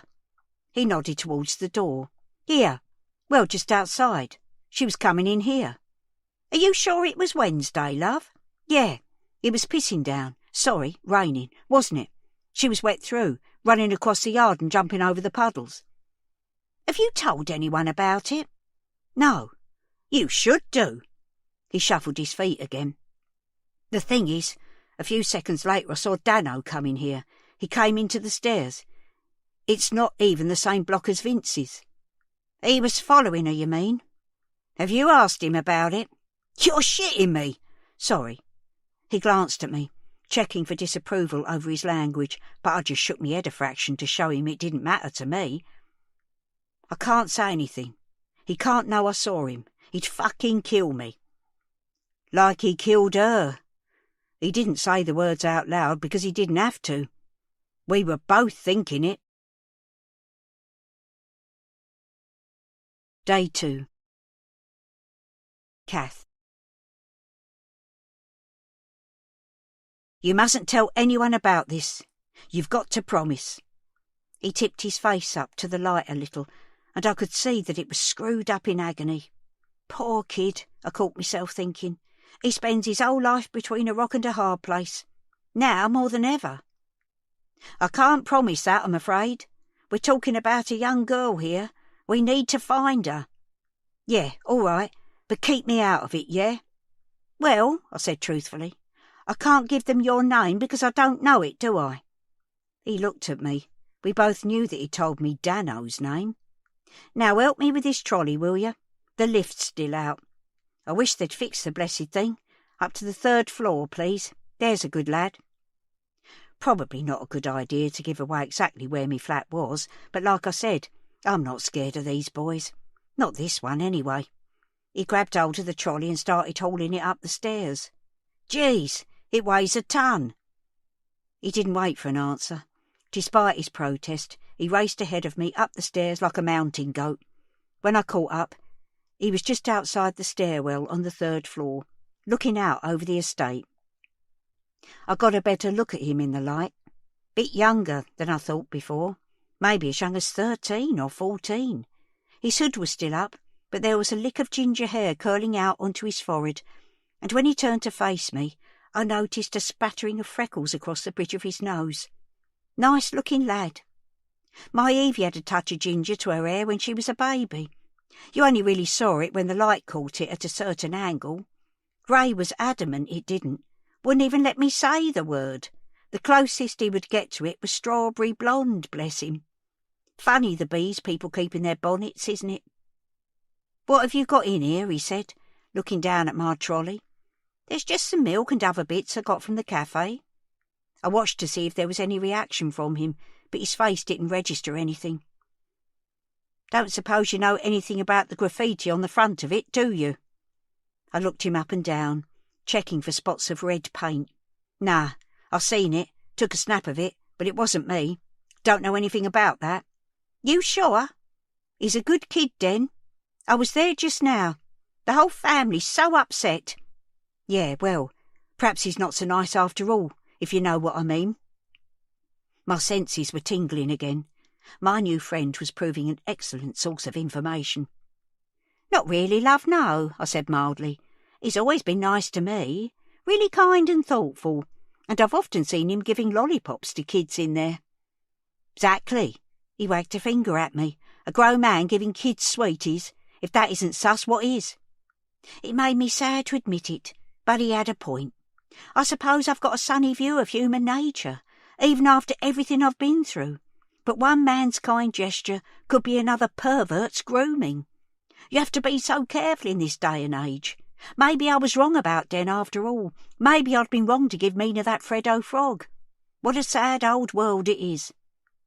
I suddenly felt tired. I needed my sofa and the telly and Warwick and Richard and Bradley. But my afternoon's work wasn't over yet. "Thank you for helping me," I said, taking hold of the trolley's handle. "I'll be all right from here." "OK, no problem. You take care, all right." Our eyes met for a moment, and there was a connection, an understanding. He was asking me to take care of both myself and him. By waiting for me, telling me about Dano, he knew that he'd made himself vulnerable. He was trying to do the right thing, bless him, but he was scared. "Don't worry," I said. "I'll take care of things. You're a good lad." There was a glimmer of a smile, and then he turned and disappeared into the stairwell. I started walking towards my flat. I stopped to knock on the door of number 7. Jodie answered. "All right, Kath?" "Yes, love. Is Sandy here? She got back a while ago, went straight into her room. Do you want her? I thought of the 2 cakes in my trolley. Was it very bad of me to keep quiet? Everyone's allowed a little wickedness now and again, aren't they? No, that's fine, I said. I was just worried about her. As long as she's safe and sound. It was you I really wanted to talk to. I've got something for you. Jody looked at me expectantly. I beckoned to her, and she stepped onto the walkway, pulling the door to behind her. I just had a very interesting chat. There was a sighting, Jody. Mina was seen coming into this block, and there's more. Day 2. Den. After Sandy and Kath left, Den dived into the shower. It felt like the stench of the police station was sticking to his skin along with a crust of stale sweat. The trauma of being questioned, then seeing the paint daubed across the front of the cafe like blood in a slaughterhouse, and coming face to face with Sandy. His nerve endings were too raw to cope with it all. He stood under the stream of water and let it rain down onto his skin. Later he lay on his bed and scrolled through his phone. His name was everywhere, along with the vilest insults and threats. He could feel the sweat seeping out of his pores again. He'd already been judged and found guilty. Every message made him feel sicker and more panicky, yet he couldn't stop looking. A vigil was due to take place in the courtyard at 7. People were invited to gather quietly and light candles for Mina. Was it mad to want to join them, to show that he had nothing to hide, that he too was hoping and praying for Mina's safe return? When Mum tapped on the bedroom door, offering him some soup, he got up and joined her, and Dad in the kitchen. Dad was subdued and conciliatory, treating Den like he was ill or had to be humoured. That changed when he raised the subject of the vigil. No way, son. Are you out of your tiny mind? Dad was off on one again. They'll hang, draw and quarter you. It's a vigil, Dad. A peaceful gathering. I haven't done anything wrong. I want to show them that.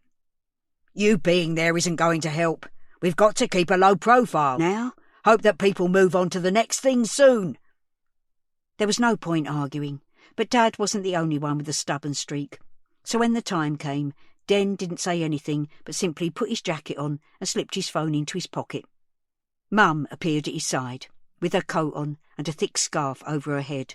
Linda, where are you going? Dad said. I'm going to stand with the other mothers in this community. I'm going to stand with our son. It wasn't often that Mum stood up to him like that. Den could see him processing the situation. It's like that, is it? Well, if you're both going, I'm coming too. We'll do it together. She put a hand on his arm. Please, Tony, I love you, but we can't have shouting or ranting this evening. He looked pained. Linda, what do you think I am? Some sort of monster? I'm just going so we can be seen as a family sticking together, to show we've got nothing to hide. Come on, let's go. Stay together, though. Don't split up. It was cold and clear outside. Den looked up and fancied he could even see a few stars in the darker pockets of sky between the street lights. People were streaming past the cafe towards the flats, but there was hardly any noise, no chatter or banter. It was the same in the courtyard, a sombre gathering. He could see that flowers and yellow ribbons had been tied to a piece of railing. Tea lights and other candles were being placed on the ground in front, creating a sort of garden of light. We should have brought something, Mum, he said, feeling guilty at being empty-handed. I've got these. She reached into her bag and brought out 3 tea lights and a box of matches. 1 each. You think of everything. He wondered if they should stay at the back. It felt like nobody had really noticed them, and that suited him just fine. Despite saying he wanted to be seen there, he realised it was more about just being there. It wasn't about him or his family or their business. This was about Mina. Maybe Mum felt the same. She had stopped walking and had linked her arm through his, but now Dad tipped his head towards the front and started to make his way through the crowd. Come on. Den and his mum exchanged long-suffering looks and followed in his wake. A little to the side of the candles, Den could see Kath standing next to Sandy, with a female police officer nearby. If he didn't know better, he'd have said that Sandy was looking bored. She was rolling her eyes, not looking at the candles or the flowers, like she'd rather be anywhere else. Beside her, Kath looked tired. Den managed to catch her eye as they got closer, and she smiled. They were almost at the front, tea lights in hand, when someone stepped brusquely in front of them. Marlon was in Dad's face, glowering past him at Den. "What do you think you're doing here?" he said. "For God's sake, show some respect." "That's why we're here, sir," said Dad, "to show respect like everyone else, to light a candle." "No way, man, you're not welcome." He was a big guy. His physical presence, this close, oozed threat. Den was painfully aware of his mum next to him, his need to keep her safe. He put his hand on Dad's shoulder and leaned forward. "Dad, let's go," he said into his ear. Marlon was still eyeballing him. Den tried to hold his gaze, but he couldn't. Instead, he looked down, past his high-vis jacket, to his paint-spattered trousers and heavy work boots. "Please stand aside, sir," Dad said, as if he hadn't heard Den. "Let us light our candles and then we'll go."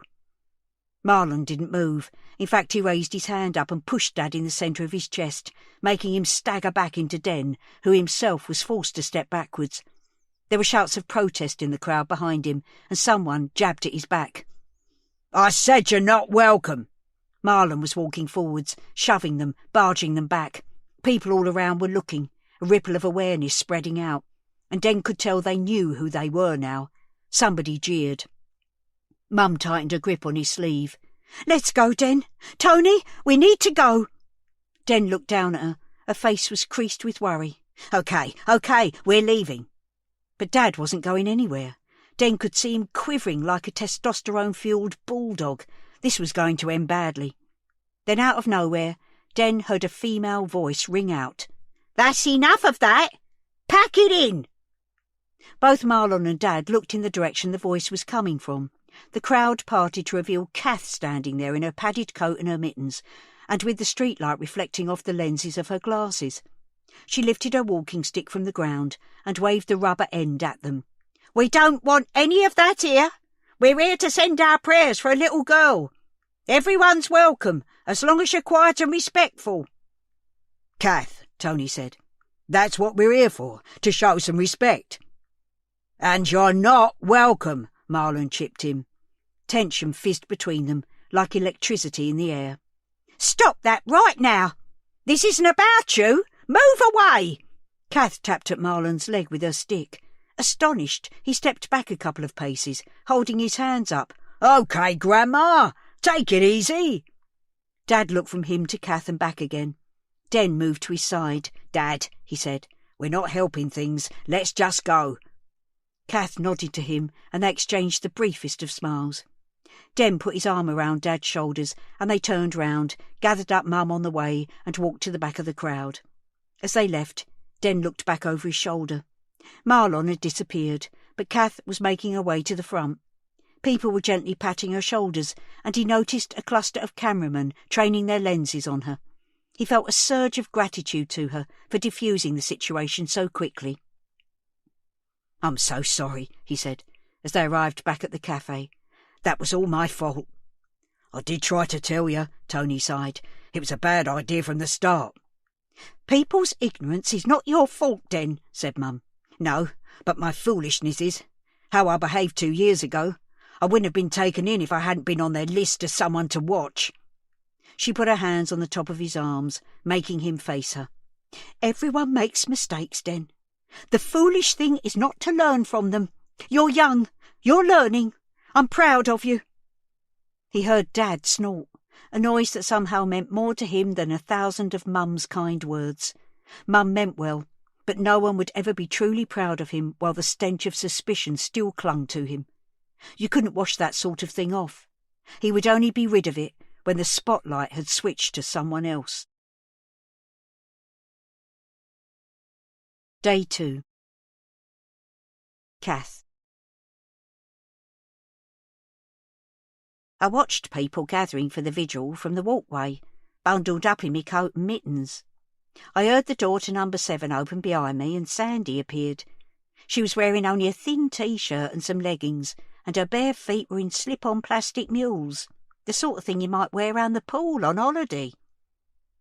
"Sandy," I said, "you need a jumper on and a coat. It's chilly out." Her arms were stick-thin and covered in old scars, which made me feel a bit funny looking at them.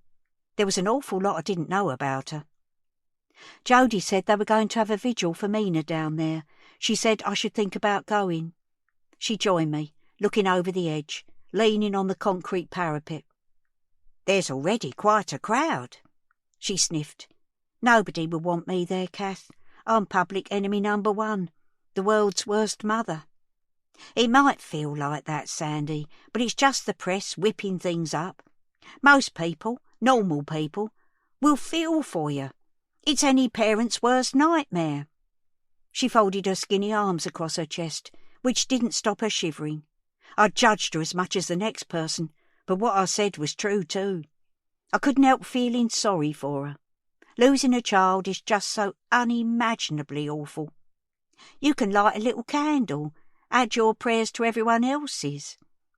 It's not going to bring her back, though, is it? Nothing's going to bring her back. My blood ran a little colder in my veins. "Why'd you say that? Everyone's looking, Sandy. You mustn't give up hope. It's been 2 days now. She's not coming back. There's no reward or anything." Again, the reward thing. She seemed strangely calm and clear-sighted. If I hadn't heard her with my own ears, I wouldn't have believed it. I had no idea what to say. Was I in the presence of evil, or just an inadequate young woman who became a mum too soon? I guess I was gaping like a goldfish because she looked at me and said, "I've shocked you, haven't I? Well, sorry about that, but I'm just being realistic. All this hope and prayer, I can't do it. It would be like pretending, and I can't." "Sandy," I said. But at that moment I heard movement behind us, and Jody came out of number 7. She was holding Sandy's parka. "I thought you might need this," she said. "Oh, tar." Sandy put the coat on. "I was thinking I might go out somewhere. It's doing my head in stuck in that flat." Jody glanced at me. "Sure. Where are you thinking?" Sandy shook her head. "Dunno, just out. Go for a walk or something." My lips pursed. I couldn't help it. "You can go anywhere you like, Sandy, as long as we can contact you in case there's news. Don't you think it might be a good idea to go to the vigil, though? You don't have to make a speech. Just spend a few minutes there quietly." Sandy sighed. "I can't face it." She sounded like a sulky teenager. The internet had told me she was 27, but honestly, she seemed an awful lot younger, immature. She sent me a look of appeal, wanted me to back her up. Sandy was just saying that she would find it difficult to be at the vigil. I was choosing my words carefully. It's a lot of pressure. That got a rare grateful smile. "I'd go with you, though, Sandy, and Kath too, wouldn't you, Kath?" "Why can't I say no to people? It's always been a problem." "Yes, of course," I said automatically, even though I'd just about had enough of things for one day. I'd got a lot to think about, and I needed to put me poor old legs up. Sandy caved, and so I locked up the flat and off we went, down the stairs again and out into the yard. Although there were more people there than from the press conference, it was quieter, almost eerie. People looked at Sandy as we made our way to the front past a little field of candles and flowers, but nobody shouted out, thank God, although there were cameras trained on us, clicking away. We stood near the low wall and watched as people came forward and lit candles. All those people there, and I hardly recognised anyone. I was scanning around for a friendly face when I spotted Den, from the shop. He was heading our way, with his mum and dad next to him, and that's when it all started kicking off. A great tall slab of a man, one of the organisers of yesterday's search party, stepped in front of them and seemed to barge Tony.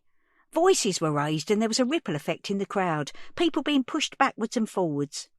Everyone was looking now. Jody jumped onto the wall so she could see what was going on, but she didn't dive in. I got a glimpse of Linda's face through a gap and didn't hesitate. I left Sandy by the wall and plunged into the crowd. It didn't take me long to get close. I'd never have done this when I was younger, but when you get into your 80s, I think you stop caring so much about what people think of you. I took as deep a breath as I can manage these days and bellowed as loud as I could. "That's enough of that! Pack it in!" Guess what? It worked! Tony and the big guy with the Ivy's jacket on both stopped and looked at me. I told them to have some respect. The big guy told Tony that he wasn't welcome, but he backed off when I gave him a little tap with me walking stick. Tony, Dent and Linda wisely decided not to push things and left, and that was that. A nasty little incident which could have exploded was over, and I felt, what do they say these days? Epic. I took myself back to Sandy, and there were people smiling at me, and there was a little ripple of applause. I tried to shush people, because that's not what we were there for after all. We stood together, looking at the candles and flowers and messages from people, and then Sandy said, I've had enough. I'm going back up. Not for a walk, I said, unable to keep a touch of sarcasm in my voice. She didn't appear to notice. Nah, Jodie's convinced me it wouldn't be a good look. Are you coming? We could, I dunno, watch some telly or something. I'll stay for a little while. Then I think it's an early night for me. Suit yourself, she said, and walked towards the stairs. I stayed at the vigil for longer than I expected. They started singing hymns and pop songs, and I found myself joining in. It felt good to be part of something communal, gentle and positive. When things started to break up, I was approached by that lovely reporter from the local news, the one with 50 smart coats in primary colours.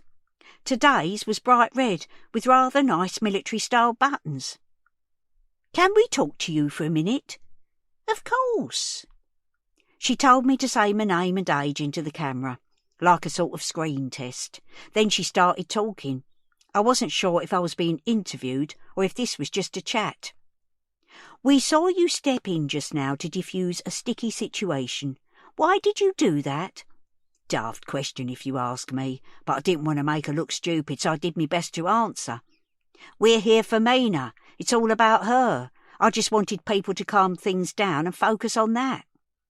I think a lot of people will admire you for that. I couldn't help feeling a little proud. I mean, you would, wouldn't you? I'm just doing what I can.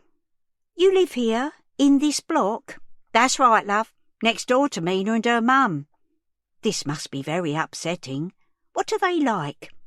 She might be a bit dim, but she had such a nice way about her, so easy to talk to. Well, you know how it is with most kids. They're noisy, charge about. Mina's not like that. She's very quiet. She's a good girl. Her mum's working a lot, and I know how hard that is, so I sort of look out for Mina, keep an eye on her. But you didn't notice when she didn't come home on Wednesday? I didn't hear her on Wednesday and I was worried. I thought she might be with friends or something, but I got really worried when she didn't come home on Thursday. That's when I went looking for her. You went out looking? How old are you, Kath? I didn't know what that had to do with things. I'm 85. That's marvellous. Did you see anything at all? I found a scrunchie, you know, a hair thing. I stopped, not sure if I should mention where I found it. Things were already pretty inflamed. Where was that? Like I said, she was so easy to talk to. It just seemed natural to tell her. I didn't mean to make anything worse for Den and his family. In the cafe. So you're quite the Miss Marple, aren't you? I wouldn't say that. Like everyone round here, I just want that little girl back safe and sound, and I'm not going to stop until she is. We chatted for a little longer. Then she wrapped things up with a, "Thank you, Kath. God bless." What a lovely woman. You can't always judge a book by its cover, or a TV presenter by their coat. I could tell that this wasn't just a job to her. She really cared. The yard was almost empty now. The rest of the press people had gone, and there was just one or two folks still looking at the candles. The group of lads was hanging around by one of the benches. I could see them out of the corner of my eye. I headed into Nelson House and climbed the stairs slowly. Would they never fix that lift? I took a breather at the top and looked out over the yard, just as a police van and 2 cars pulled into the entrance. A dozen or so officers piled out of the van and surrounded the lads. They targeted 2 of them, pulling them away from their mates and quickly bundling them into separate cars. And just like that, they were gone. The whole thing had taken a couple of minutes. Officers stayed talking to the ones who were left for a minute. Then they too left. I watched as the yard emptied and felt a little surge of satisfaction. A word here, a word there. It was surprising how much good you could do. Day 3. Den. They all watched the late news. Den and Mum sat on the sofa together, but Dad wouldn't stop pacing. In the end, he perched on the arm of an armchair, looking like he might take off again at any minute. There was coverage from the vigil, including footage of their confrontation with Marlon and Kath remonstrating with him. "I know him from somewhere," Mum said. "That big bully. I can't quite place him." "He comes into the cafe," Den said. It's not that, though. I've seen him somewhere else." After, they'd shown Sandy and others gathered round the candles, and there was a long interview with Kath. "She's coming across well, isn't she?" Mum said. "Good on her." Kath and the interviewer seemed to be getting along famously. Den could see that she was a gift for a roving reporter. Happy to talk, likeable, a bit of a character. He shuddered to think of his own appearance the night before, his face shiny with sweat, looking shifty and ill at ease. Why on earth had he spoken to them at all? For a moment he was back there again, a rabbit trapped in the headlights. Then Dad brought him back into the room. "Why did she have to mention the cafe?" he exploded. "That's all we need. We might as well close the doors for good. We're finished as a business." "Shush! I can't hear," said Mum. "Miss Marple, though," Dad snorted. "Where do they get this shit from?"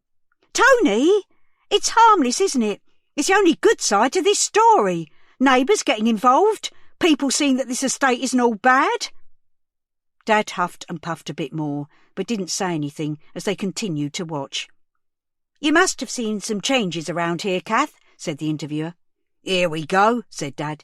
"This is when we find out that the nice little old lady with her shopping trolley is ever so slightly BMP. Den wished he'd shut up, but he knew his posturing and cynicism were his reaction to the evening's events. He himself could still feel the adrenaline pulsing through his veins. Fight or flight. They'd chosen flight, but that left all those feelings still in your system with nowhere to go. "There are comings and goings. That's London, isn't it? That's part of what makes this city what it is. You want me to say it's gone down the toilet? Well, I'm not going to. There is crime round here, but that doesn't mean we like it or accept it. We're a community here. Being a neighbour means something, always has done." Mum looked at Dad and raised her eyebrows. "Just a nice little old lady after all. Good on her." "Ha! And maybe our very own Miss Marple will find little Mina and we'll all live happily ever after." She rounded on him now. "Tony, what's wrong with you?" "I just don't like being in the middle of this. This is our business. This is our home." "I know, but like you said earlier, it will all blow over." "Will it, though?" Den couldn't stand any more. He stood up. "I'm sorry," he shouted. "I get it. It's all my fault, and I'm sorry, OK?" "Den!" He stormed off into his bedroom and slammed the door firmly shut. But it didn't help. It was more like a prison cell than a sanctuary, and now he'd shut himself in. 4 walls confining him, the sound of the TV and his parents bickering coming under the door. He went over to the window. The curtains were still open, and he gazed out at the array of light-studded tower blocks, surrounded by people. So many people, and yet he felt so lonely. What was it about him that marked him out? Why couldn't he connect? What was wrong with him? He closed the curtains and lay down on the bed, but his head was full of an uncomfortable kaleidoscope of images, noises, memories and feelings. The interview room, his interrogators' faces, the blood-red graffiti, Marlon's hostility and endless cameras clicking, flashing, recording every move. Hot bile was moving up his esophagus. He had a phobia of being sick, could feel panic gripping him as the pressure increased inside. He sat upright and swallowed hard, switched the bedside light on and tried to slow his breathing. He sat there for a long time, until the TV was turned off and his parents went about their bedtime routine, switching off lights, visiting the bathroom in turn. The water pipes gurgled in the wall behind him. Sirens wailed in the distance, while overhead another plane started its rumbling approach to Heathrow. For a moment he saw himself, like he was in a film, A young guy, already balding, sitting on the edge of a single bed in his parents' flat. The camera panned out, taking in the cafe downstairs, the graffiti on the shutters. Pedo scum. 22 years here, and this was what people thought of him. His family's business was wrecked. He didn't want to spend his life serving in the cafe. Certainly didn't want to take the business on from Dad when the time came. But this was home too. He wanted, needed to feel safe here. That couldn't happen while Mina was still missing. He padded through the darkened flat and down into the cafe. Soft yellow light filtered through the shutters. In the office, he didn't bother flicking on the light, just sat down in the office chair and fired up the computer. No wonder everyone suspected him. He'd been the last person to see Mina. Plus, there was the scrunchie and the umbrella. He needed to fight back, find some proof that it wasn't him. He had to move the spotlight somewhere else. Day 3. Den. He called up the CCTV footage and played the section from Wednesday afternoon. He felt his stomach lurch again when Mina made her appearance. He couldn't imagine a time when this moment, the image of it caught forever, would not make him feel like this. There she was. He couldn't get a good view of her face due to the camera angle, but it was clearly her. She was drenched, hood up to start with, but then she took it down, and there were her plaits, both still done up. She checked over her shoulder, then picked up a Kit Kat and put her money on the counter. He could see himself talking to her and slipping a sachet of hot chocolate across the counter. Mina checked behind her again. That was odd. He stopped the video, went back, and played it again. Yes, she'd checked behind her twice. Was she scared of something? Someone? Had she been followed before she came into the cafe? Her hair was drenched, the plait on the side nearest the camera draped on her shoulder like a rat's tail. He bent closer to the screen. There was definitely a scrunchie holding the bottom of the plait together. Was there one on the other side? He let the footage play, then froze it as she turned round to leave. Wait a minute. The plait was done up on the other side too, held in place with the scrunchie. He pressed play again and watched as she walked out of the camera's field of view. Nothing fell to the floor. He was pretty sure she had both scrunchies in her hair all the way through. Entering the cafe, standing at the counter and leaving, that must mean that she'd dropped the scrunchie beforehand, on another day, or that it was a spare that had fallen out of her pocket or bag. If she was checking behind her, who was she worried about? Perhaps they'd been in the cafe. He rewound the footage to 10 minutes before Mina came in and watched carefully, pausing it and noting down descriptions of customers for the whole period until half an hour after Mina had left the cafe.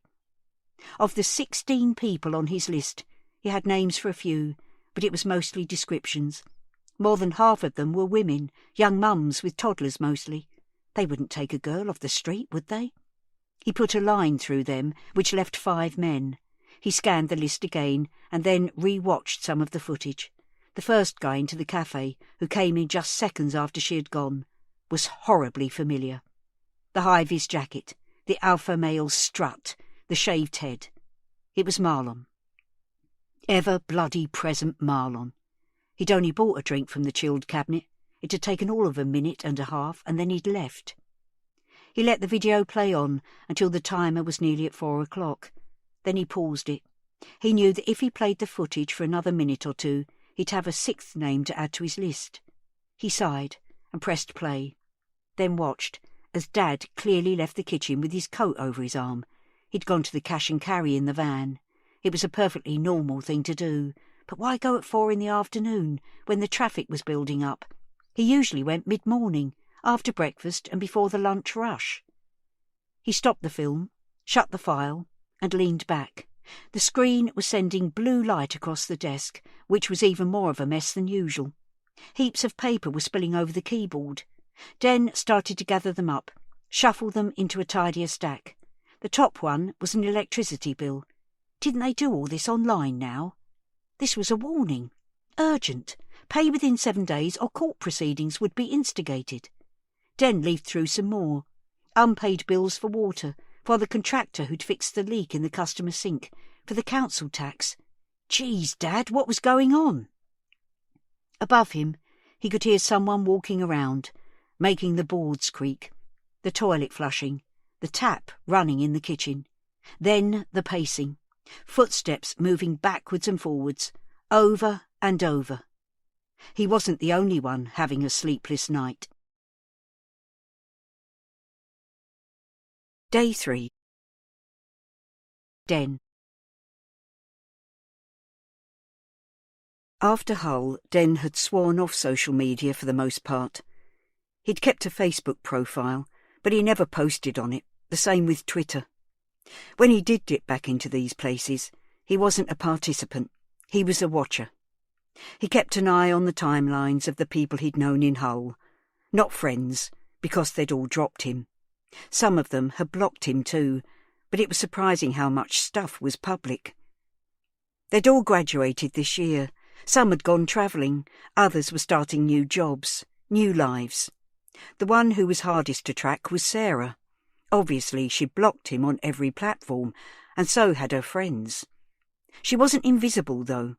He tried not to look, to stay away, but he just couldn't. The last time he checked was only a few days ago, in fact.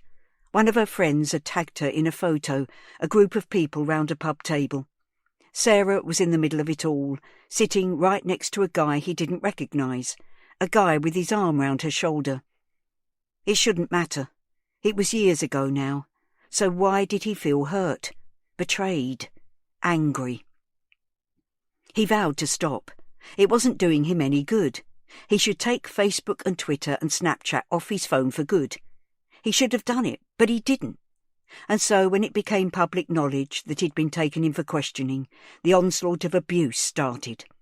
People posting on his wall, message requests coming in, hundreds of notifications, more coming in all the time. He'd thought perhaps that the feeding frenzy would calm down after he'd been released, but it seemed to be accelerating. Why? With a feeling of dread, he opened up Google on the office PC and typed in his name. The first page of links were all national news sites. The list of images, spread horizontally across the page, were all the same one, repeated. A still from the awful Vox Pop interview he had given on Thursday evening. He clicked on one of the articles from the Express. He was front page news. Alongside his photo there was one of Sandy, making her appeal for Mina to come home, the anguish on her face clear. Next to her was a photograph of a girl Den hadn't seen for 2 years, a girl who still made his stomach flip. Underneath the pictures, the headline read, "Stalked by Mina suspect. My year of hell." Den made himself read the whole article. It painted a damning picture of a complete obsessive, a young man who had pestered Sarah relentlessly, turning up at her home uninvited, following her to lectures, and when she was out with friends. Because of him, Sarah had messed up her exams, had to undergo therapy and take antidepressants, which she was still on. Her life had been ruined, apparently. But it was lies, wasn't it? She was going out, socialising, laughing while he was stuck in his childhood bedroom with a single bed, posters on the wall and the smell of chip fat hanging in the air. Who was the real victim here? He didn't hear Dad come downstairs, and clearly Dad didn't expect to find him in the office. "Bloody hell, son, what are you doing here? You going through my stuff, were you? Poking your nose in?" He lunged towards Den and grabbed his shoulder, wrenching him out of the chair. Den was taken by surprise. He staggered to his feet. "No, Dad, I was just looking at the CCTV. "What are you doing that for? I thought you of all people would know that spying on people, stalking them, is wrong." It wasn't just Dad pulling him around that shocked Den, it was his cruelty. How could he strike so low? "I was looking for clues, to see who was around at the same time as Mina." "That's for the police to do, son, isn't it?" "I know, Dad, but I'm all over the morning papers. They're crucifying me. I just thought the only way to stop all this is to find out who's really got her." "How the hell are you going to find out? The whole country's looking for that girl." He'd relaxed his grip on Den's shirt now. His hand was resting on his shoulder, less threatening, almost comforting. I dunno, Dad. I've just got to try. He paused. I don't think we'll be able to open again until they've found her. People won't come in here, and if they do, we'll get a load of abuse. I'm sorry, Dad. I know things are tough right now. We need the money. Now Dad brought his face closer, peering at him sharply. What do you know? You were poking around, weren't you? No, I wasn't. I moved some papers. I was tidying up. That's all. There are a few red ones there. Are we in trouble, Dad? Dad stepped back and ran his hands over the top of his head. It's nothing for you to worry about. It's just business. I'll get it sorted. Dad, I'm 22. You can tell me. It's nothing, okay? I'm going out. Den checked the time on the computer screen. It's 3:30 in the morning. I can't sleep, okay? I need to clear my head. Go to bed, son. You're not doing any good here. All of this. He gestured at the desk and the PC. It's not doing you any good. Den stood in the doorway of the office, listening as Dad let himself out through the sticky back door. Then the van door slammed, and the engine started up. Day 3. Kath. I wasn't expecting anyone to call, so when someone rapped on the door at just after 9, my heart fluttered. I put the chain on and peered out. There were 2 male police officers, not ones I'd seen before. "Morning, madam. Can we have a word, please?" the older of the 2 said. I pushed closed the door and took off the chain, my fingers stiff and clumsy, then opened up again. Mornings are such a bother when you get old. It takes so long to get going. "What is it?" I said. "Have you found her?" "No. We're searching all the flats in the block, including yours. It won't take long, and we won't make a mess. Can we come in?" "Your colleagues have already been in," I said. They looked at each other, and then down at their phones. "Today? You're still on our list." "No, not today. They were round here yesterday. I let Mina's mum use my bathroom." Their faces relaxed a little. "Oh, this is different. It won't take long."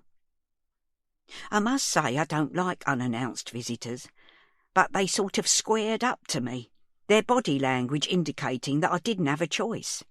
If I'd known they were coming, I would have cleaned round, made sure everything was spick and span, although I didn't suppose they'd be judging the standard of my housework. "OK," I said.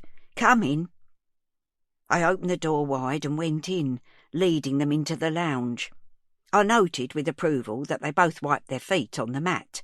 Then the older one followed me to the lounge, while the other, who honestly looked about 18 and was sporting a smear of facial hair under his nose in an effort to prove something, walked further down the hall. It felt odd having strangers in, unsettling. I wanted to be in 2 places at once, keeping an eye on them both. "You were on the telly last night, weren't you?" my guy said. "I hear they're calling you the Fincham Estate Miss Marple." I thought I was too old to blush, but I was wrong. I could feel my cheeks going pink with pleasure. "I don't know about that," I said. "Are they?" "We could do with more people like you round here." "Is there any news about those boys? I saw them being taken away last night." He moved a little closer. "You know I can't divulge that sort of information, Mrs. Cartwright. I was the one who tipped you off about them. I'm your, what is it? Mole." His eyebrows went up a little and he smiled. "Oh, in that case, I'll just say that we didn't keep them in, but we're keeping an eye on them." He tapped the side of his nose. "A close eye." I nodded, satisfied, then stepped into the hall to see where Junior had got to. He was coming out of my bedroom and going into the second bedroom. "Wait a minute," I called out, my voice louder than I meant it to be. He stopped, his hand on the door handle. "Is there someone sleeping in here?" No, love, it's not that." He looked at me, and I knew he was registering my alarm. "Don't worry if it's a mess," he said. "Believe me, we see all sorts in this job."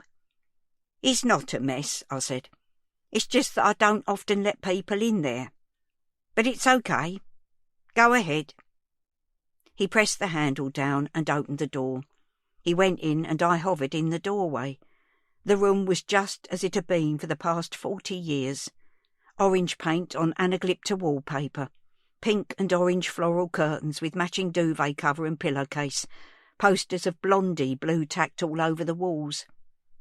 The officer looked around the room and smiled. Wow, Blondie. Still going, aren't they? I don't know, I said truthfully. This your daughter's room? Yes. She left home a long time ago, but I can't bear to change it somehow. He didn't react, just opened the wardrobe, had a quick scan under the bed and made to leave. Just before he went, he noticed the recessed rectangle in the ceiling above the bed. Loft, he said. Roof space is to give access to the maintenance guys. We've never used it in over 40 years. My husband, Ray, painted over it because there was a draft sometimes. I think we all have them on the top floor. I expect that's the first place you look next door, isn't it? Sort of place a little girl might hide if she was scared. He studied it, then nodded and smiled at me. OK, I think we're done. Thank you.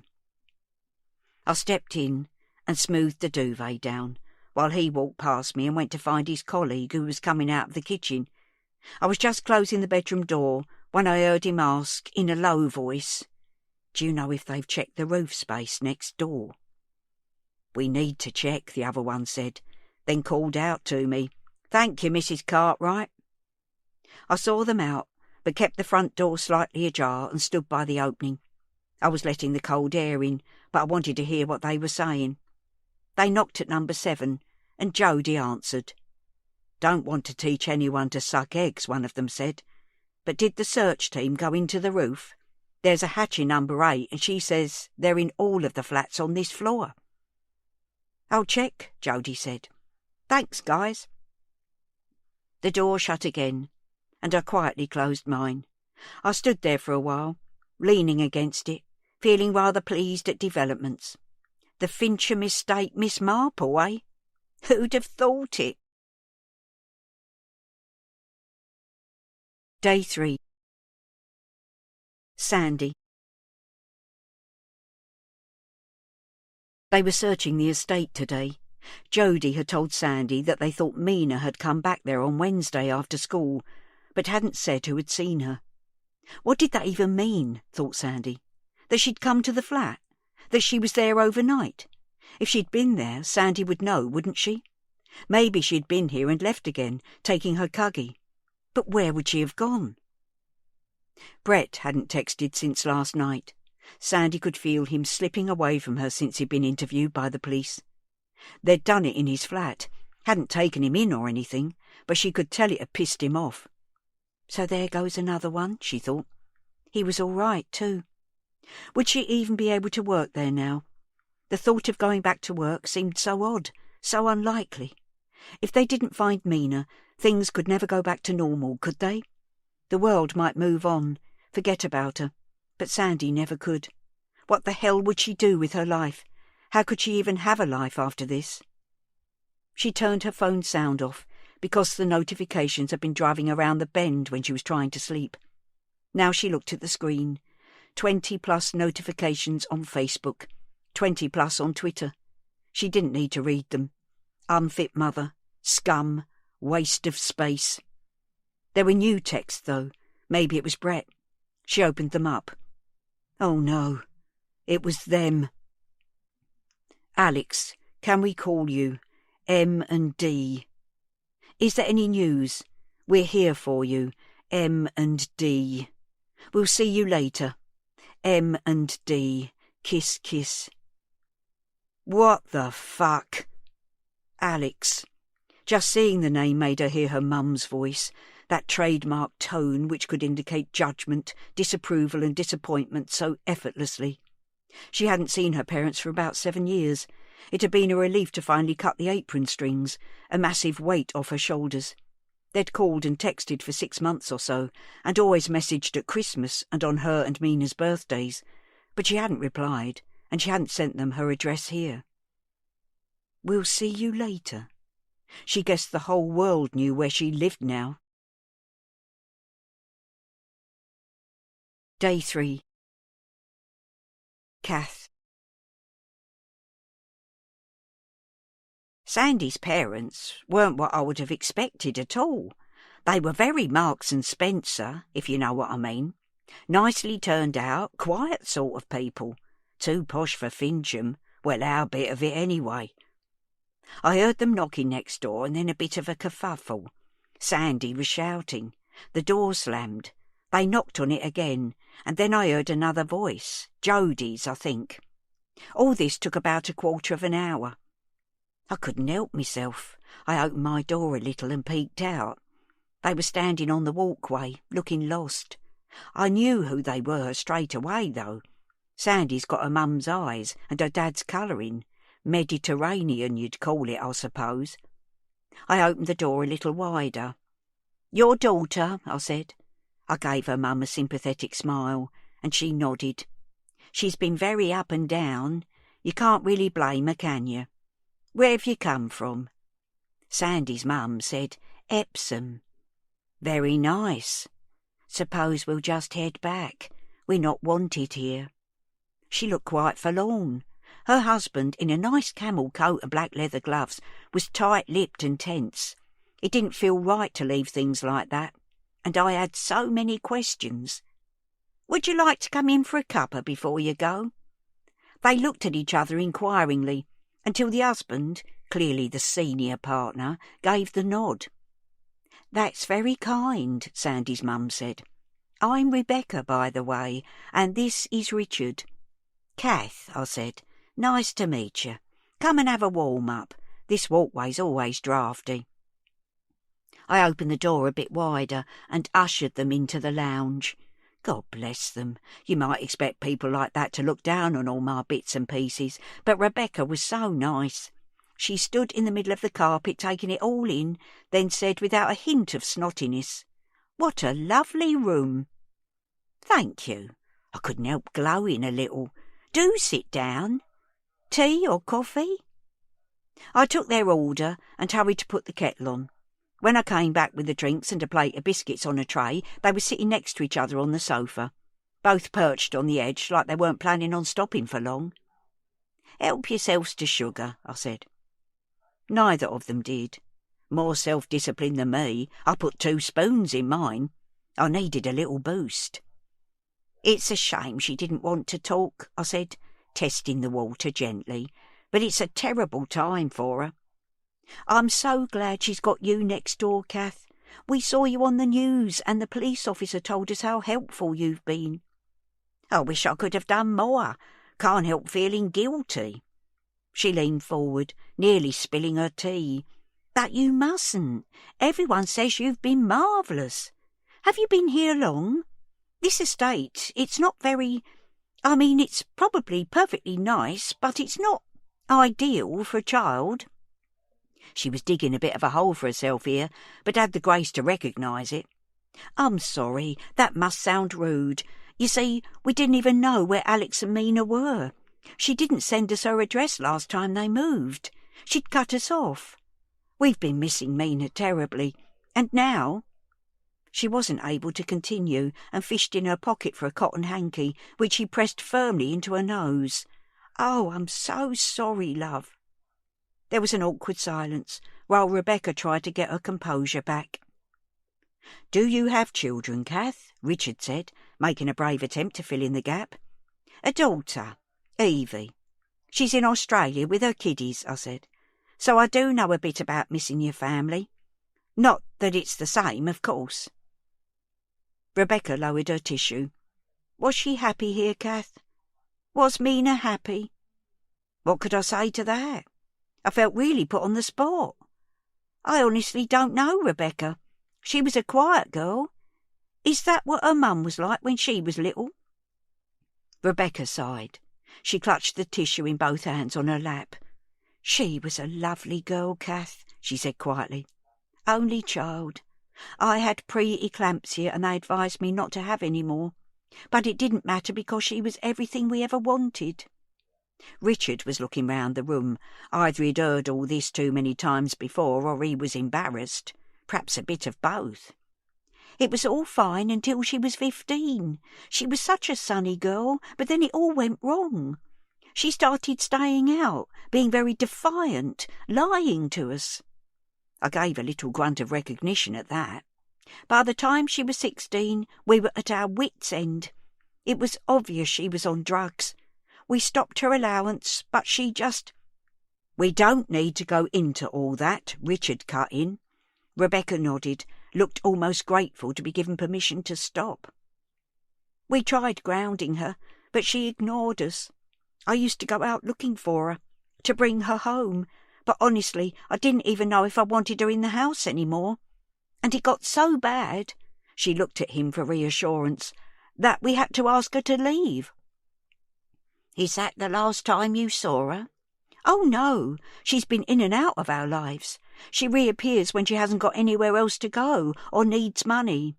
She came home when she was pregnant. She said she was clean and wanted to stay clean, and we helped her as much as we could. To be honest, I did believe her, but we haven't seen her for years. Do you think she's clean, Kath, from what you've seen? I couldn't say, Rebecca. I don't know her that well. Was there anything that you noticed, though? Well, she did keep funny hours, and then there was shouting. The tissue was clamped back under her nose. You could see the effect of all this on her. There's another thing, I said. I hope you don't mind me mentioning it. I think she owes people money. There's a man who comes round collecting. I've seen him at her door. Richard looked at Rebecca sharply. I don't like the sound of that. She was asking about a reward, I said. I didn't like to mention it, but I felt I owed it to them to tell them the whole truth. Do you think she's involved, Kath? Said Rebecca. Arranged Mina's disappearance to claim a reward? I shrugged. I don't think she'd do that. I really don't. I did, though, and so did they. And they were the ones who knew her best, knew what she was capable of. Day 3. Den. Den didn't go back to bed after Dad drove off in the van. He sat in the office, going over the CCTV again and again, freezing frames, wishing he could freeze time, rewind it, do things differently. He would make Mina the hot chocolate and invite her to sit at the table nearest the counter, encourage her to chat as she drank it, ask about her day, ask if there was anything worrying her. He was well aware that if he had done that, and it was all on film, things would look even worse for him, but perhaps no one would ever have seen that tape. There would have been no need. Mina could have told him if something was wrong. She wouldn't have gone missing. No point dwelling on it. But what else could he do? He knew so little about Mina. But maybe he could find out a bit more. Maybe he had some information right here. He started sifting through the CCTV videos, starting with Tuesday and working backwards, watching each one for 10 minutes either side of 3:30. She wasn't there every day, but she popped in once or twice a week, always on her own. Den became completely absorbed in his task. He copied the sections of film as he came upon them and put them all together in one file. He was pasting one snippet in when the final frame caught his eye. Someone was coming into the picture, a hand and leg, frozen as they walked towards the counter. He went back to the original footage and pressed play. Mina was turning towards the door. The man coming in stopped her. They were talking for just over a minute. Den replayed the footage. It was a difficult angle, but the man was tall, with a clean-shaven head, and he was wearing work clothes and a high-vis jacket. The clock in the right-hand corner of the screen ticked on. It was after 4 now. Where had Dad gone? He was used to Dad's insomnia, the pacing, the dark shadows under his eyes in the mornings. And yes, he came and went at odd times of the night. But to do it when the whole estate was in agony over a missing girl, what was going on? The more he thought about it, the worse it seemed. At 5:10, Den heard a noise at the side door. He was determined to confront Dad, have it out with him, not to let him slink upstairs this time and pretend nothing was happening. He pushed the chair back, jumped up, and went through to the hallway. There was a small plastic bag on the floor. It was open, and Den knew what was in it before he even got close. The smell was unmistakable. He nudged it to one side with the tip of his slipper and yanked open the door, adrenaline surging through him. He stepped out in the street and looked around. He saw a figure running round the corner of the alleyway. It was too dark to distinguish much about them. If he was pushed, he'd say male, tall, but that wouldn't narrow things down much, would it?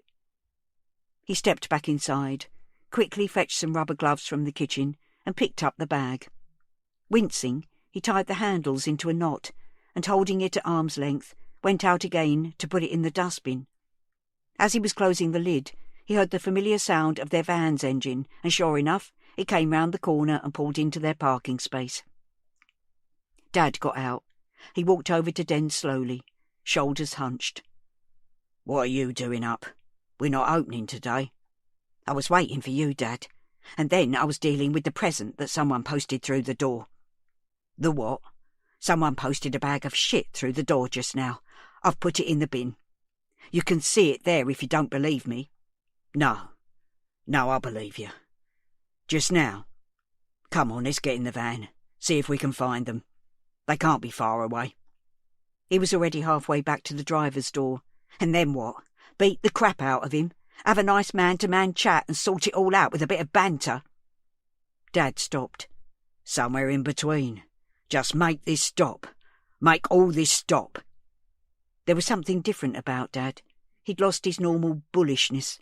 He looked smaller, emptier, almost defeated. Den found him difficult to deal with in normal times, but this version was worse.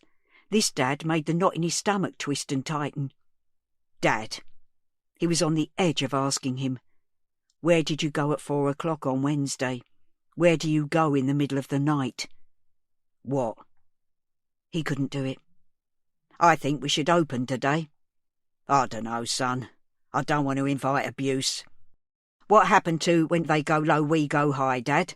Rise above it and all that." Dad stepped towards him, put his hand on his shoulder and squeezed. "Ha! Maybe you're right. Perhaps you're growing a spine at last," he said. He always knew how to hurt him. Was it deliberate or just a pattern they'd fallen into? Den wished that just once he could make Dad proud of him. This close, Den could smell the sourness of Dad's stale sweat. "Do you want to go and get showered while I get ready to open up?" he said. Dad looked at him. "Yeah. OK, son." He walked to the bottom of the stairs. "Dad?" Dad stopped and looked back. "Yeah." "You've never asked me if I had anything to do with this." "I don't need to ask, Den.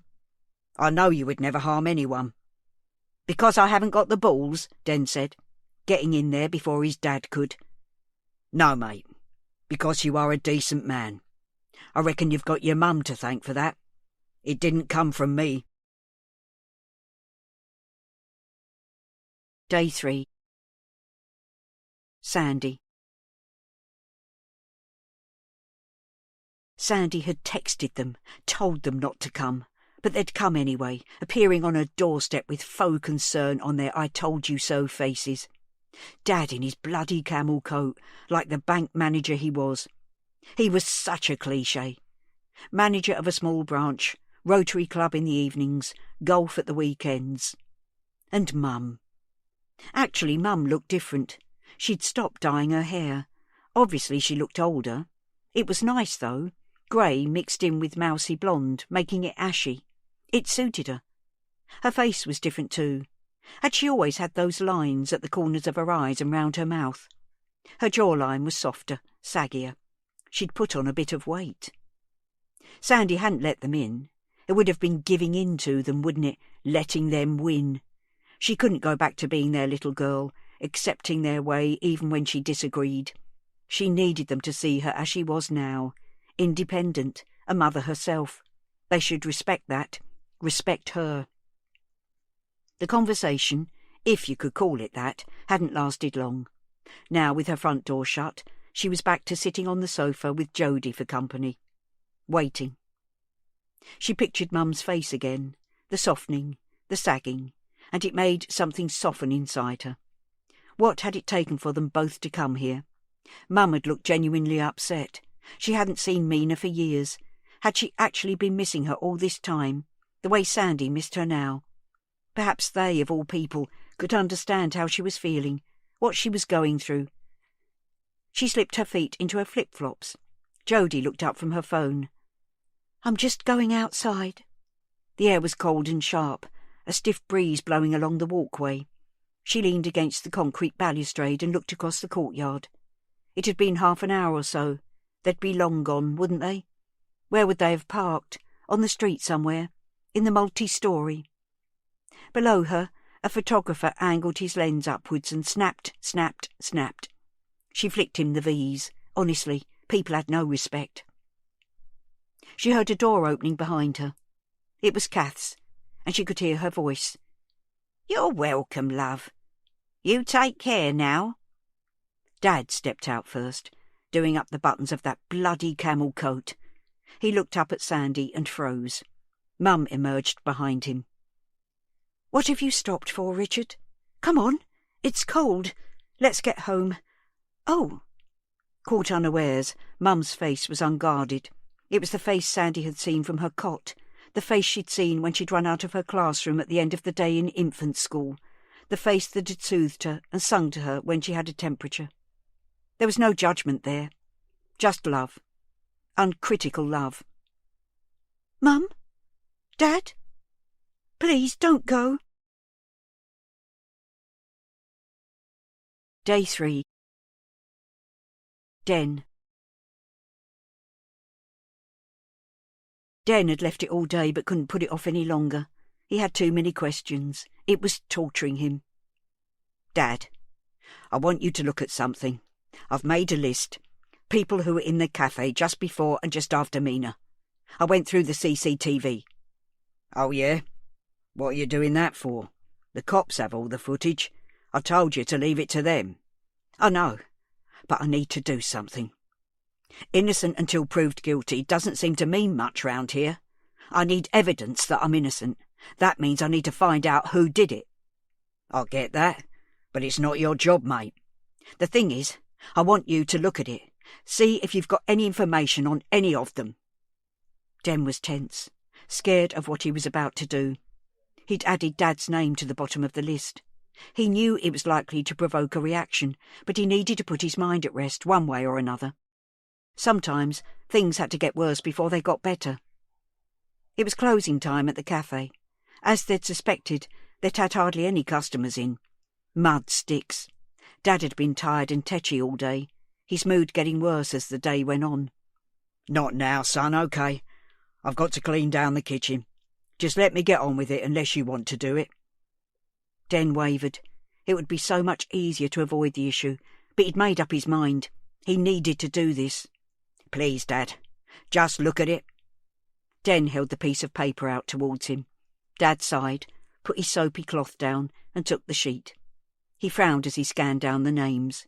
Den could feel a pulse in his throat as he watched. His stupid, nervous smile was twitching on and off like a Belisha beacon. Dad's gaze reached the bottom of the page. He stared at the paper for a long time without saying a word. Den could see the muscles in Dad's jaw working. The skin on his neck was growing mottled. Den took a step back. Dad's volcanic eruptions were famous. It was nearly always bluster, almost pantomime. Nearly always. Den could remember the few times when Dad was angry, really angry, with hideous clarity. He was tempted to back off, but he knew he needed to stand his ground this time. "Are you serious?" Dad said, his voice low and uneven. "Is this some sort of joke?" Den swallowed hard. "It's not a joke, Dad. I'm worried. I'm worried how the things you do might look to other people. I'm worried about what's actually going on." There. He'd said it. Now he held his breath, waiting for the reaction. Dad put his hand up to his face, which had gone dark red, like he'd just done a weights session at the gym. He squeezed the bridge of his nose hard. Then, much to Den's horror, he started to cry. His shoulders shook, and he kept gasping, like he couldn't get hold of enough oxygen. Tears seeped out of the corners of his eyes. Den couldn't remember ever seeing his dad cry before. It was like standing on the edge of an abyss. This was bad, mortifying. But he felt like it was going to get a whole lot worse. "Dad, what is it?" Dad's legs had buckled as he gave in to his grief. Now he sat on the tiled floor, leaning against a cupboard door. When he spoke, his voice was an octave higher than usual as he fought the tears. "It's all in the lock-up." Den's heart was in his mouth. "What is?" Dad shook his head. "You never know what you're capable of until you're pushed into a corner." Day 3. Sandy. Her parents weren't emotional people. They were doers, always busy mowing the lawn, cleaning out cupboards, watering houseplants, making lists. Growing up, Sandy had sometimes wondered what would happen if they just stopped. Would they collapse, implode, explode, spontaneously combust? That was a thing, wasn't it? People sitting in armchairs just bursting into flame and smouldering like human candles, leaving their charred remains in an otherwise untouched room. Was the answer to this enduring mystery simply that this is what happens when middle-class people stop pottering? Now they were on her sofa, doing nothing, just sitting. Neither of them took their coats off. "Why did you—" "Don't, Mum. Just don't. No. I'm sorry. You must have asked yourself the same thing." "Don't apologise, Bex," Dad said. He was the only one who called her that. "We've all been wondering. I mean, what were you thinking?" Sandy could feel her teenage self, elbowing its way stroppily to the front of her brain. She thought she'd left that person behind, but of course she hadn't. "I was thinking that I need to earn money to pay the bills, Dad. I was thinking that Mina was sensible, probably wouldn't even notice I wasn't there. Or maybe I wasn't thinking at all. What do you reckon, Dad?" He shifted uncomfortably in his seat. "You could have come to us." "I wasn't that desperate." "We would never have wanted Mina to go without Alex." "It's Sandy, Dad. My name's Sandy. I didn't want her to go without either. Do you think I wanted this?" She gestured at the bleak room, and the tide of defiance started receding alarmingly quickly. This flat, this life, it didn't add up to much, did it? And now she'd lost the only good, pure thing in it. Mum looked like she wanted to cry again. Her hands were clasping the tissue so tightly it was mangled into stringy bits. "I was proud of doing things on my own," Sandy said. "I've been clean all this time. I thought I was doing all right. Well, not all right, but not terrible." They lapsed into silence again. We are very proud of you for staying clean. Aren't we, Richard?" Mum's words were so quiet Sandy wasn't sure if she'd heard them. "I know it can't have been easy." "It wasn't, isn't. And I'm not using again, I promise you. I'm skint because it's too hard to live on your own in this city and earn a living and look after a kid and pay the rent and... You don't understand." Dad brushed some imaginary dust off the side of his coat. "Actually, you'd be surprised," he said. "I see people struggling every day. Mortgages, bills, debts. It's brutal out there."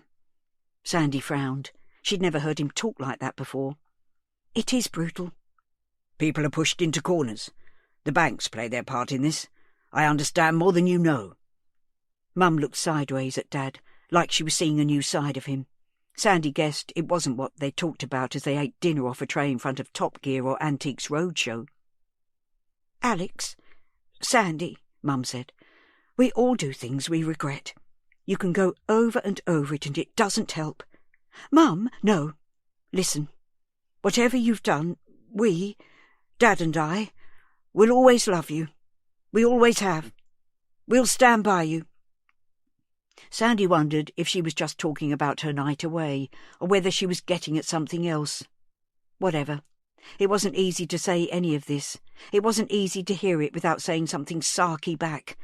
But she understood, finally, that it was sincerely meant. "Thanks, Mum," she said. "And Dad." She looked at him cagily. He was brushing that imaginary dirt again.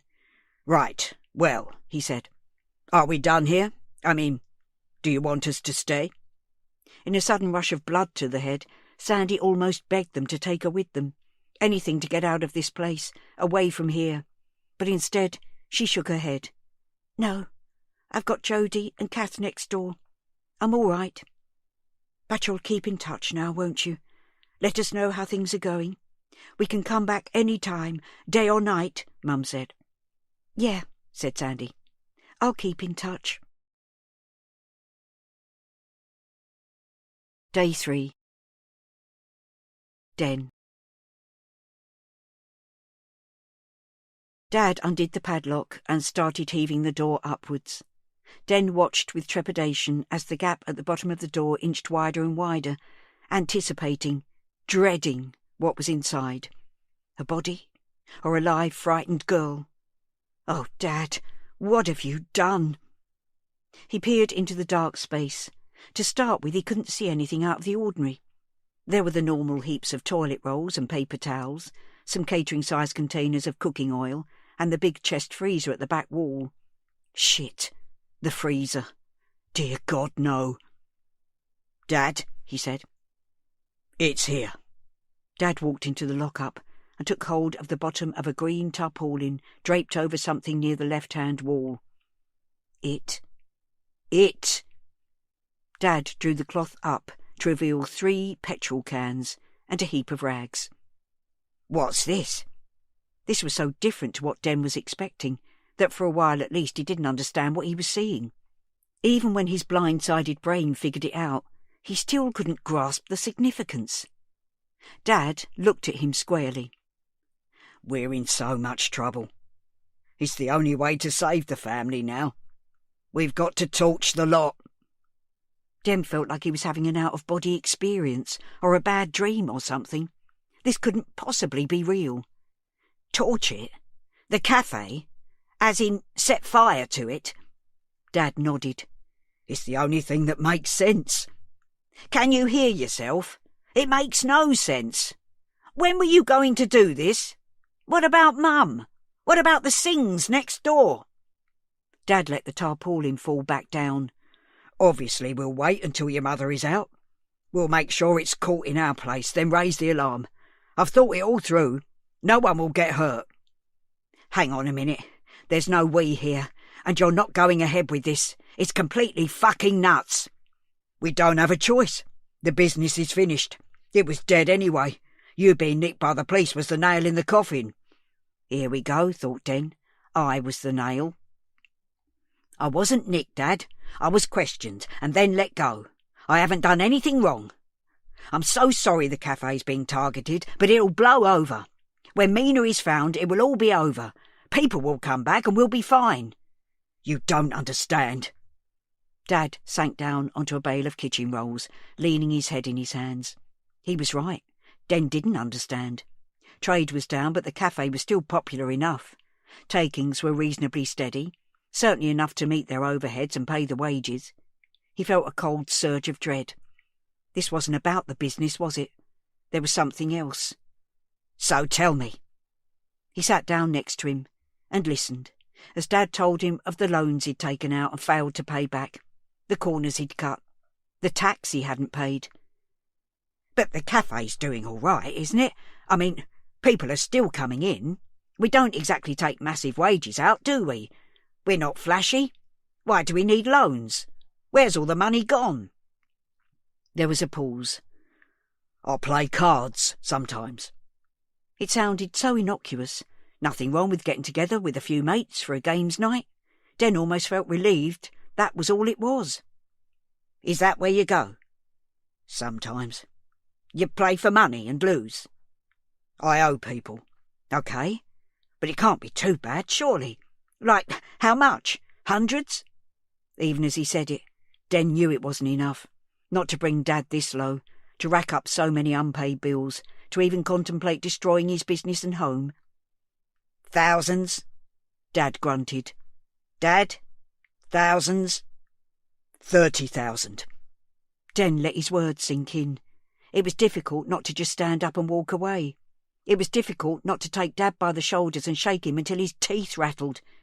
Instead, He took some deep breaths and tried to think. Does Mum know?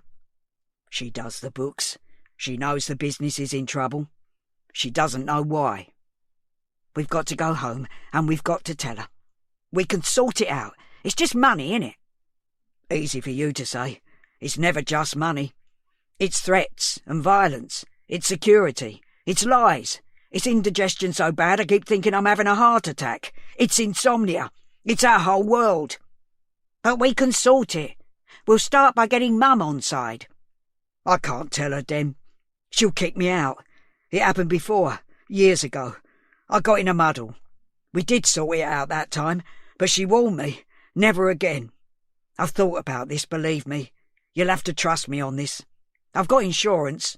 If the cafe goes up, I can pay off me debts, start again. If you take your mum out for a while, evening would be best. I'll just do it. Or I could take her and you... Stop it. We're not doing it. We'll think of something else, but not that. For fuck's sake, Dad! Den stood up and started pacing around between the piles of supplies. He didn't know what to do with himself. He started punching a tower of toilet rolls, his fists slamming into their plastic wrapping. Hey! Hey! Dad was on his feet too now. He put his hand on Den's arm. It's all right, Den. It's all right. I messed up. I'll sort it. Den stopped throwing punches and turned to face Dad. By talking to someone? Getting help? Yes, yes. You got to promise me you won't tell your mother. Promise me, Den. I can't lose her. I just can't. Dad's eyes were feverish, overbright in the garage's harsh light. His voice was thick with emotion. He tightened his grip on Den's arm. Promise me, yeah? OK, I promise, said Den. But if you can't talk to her, talk to me. Let me help. Dad moved his hand up from Den's arm to his shoulder. You're a good boy. Let's go home. We've got to get rid of that stuff, though. The petrol cans. Give me the keys to the van. I'll take them to the tip. I'll dump them somewhere. Not now, mate. The tip will be closed. Leave it today. Day 3. Kath. Sandy's mum and dad didn't stay all day, but they had a good hour next door, and I knew they'd parted on better terms. I kept the telly on mute and opened the front door a crack when I heard them making a move.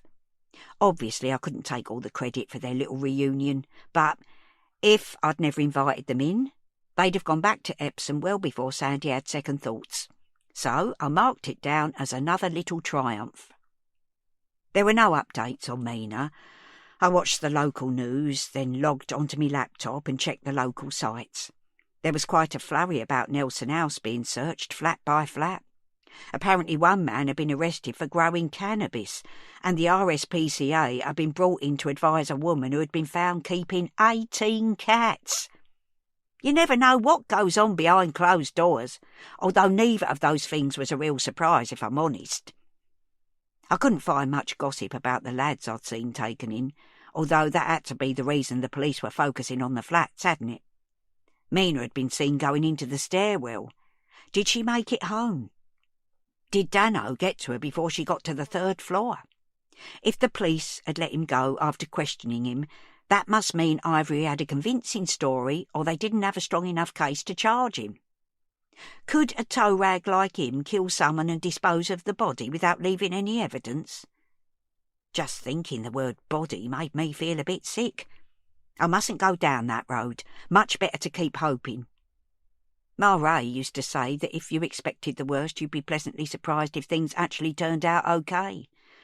But I always like to look on the bright side. By the end of the afternoon, I was getting a bit twitchy. Another day without any progress.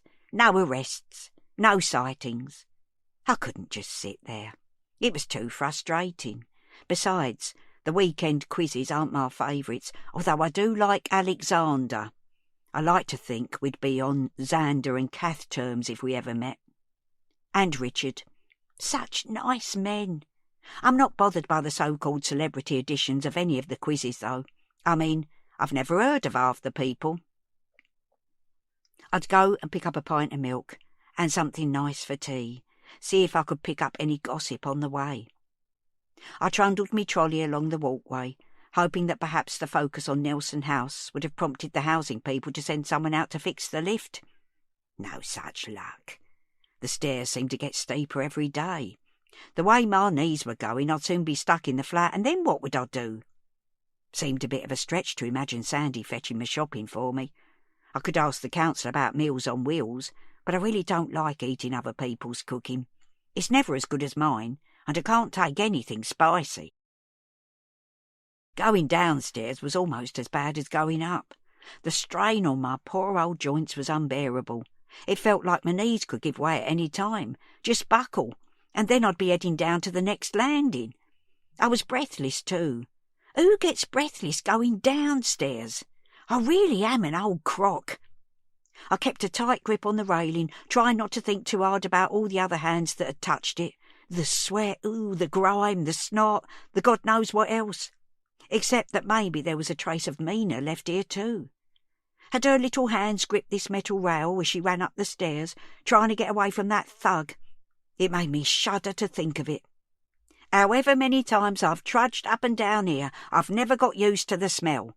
Even when it's been cleaned with disinfectant, which happens once in a blue moon, there's still a back note of disappointment, fag smoke and urine. Now, as I neared the ground floor, puffing hard as I paused on every second step and lifted me trolley down, I noticed a different edge to the air. It was almost metallic.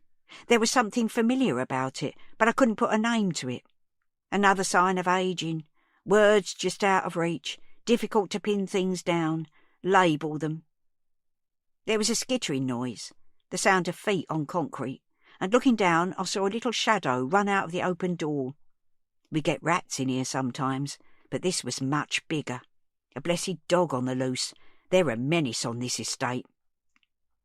I was only a couple of steps from the bottom when I noticed the dark mass on the concrete floor, under the stairwell to me right. A coat, or maybe a heap of bedding left there by last night's occupant. The smell was stronger here, that metallic twang. I heaved myself down the last 2 steps and put my foot in something wet. A pool of dark liquid coming out from under the coat. That was when I remembered what the metallic smell was.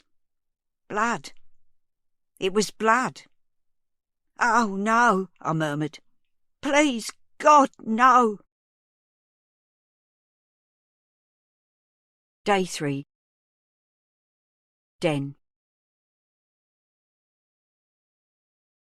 A cluster of cars and vans and 2 ambulances were gathered in the far corner of the courtyard by the entrance to Nelson House. Den could see blue and white tape marking the area off. A crowd was gathering at a distance, people huddling together.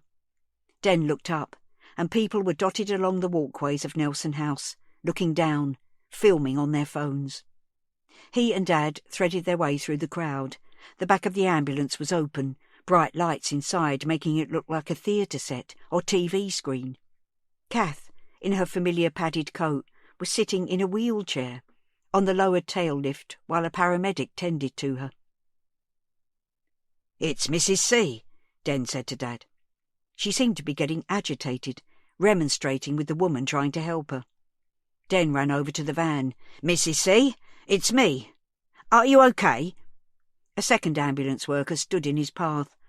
"We need to keep this area clear, sir." "I'm her friend. She hasn't got any family, not here. Is she okay?"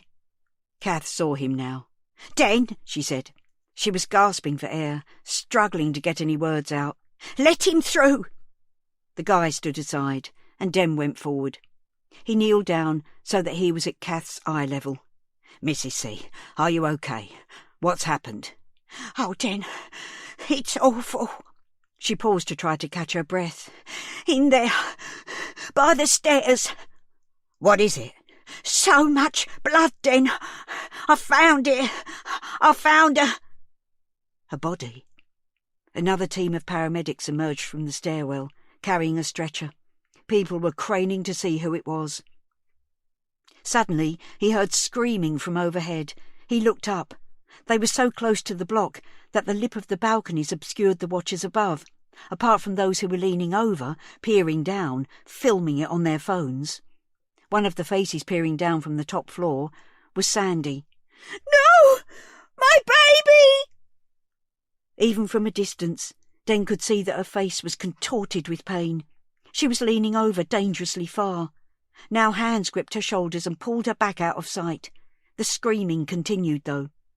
He looked at Kath's face, which was hideously pale, almost grey. Her breathing was fast and shallow, her mouth gaping like a fish out of water, little flecks of white spit at either corner. "It's not her," Kath said. "It's not Mina. It was a lad who was attacked. I don't know if he's alive or not." Den looked across as the stretcher was loaded into the second ambulance. The person being carried had a blanket over them, but the face wasn't covered up. He had an oxygen mask on and was clearly still breathing. "He's alive, Mrs. C." "Thank God for that. I'd never forgive myself if my interfering had meant that—" "Mrs. C, please calm down." "It's my fault, though, Den. This is all my fault." Day 3. Den. Den and Dad stayed nearby, as Kath was tended to by the paramedic. The police were waiting to talk to her, but before she'd let them in, she beckoned to Den. Den, she was agitated. "My trolley's over there." She pointed to the wall near the entrance to Nelson House. "Bring it here before someone nicks it." Den did as he was told. A constable questioned him as he reached for the handle, but let him take it when he explained. As he trundled it back towards the ambulance, he passed a group of men talking.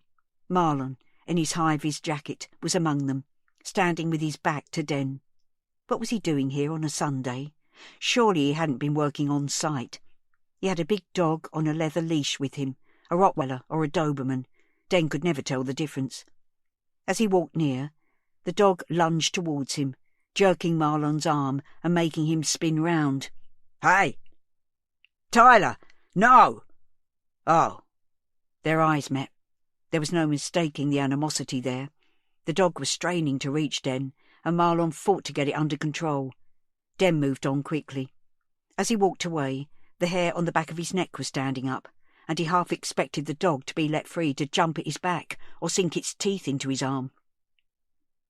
Back at the ambulance, he overheard the paramedic talking to Kath. "Your heart's running a little bit fast, Kath. We're going to take you in, just for observation. You've had a nasty shock." Den was surprised at the vehemence of Kath's response. "I'm not going to no hospital. Once you go in there, you don't come out again. No way." "Kath, you've had a nasty shock. This is just a precaution." "I know my heart jumps about a bit. It's done it for years. I've got pills for it. I'm not going to feel better in that place. I need my own place, that's all. I'm going home." The paramedics exchanged glances. "We're not going to force you, but I understand you live alone." She flapped her hand towards Den. "That's all right. My friend here will take me up and make sure I'm okay. You will, won't you?" Den stepped forwards. "Of course. I'll look after Mrs. C." "I'll go back home," said Dad. "Let Mum know what's happening. We'll bring some soup over or whatever. Let me know how you're getting on, yeah?" "OK, Dad." "The police want to talk to me, Den. Can you wait, love?" Kath said. She looked so vulnerable in the wheelchair. Her hair, ruffled by the wind, was sparse and wispy. He could see her mottled scalp underneath. "Course I can, Mrs. C. I'll just be here, guarding your trolley." Now Den wondered who the boy was. He tried listening in to the low-level chatter all around him, but he couldn't make out anything concrete. Gangs round here. Knives. Someone should do something. Parents. No respect. Knives. It was another stabbing then. They seemed to happen almost every week. Turf wars, teenage squabbles that had got out of hand, or muggings. Someone had been killed for their trainers a month ago or so. Let the music unwind the tension of the day, making space for the next chapter to arrive with clarity. Let me get away. Yeah, I'm running. Yeah, I'm running. So love me or leave me, I'm standing alone. Can't shake a feeling that lives in my bones. Lord, let me tell me you wish you could, but nothing you gave me is worth what you took. 'Cause I'm all up, I'm all up, I'm all up, I'm all up. 'Cause I'm all up, I'm all up, I'm all up, I'm all up.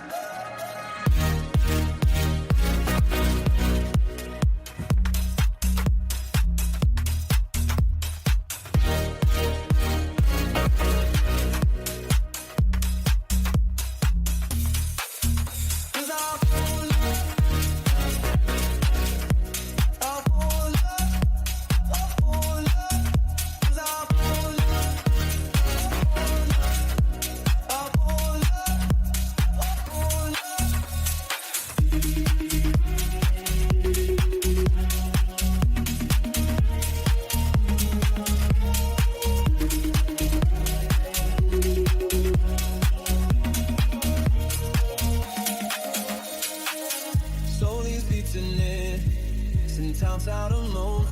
Hood keeps wheeling, the mother willows. I can freeze my time. Yeah, I'm running. Yeah, I'm running. So love me or leave me, I'm standing alone. Can't shake the feeling that lives in my bones. Lie to me, tell me you wish you could, but nothing you gave me is worth what you took. 'Cause I won't love, I won't love, I won't love, I won't love. 'Cause I won't love, I won't love, I won't love, I won't love.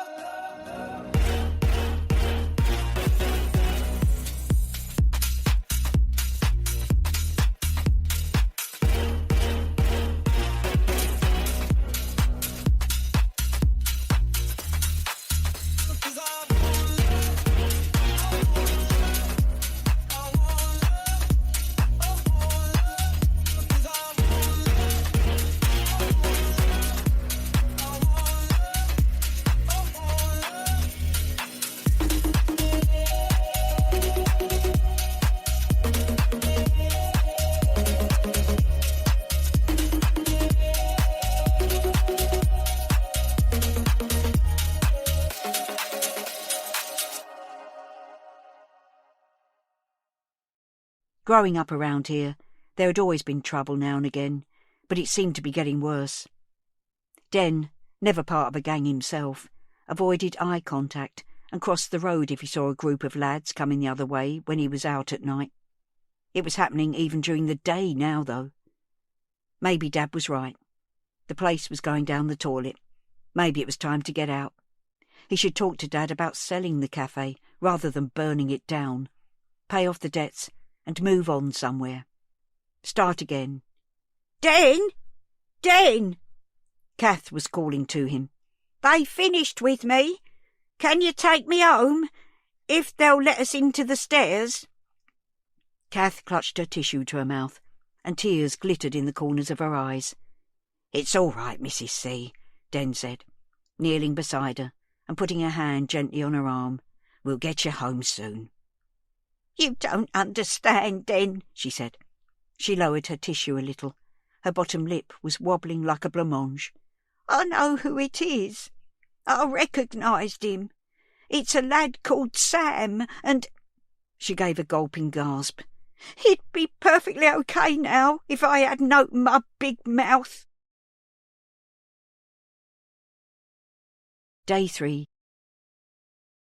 Sandy. Jodie got a call, even before the ambulances and cop cars started arriving. Her face was so serious as she listened that Sandy knew that it wasn't good news from the very start. Jodie clicked the call end button and clipped her phone to her belt. "Sandy, it's going to get noisy in a minute. They found someone in the stairwell." Sandy didn't wait to hear the rest. Sirens and lights were filling the courtyard as she yanked open the front door. Emergency vehicles were converging on the entrance to the block. She peered over the edge of the balcony. A crowd was gathering too, mostly silent, looking towards the door to the stairwell, just watching. She leaned further to try to get a better view. She didn't want to see Mina's body there, lying on the concrete, but if this was happening, she needed to see it. Her screams were heard above the sirens, making people look up, a blur of faces. Jody came up behind her and grabbed her shoulders. "It's not her, Sandy. Come away. Come inside." Sandy tried to shrug Jody's hands away, but that cow wasn't letting go. She manhandled her away from the edge. "We're going inside. I need to talk to you." "No, let me see her. I'm her mum." "It's not her. It's a teenage boy. Looks like a stabbing." It took her a while to be calm enough for Jody's words to sink in. "I need to be sure. I need to see it with my own eyes." "Trust me, you don't. I dealt with too many cases like this. It's ugly. He's still alive, just. My colleagues are dealing with it. It's not Mina." She let Sandy inside. As the news sank in, numb despair replaced the panic. "What's going on round here? It's like everything's out of control." "Could be anything, Sandy. Knife crime is pretty prevalent around here. We did interview 2 lads yesterday as part of the investigation, though." "2 lads? Why?" "We had reports that one of them had seen Mina on the Thursday. We're still checking everything out." "Why didn't you tell me?" "It's a fast-moving investigation, Sandy. We're following every lead we find, but we haven't made any arrests yet. I'm not told about every last thing." Sandy slumped forwards in her chair. "I never even thought about kids with knives." "Chances are this is completely unconnected, a gang thing. Try not to think the worst." What else was there to think about, though? Day 3. Den. "Park it just inside the door, love." "Ta," Kath said, as she led Den into her flat. He wheeled the trolley into the hall and put its brake on with his foot. The contrast between the breezy cold evening outside and the cloyingly warm air inside hit him. He took off his coat and wondered if it would seem odd if he peeled off his jumper too. Kath had disappeared into a room on the left. Den followed and found her in an armchair, leaning her head back, eyes closed, apparently gasping for air. The climb up the stairs, as well as everything else, had taken it out of her. Perhaps the paramedics had been right. She should be in hospital. "Can I get you some water?" Her eyes fluttered open. "Oh, yes, please, love. And can you bring my bag of pills in? It's on the top, next to the microwave. A sponge bag with flowers on." Den did as he was asked, then watched her scrabbling through the bag, pressing 2 pills out of a blister pack. "A cup of tea now, yeah?" he said. She didn't speak, as she was struggling to get the pills down, taking gulps of water and tipping her head back as she swallowed. Den left her to it and pottered about her kitchen. It reminded him of his nan's, all the cupboards full, orderly and clean. A place for everything and everything in its place. He made tea for both of them and found a packet of jammy Dodgers in the cupboard, put everything on a tray and carried it through. Kath had put her glass on the coffee table. She looked a little less grey in her face now, but she was still in some distress, breathing noisily through her open mouth like a fish out of water. He handed her a china mug. "See if this helps," he said. "I've put some sugar in." "I shouldn't with my diabetes," she said, but then, seeing him reach for the mug to take it back, chipped in quickly. "But I reckon I need it for the shock. Thank you, Den. You're a good boy." He sat on the sofa opposite her. They both sipped their tea. Den looked round the room, which was cluttered, almost floor to ceiling, with ornaments and keepsakes. Little china animals, kittens, elephants and hedgehogs, tiny cottages and figurines. Jostled with vases and boxes, dried flower arrangements and bowls of ancient potpourri. There were framed prints on the wall, the type you'd find in any charity shop, and a few framed photographs, family snaps, some in black and white. "Some people would say it's a load of old rubbish." Kath was looking at him, examining her decor. He felt caught out. "Not at all, Mrs. C. I can tell it's all precious to you." She smiled. "It's all I've got now. This is it. My whole life in a few rooms." "Mum said your daughter's in Australia." "That's right, love," she said mildly. "Other side of the world. almost like she's out of the picture. Awfully sad to start with, but you get used to it. That must be hard. You have to let them go, don't you, if they want to fly away. I bet your mum's glad to have you still at home. Don't you fancy spreading your wings a bit? Oh, you did though, didn't you? From anyone else, that would have sounded pointed, a sly little dig. But Kath was so guileless, the sort of woman with no filter. She just said what was in her head. He wondered if that was an age thing, or if she'd always been like that. He realised she was staring at him then, and he felt himself growing hot with embarrassment, reminded again that everyone knew all about him, his story, what he'd done, was public property. "I'm sorry, love. I didn't mean to upset you," said Kath. "What I say is, there's two sides to every story. The papers aren't interested in balance, are they?" She went quiet again, but the invitation was clear. He could speak to her, tell her all about it, and after a few moments' hesitation, he did. He found himself spilling out the whole sorry tale, from arriving in Hull to being sent home in disgrace. "I think I sort of lost my mind, Mrs. C. I thought I was being romantic, but it was something else. I frightened her. I didn't mean to." She put her cup down and heaved herself forwards in the chair, reaching out to him, taking his hand. "Everyone makes mistakes, love. Sometimes, if we're lucky, we get a second chance. We get to make things right. You're so young. Your turn will come. You'll find someone who loves you just the way you are." Her words were so comforting. He was moved that a relative stranger could have such absolute faith in him. Dad always undermined him, whether he intended to or not. Mum was his cheerleader, but she had to be, didn't she? That was her job. Kath was different. In the middle of all this mess, he'd met someone who could really inspire him. It was unexpected and somehow rather wonderful. "Thank you," he said. "I hope so." "I know so." "Like you and your husband?" "My Ray? Yes, he was a diamond. One of a kind." She let go of his hand and sat back in her chair. He could see that her chest wasn't working as hard. Her breathing was easier. He wouldn't leave her, though, until he was sure she didn't need him to call a doctor. "Heck of an evening," he said. He was naturally curious about what she'd said earlier about the boy she'd found, but he didn't want to upset her again. "Do you want to talk about it?" She looked down at her tea and then up at him, eyes blinking hard behind the thick lenses of her glasses. "You know the gang of kids that hangs around the yard?" He nodded. "I spoke with them yesterday. I wondered if they'd seen anything on Wednesday, 'cause they always seem to be there, don't they? Anyway, later, one of them," she swallowed hard, "the one who... he waited for me, wanted to tell me something. You see, he did see Mina on Wednesday. She was being followed into Nelson House by another lad. Dano, his name is." "OK." Den's mind was racing now, anticipating where this was going. "So I, of course, said I'd have to tell the police.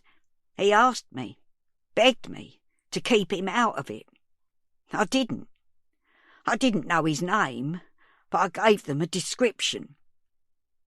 He's quite distinctive with that ginger hair. And the police took them both in for questioning." The bottom half of her face was wobbling now as she battled against tears. Den leaned forward in his seat and put his mug down on the table. "You think Dano stabbed him?" "Almost certainly. This was punishment, Den." "I'm so sorry." "He's a nice lad. Decent, I think. Just got in with the wrong lot. People just get caught up in things, make mistakes and can't undo them." "Do you think they might come after you? Maybe you should ask for police protection or go somewhere else for a while." "A safe house? You've been watching too much telly, Den. I'll be all right. I'm not part of his gang, haven't broken their rules. He won't bother with me." It's not nice walking round here at night, though, Mrs. C. If you need to go out, you can always ring me. I'll be your, what's the word, chaperone. I'll look after you." "That's very kind, then. I've lived here all this time. I'm not going to start letting people intimidate me now." Her words were admirably defiant, but somehow her expression didn't match. Behind a brave facade, she was scared. Den tried to think of something to distract her. From his experience in the cafe, a little encouragement to reminisce could go a long way, and took a lot of older people back to a happy place. It was worth a try. "How long have you lived here, Mrs. C?" he said. Kath seemed to visibly relax. "We were some of the first to move in when the flats were built. 1967. My Evie was 2. It doesn't look like it now, but we all thought this place would be paradise for families, and it wasn't bad to start with." They sat together for another half hour or so, Kath talking about the old days, and Den listening. Kath was much pinker in the face, and more relaxed, half asleep in fact, speaking for a while and then drifting off a little. "I'll leave you to it, Mrs. C. But remember, you can call me whenever you need to. I'll come and see you tomorrow, yeah?" "All right, love. I'll see you out." She gripped the arms of the chair, starting to get up, but Den leapt up. No, you stay there. I'm fine." He paused in the doorway of the lounge. "What were you going out for earlier? Do you need me to fetch you anything?" Kath looked distracted for a moment, then seemed to collect her thoughts. Den imagined that everything before she found the boy in the stairwell must seem like a long time ago now.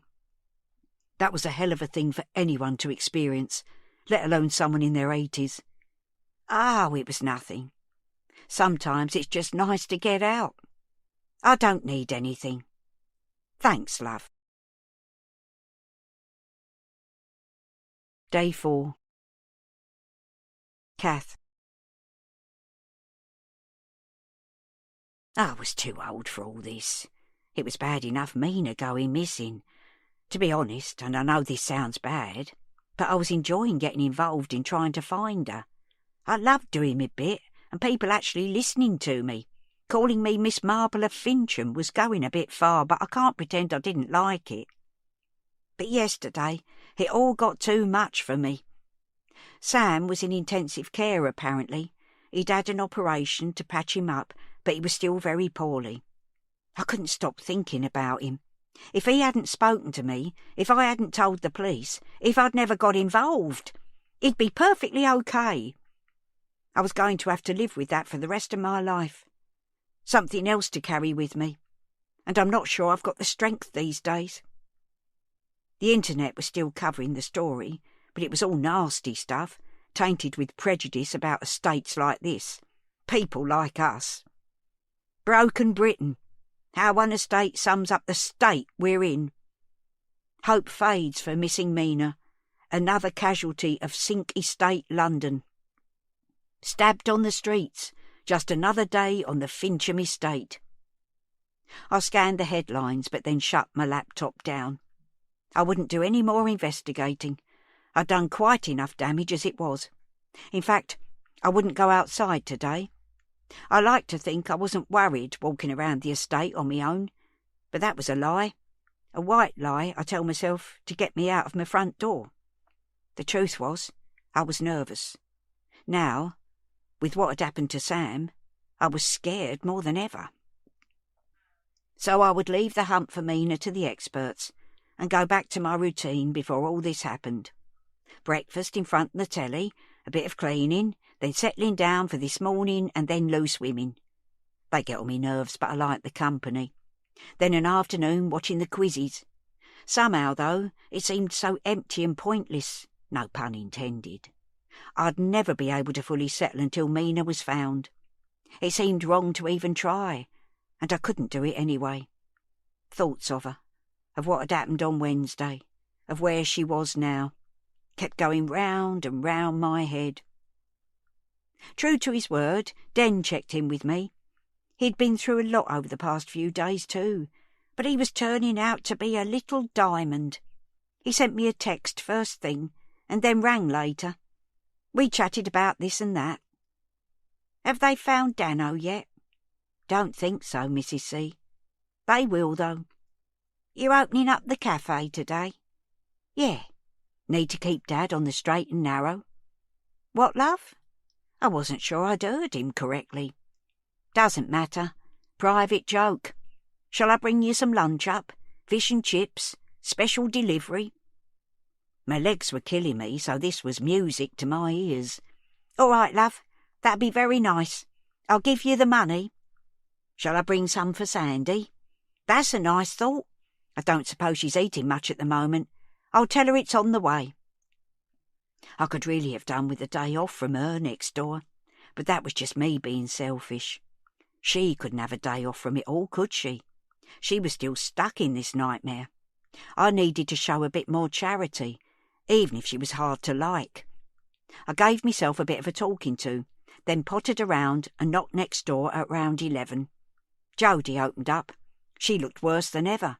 This business was taking its toll on everyone. Oh, Kath, I was going to call round. How are you? Nasty shock yesterday, eh? I'm okay. I keep thinking about him. That poor lad. You know it was Dano that did it, don't you? We don't know anything for sure, Kath. There are no witnesses yet, or at least no one is willing to talk. People won't. Too scared. I am too, to be honest, love. But I'll stand up in court and tell him to his face if it comes to that. Jodie smiled. I know you will, but let's hope it doesn't come to that. We'll be looking at DNA and forensic evidence. If there's enough of that, we'll wrap things up, maybe get a guilty plea.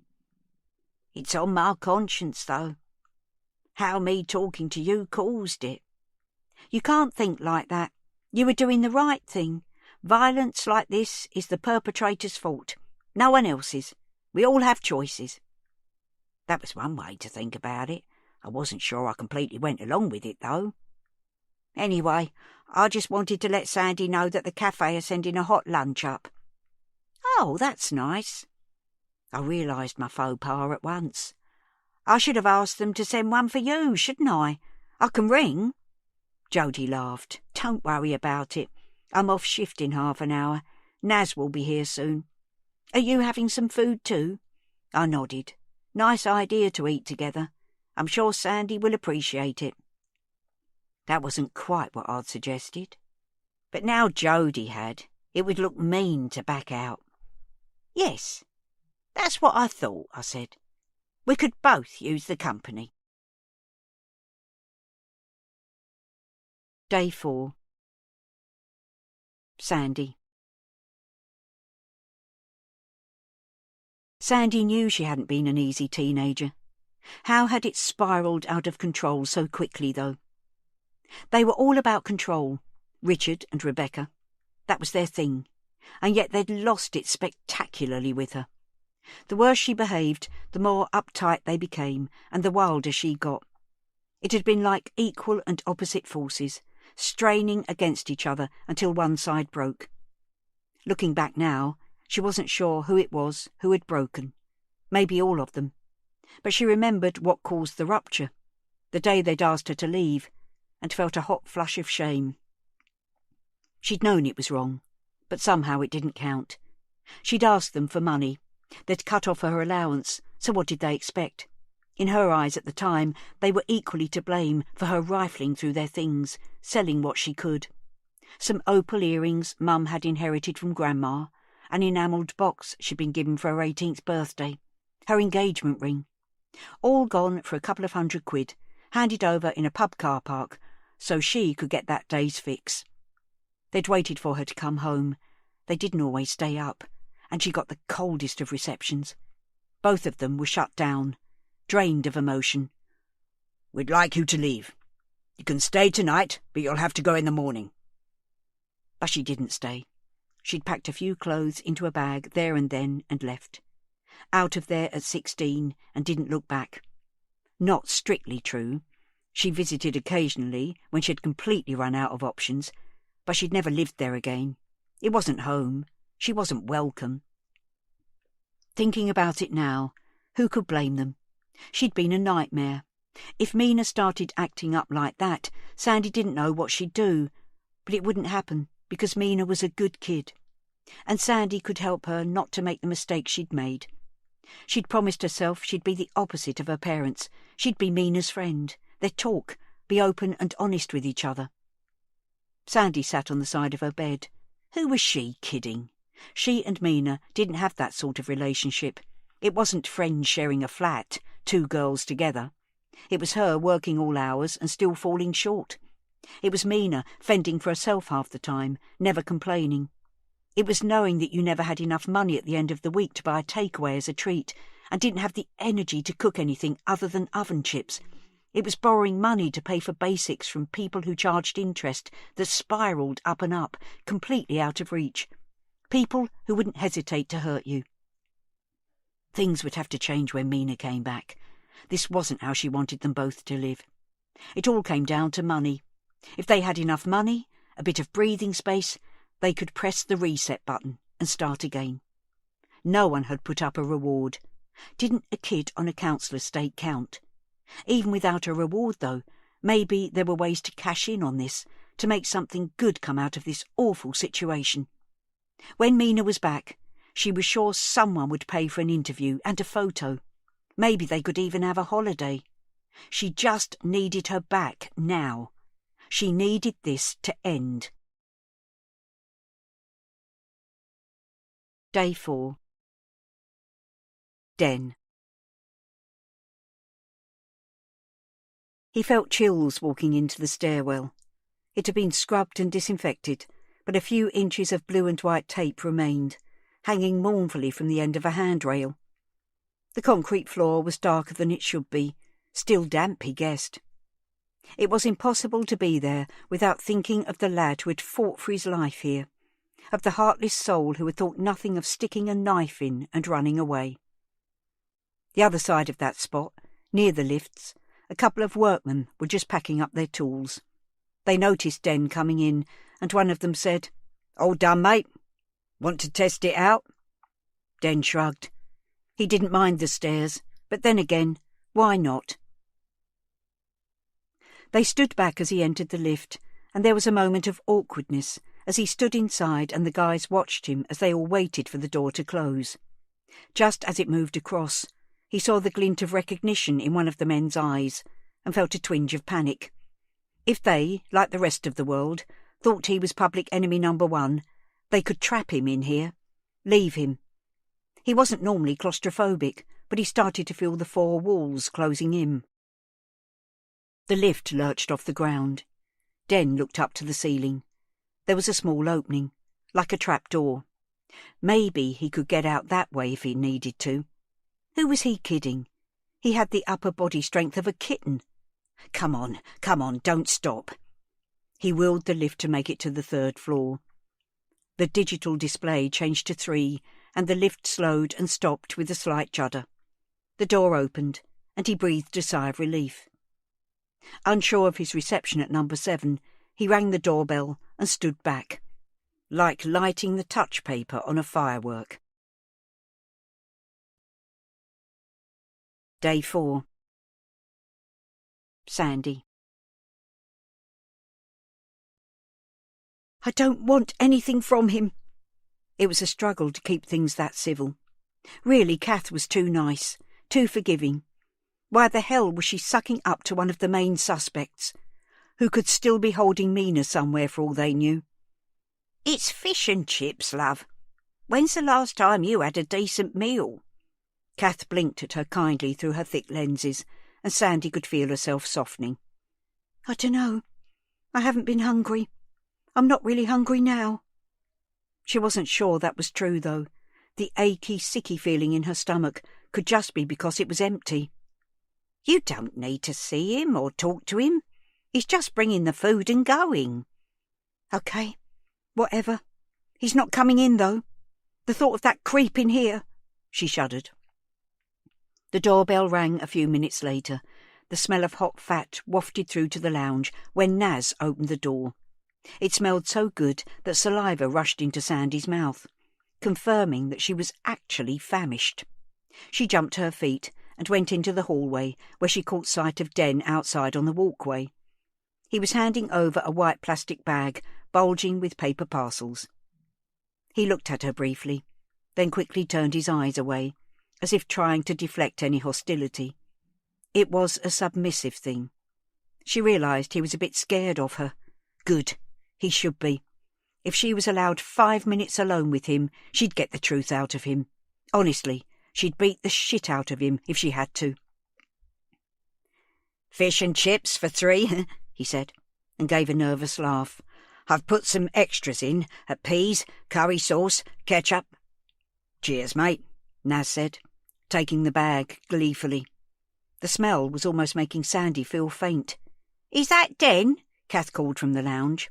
"Yes, Mrs. C. Dinner's ready," he shouted back. "Come here, love." He glanced at Sandy, seeking her approval. She didn't exactly welcome him in, but she did take the bag from Naz and disappear back into the lounge. Den stepped inside tentatively and hovered in the hall. "Shall I fetch some plates from the kitchen?" Naz said. "No need. We can eat it like this, can't we?" Kath said quickly. "You could fetch some forks." "I put some in," Den said. "Wooden ones, and serviettes."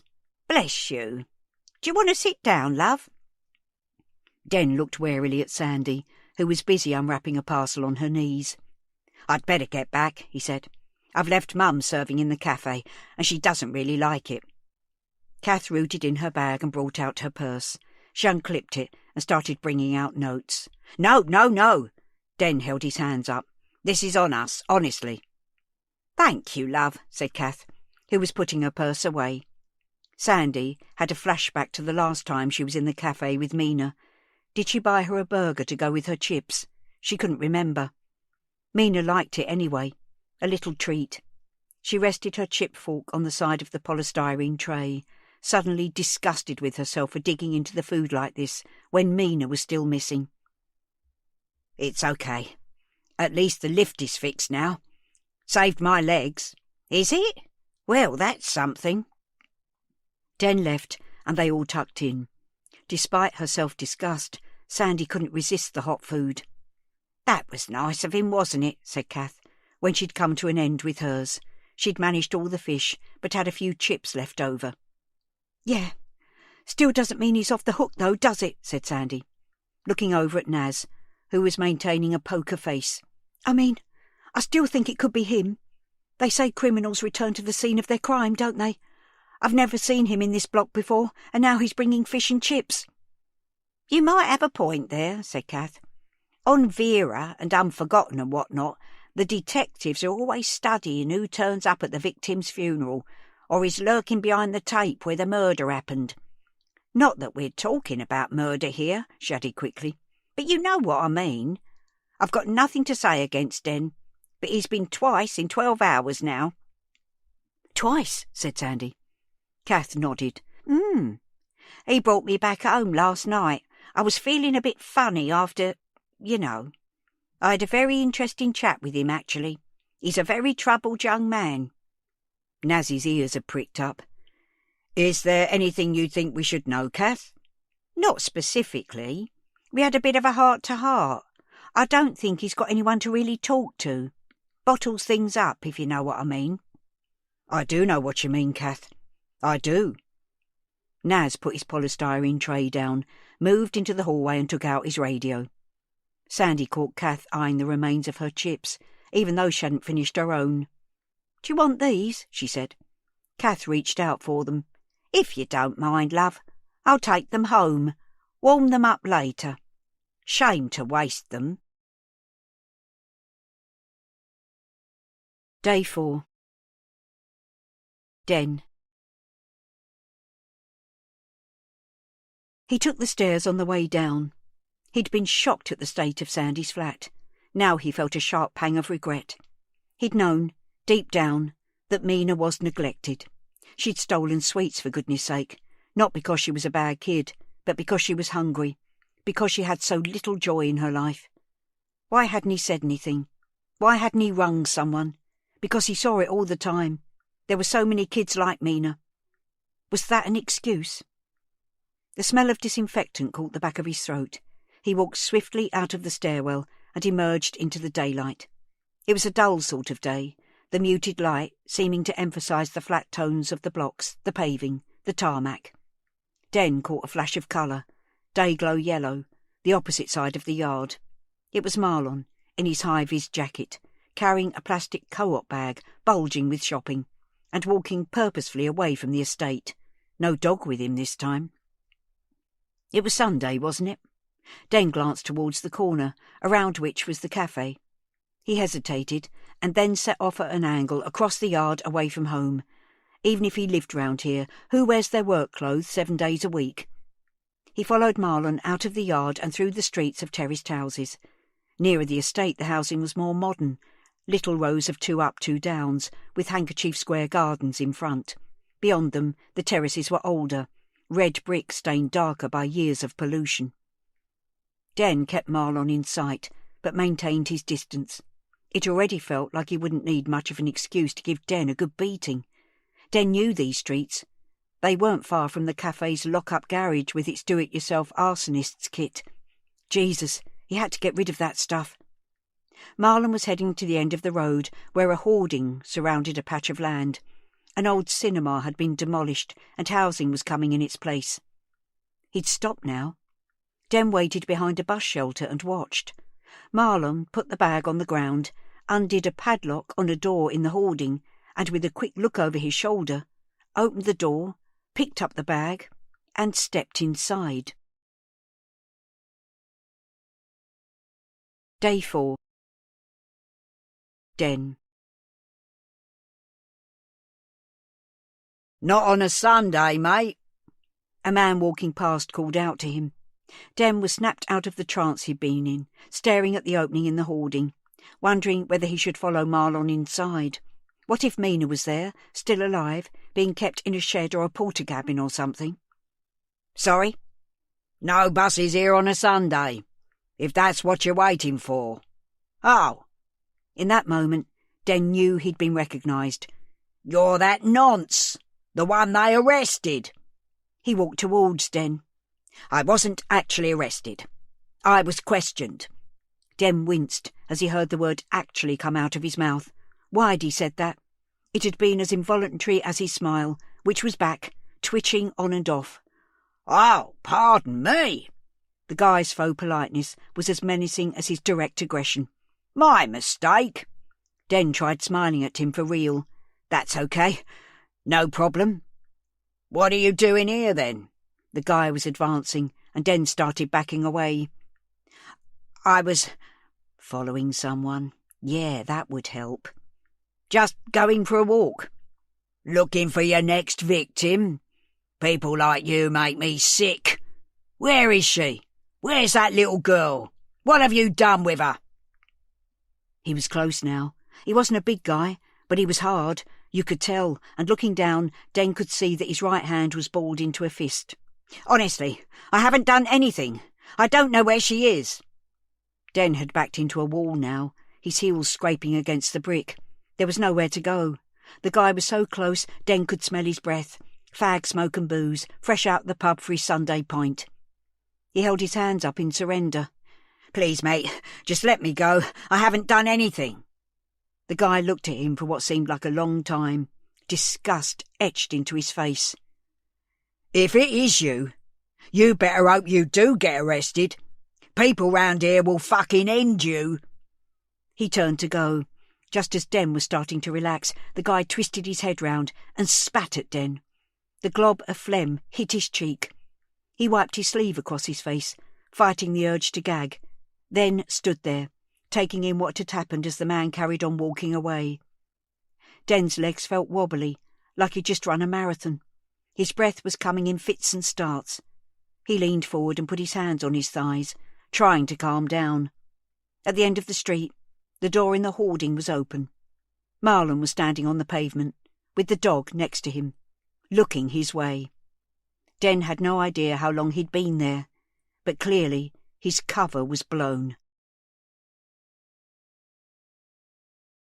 Day 4. Den. He just wanted to get home, hide away. Marlon and the dog were running now, running towards him. Shit! Even with a head start of 20 metres or so, Den had no chance of outpacing him. He'd look stupid even trying. So he took a few deep breaths and stood his ground. "Hey," he said unconvincingly, when Marlon was close. "All right?" Marlon's face was a picture of contempt. "Are you following me? Are you snooping?" Den swallowed hard. There was only one way to go now. He'd have to brazen it out. "Yes," he said. "You what?" "Yes. I was following you. I wondered what you were doing in your work clothes on a Sunday." "What the hell's it got to do with you?" He stepped closer to Den, invading his space. "Everyone thinks I had something to do with Mina disappearing, because I was the last one to see her. But you came into the cafe just after she left. So I reckon maybe you saw her too." Doubt flickered in Marlon's eyes. "No, mate. I never saw her. Don't think I was even in the cafe on Wednesday." An alarm bell rang in Den's head, triggering a pulse of excitement.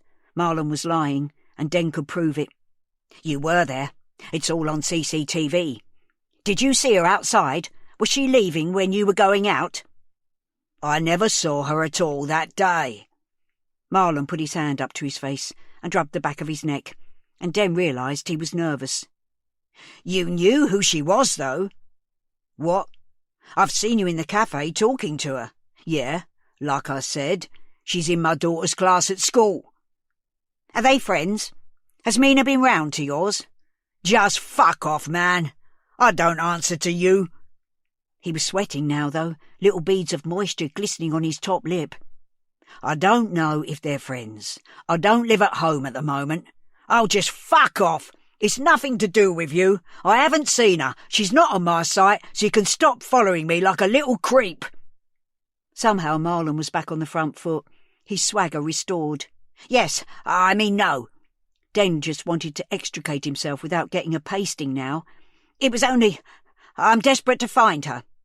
"Aren't we all? Now fuck off before I set the dog on you." Den forced himself to look into Marlon's eyes. They held each other's gaze for a moment, then Den turned and started walking away, praying that Marlon would just let him go.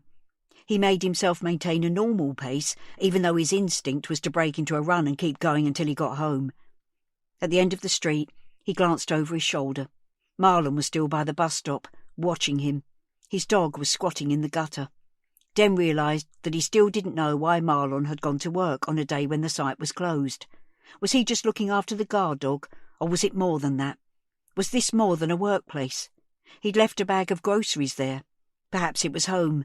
Perhaps, despite his outright denial, he had company. Day 4. Sandy. It has now been 4 days since Mina was last seen in person, and we remain as committed as ever to locating her and bringing her home to her family.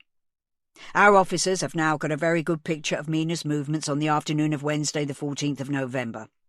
We know that she came back to the estate, and we're very confident of finding out what happened next. The whole community is working together on this, but we need you to come forward if you know anything at all.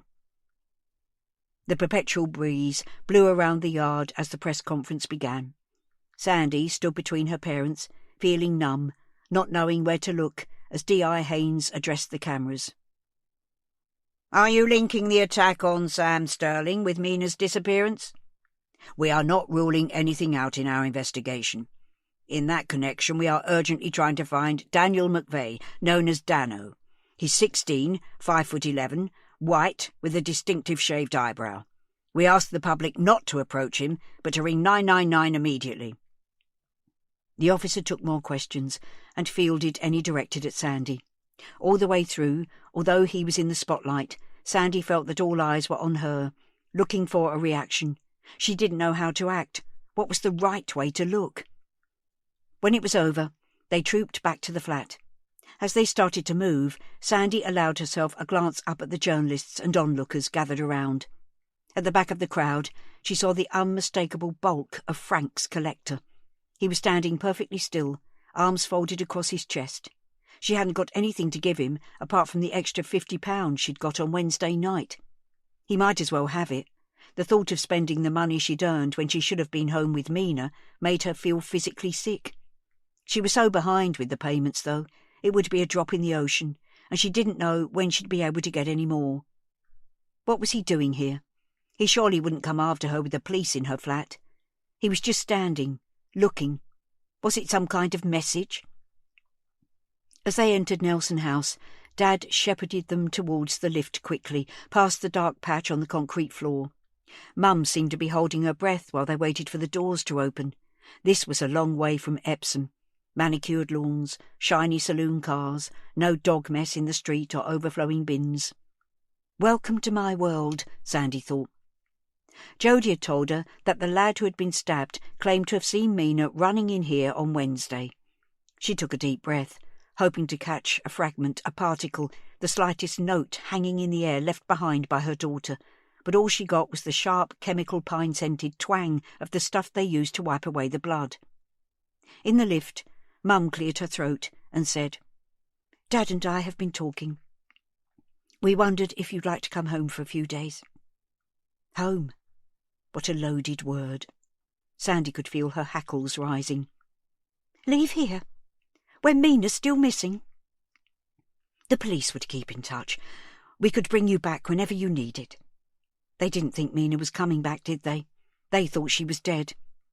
I have to be here. I wasn't here on Wednesday. I have to be here now. It's this place, though, Mum sniffed disapprovingly. We don't like to think of you waiting here on your own.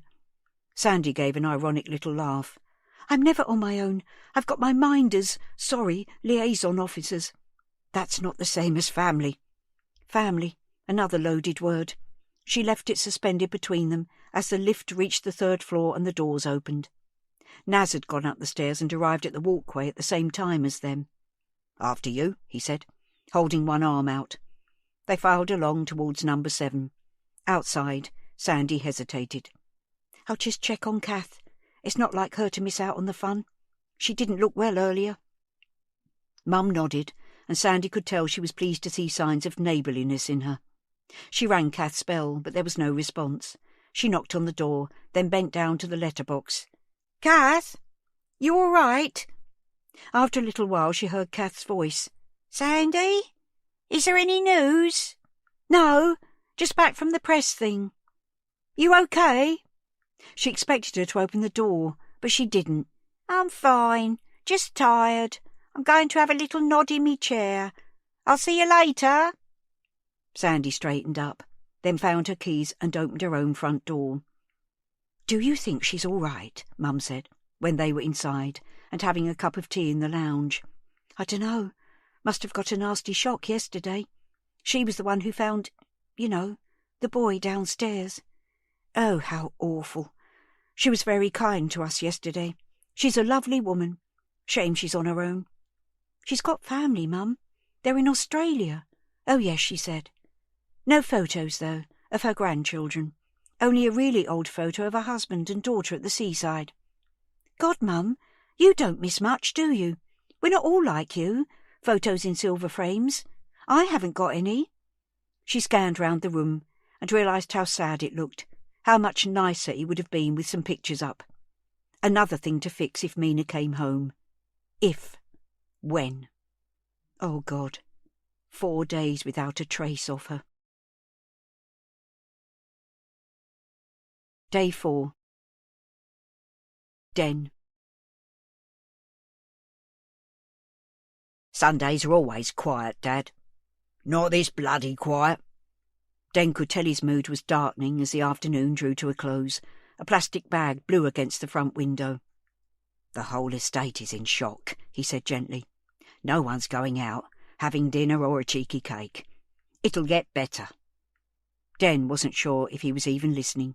They both looked up as the bell pinged, and the street cleaner came in and walked wearily up towards them.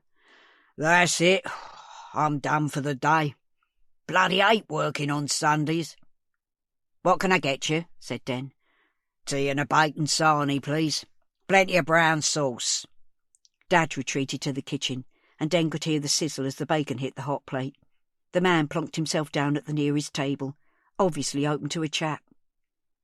"You don't work 7 days, do you?" Den said, handing him his tea. "Nah, 5-day shifts." "More to come back to after your day off, though, eh?" The guy took a slurp of tea and added another spoonful of sugar, stirring it so vigorously that it slopped over the edge. "Nah, mate. The days I'm not here, Harry does it. About my age, hair in a poncy ponytail. Fancies himself." "Oh, yeah? I've seen him." "You after a job with the council, are you?" Den snorted. "Might be better for everyone. I'm not sure I'm good for this place. Think I put customers off their food."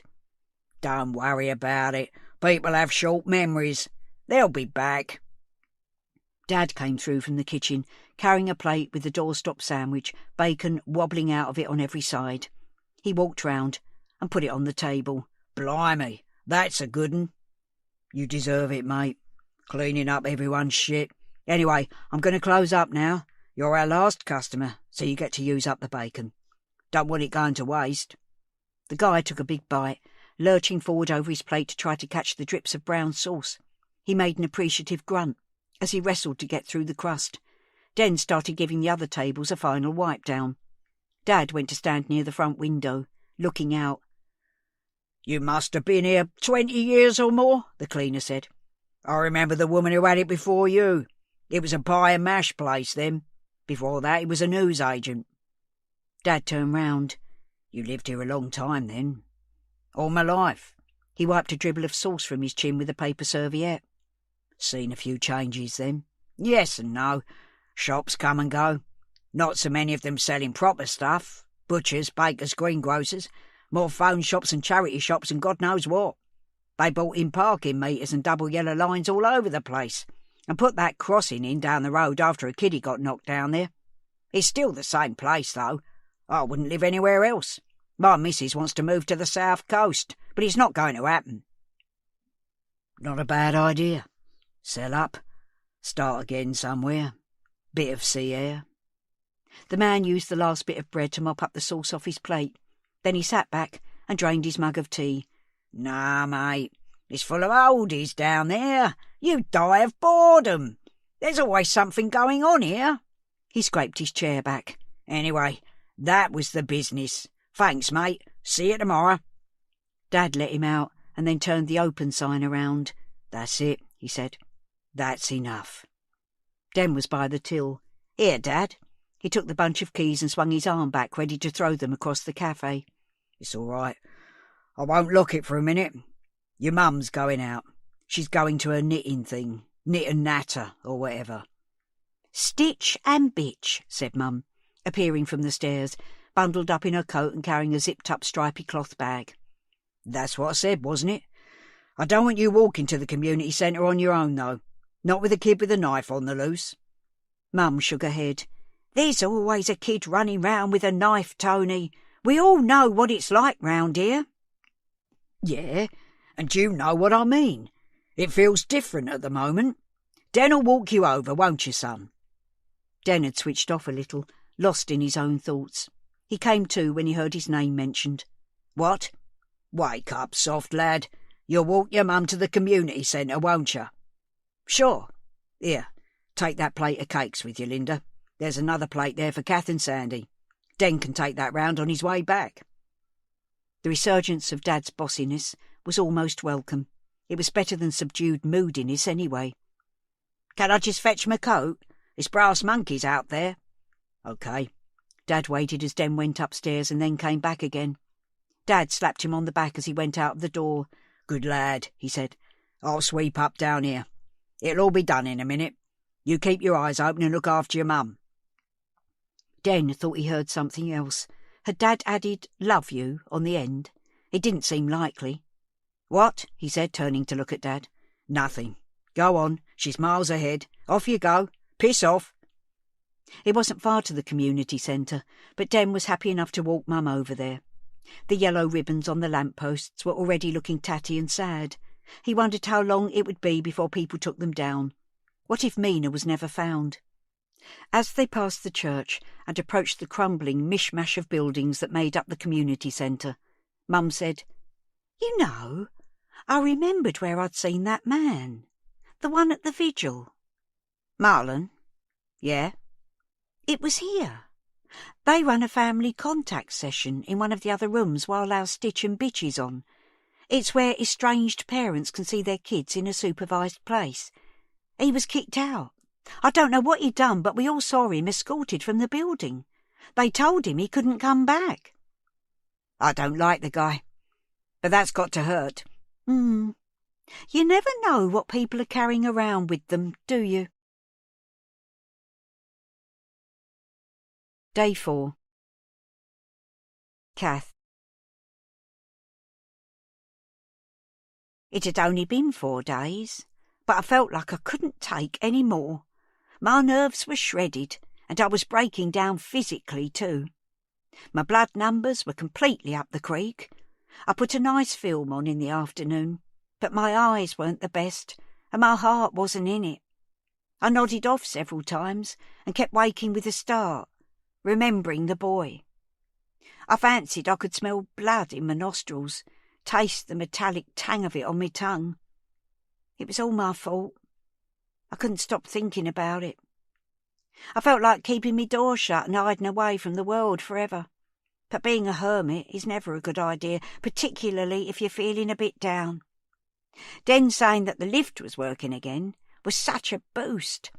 I could get a little fresh air and stretch me legs without having to face those wretched stairs again.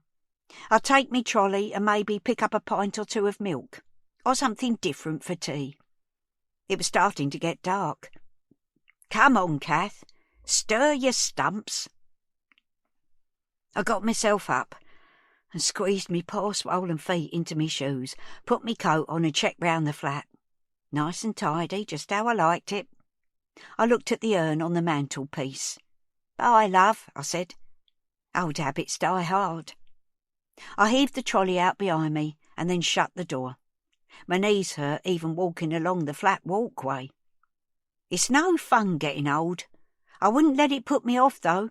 I called the lift and felt a surge of relief to see the numbers changing. 0, 1, 2, 3. That was better. I manoeuvred the trolley inside and pressed 0 for the ground floor. Just as the door was closing, a hand grabbed the edge of it and braced, causing it to open again. There was Dano, grinning at me. "Nearly missed it," he said, stepping smartly in. My first thought was to get straight out, go to number 7 and tell Jodie or Naz or whoever was there. But he planted himself between me and the door. It was obvious he wouldn't let me go. The door closed again and my stomach lurched as we started going down. I might have said before that I wasn't scared of lads like him, but I was. I knew what he could do. Now he was looming over me, staring at me like a wolf. My Ray always used to tell me to pretend to be braver or more confident or whatever. Act the part. Fake it till you make it, Kath. He knew all about that. Easier said than done, though. But that's what I needed to do now. "There are people looking for you," I said. "I know this estate better than anyone. They won't find me." 3, 2. I'm bigger than everyone. I'm better than everyone. I'd met his sort before. "Where have you sprung from now?" He tapped the side of his nose. "I got friends," he said. "I was waiting for you, watching." My heart started fluttering. I tried to keep calm, but it was difficult to get me breath. I only needed to keep him talking, keep things civil, for another few seconds, and then we'd be at the ground. 1, 0. We bumped down onto the ground floor. Thank God, I thought. It's over. Then he pressed hold, and the door stayed closed. "What are you doing?" "We need to have a little chat."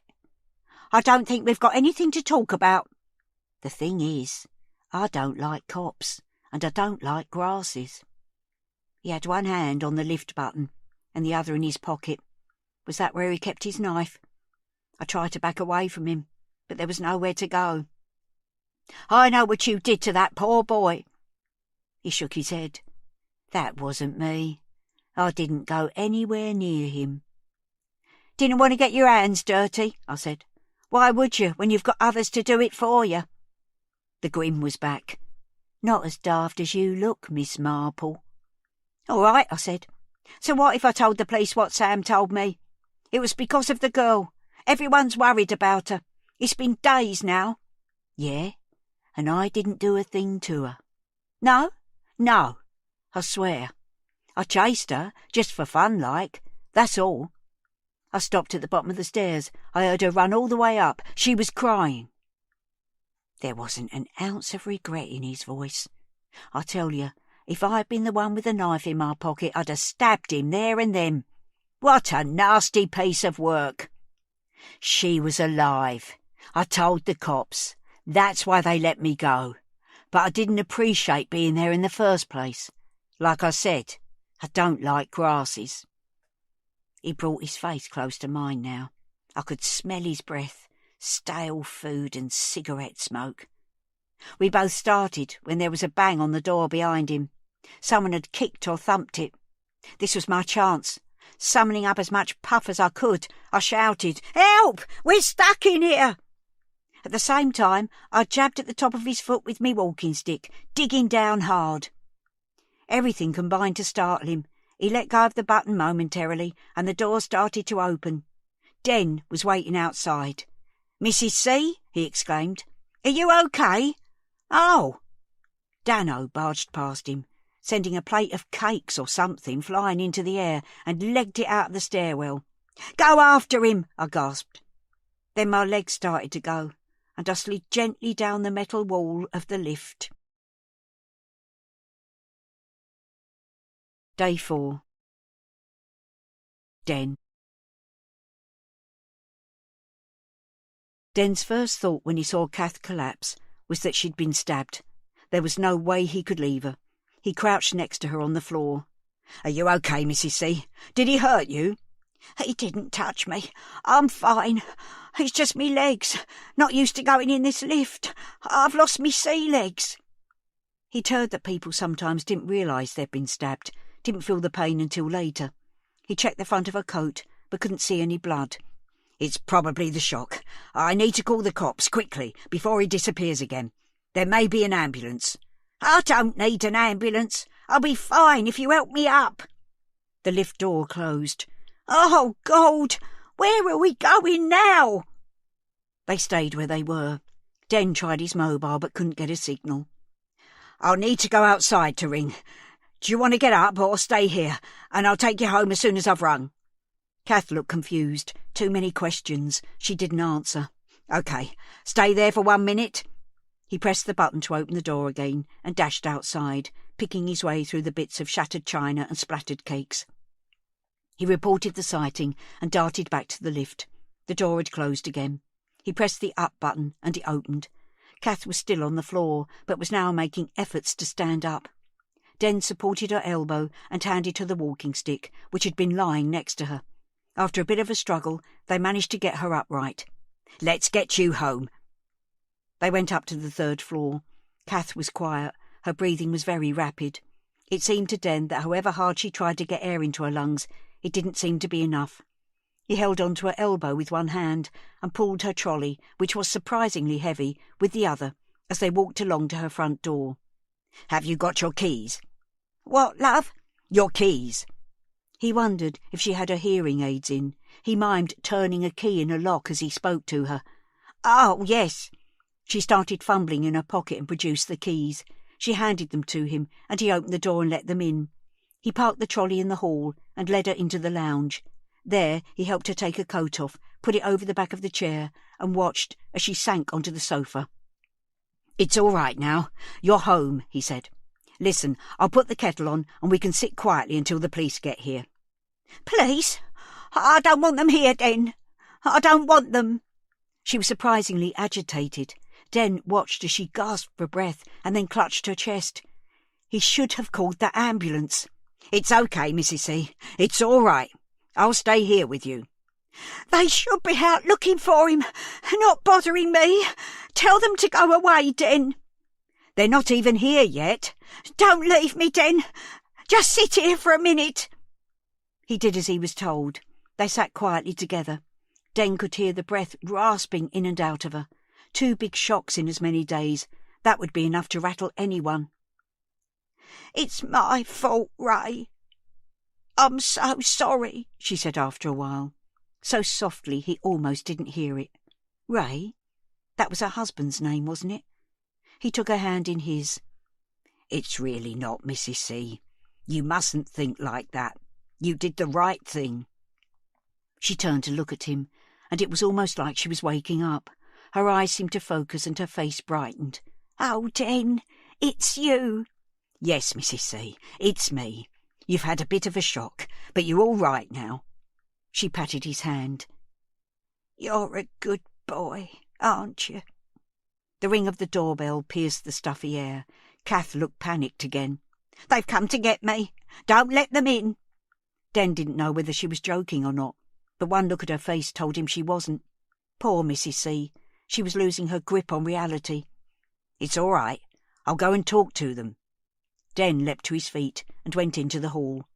It was Naz, the police officer who'd had the chips at lunchtime.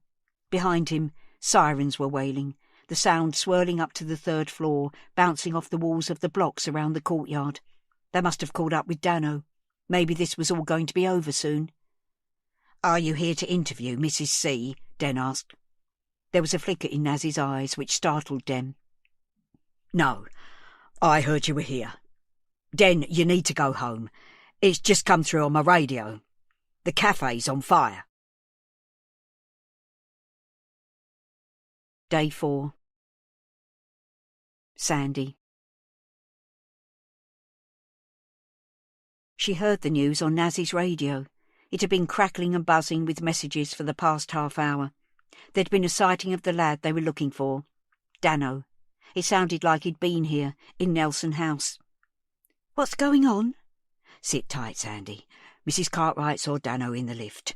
We'll get him now. She felt a sharp stab of hope. Would she? Could she see Mina again soon? There were footsteps outside, and Kath's door opened and closed.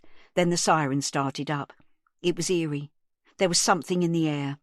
After waiting for 4 days, stuck here with no news, things were ramping up. Things were happening. She wanted to be out there, doing something. Just sitting here with the walls closing in was unbearable. She got up, and Naz mirrored her. You really should stay here, he said. I need a fag, some air. She went out onto the walkway. A couple of men were running across the courtyard. She wondered if they were plainclothes cops.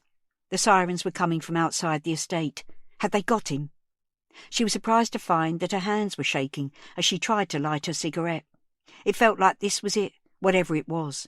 She didn't know if she could face it alone. She wished she had somebody with her, not a babysitting copper, somebody who cared. Should she text Brett? Ring her parents? They'd all take the best part of an hour to reach here, even if they dropped everything. She was going to have to do this on her own. The air above the rank of shops was cloudy in the darkness. She watched as the yellow streetlights illuminated the bottom of a patch of mist. No, not mist, smoke. She could smell it now, a different note to her cigarette smoke. Something was going up. She stepped into her doorway. Naz, she said, look at this. He came out to join her. He's just come through on the radio. It's the cafe. Shit! She was sorely tempted to go and look, but then Naz said, Den's next door with Kath. I need to tell him. Sandy watched as he knocked on the door of number 8. He was clearly nervous, pulling at the hem of his jacket. The door opened, and Dem peered out. As Naz broke the news, Dem put his hand up to his face and breathed, No. He looked over his shoulder, then caught sight of Sandy watching him. Sandy, he said, I've got to go, but Mrs. C's not right. She was in the lift with that lad. She's had a fright and is a bit confused. Can you sit with her? Yeah, sure. You go. Go on. He sped off along the walkway. Sandy waited for a minute to see him shoot out of the bottom of the stairwell and across the yard. There was more of a glow over the rank of shops now. It wasn't just street light. There were flames. It was mesmerising. Jesus Christ, she muttered. and turned to go in to see Kath. Perhaps she'd like to come out and watch with her, take her mind off whatever she'd been through earlier. They could wait together. Day 4. Den. You idiot! It was all Den could think as he sped across the courtyard. He couldn't believe Dad had gone through with his stupid plan. He should have smelled a rat when Dad sent him out with Mum. He'd have to try to control himself when he saw Dad, so he didn't give the game away. But it would be so difficult not to shake him until his teeth rattled. For fuck's sake, their home, their business. He turned the corner and was met with a battery of fire engines. Police were trying to get the crowd, faces lit up by the glow from the fire, to stand back. Den barged his way to the front. A uniformed officer put his arm across Den's front. Stand back. You can't go any nearer. I live here, Den shouted. I live over the cafe. It's my family's business. The officer rested his hand on Den's shoulder. Okay. Stay here, please. He took his radio out of its holster, turned away slightly, and spoke into it. Yep, okay. Sir, just stay with me for a minute. Someone's coming over. Den looked along the front of the crowd, trying to locate Dad. He couldn't see him. Maybe he was lying low somewhere. He got his mobile out and rang Dad's number, scanning the crowd again. The phone rang out. A fire officer approached them. I understand you live here. Can I take your details, please? Do you know if anyone's in there? No, I don't think so. There's 3 of us. Mum's gone out. Dad was locking up. I don't know where he is. Den stopped. He was covered in sweat from running here, and from the heat given off by the fire. But now he shivered. I don't know where he is. Orange flames were rolling around the inside of the cafe. Black smoke was pouring out of one of the windows of the flat, billowing up into the night sky. Have you been in there? Said Den. Has anyone checked it out? Not yet. The heat's too intense. We'll get it under control first. Do you think your dad's still in there? I don't know. Den rang Dad's number again. No reply. He killed the call and rang Mum. She picked up after several rings. Den could hear voices and laughter in the background. Mum? Words suddenly failed him. He didn't know how to tell her. Mum, the cafe, the flat. I'm outside now. I'm sorry. There's a fire. Day 4. Sandy. She called out, "Knock, knock," as she breezed into Kath's flat. Walking straight through to the lounge, Kath was sitting on the sofa. She turned her head as Sandy came into the room, and it looked very much like Sandy had startled her awake. "Knock, knock," Kath echoed, then worked her mouth like she was chewing on something or trying to get her teeth into the right place. "That's it, Mina. Knock, knock." Sandy frowned at her. Mina? What was she talking about? She sat opposite Kath and leaned forward. "It's me, Kath. Sandy." Her mouth was still working, her eyes travelling round the room, not settling on anything. She finally looked at Sandy's face. "Sandy? Oh, Sandy, just like your daughter. Knock, knock." "What are you talking about, Kath?" The old woman looked troubled. "Nothing. It's nothing," she said. She flapped one of her hands in the air, like she was batting something away. "I don't want to get her into trouble." "You're worrying me now, Kath. What trouble? What's going on?" Kath shifted in her chair, grunting as she tried to move a cushion behind her. "She wasn't allowed to talk to me, was she? You had rules for her. Straight home. Don't talk to anyone." "Yeah, that's right." "Well, she did talk to me once. Or rather, I talked to her. I heard her come home and I talked to her through the letterbox. She wouldn't open the door. She was a good girl. After that, we were friends. She used to knock on the wall, let me know she was home safe and sound." She paused and blinked rapidly, and Sandy felt her heart breaking, just a little. "Please don't be cross with me." "Kath, I'm not cross. I'm glad she did that. I'm glad she had you here." Kath seemed to relax a little. "She's a good girl, Sandy."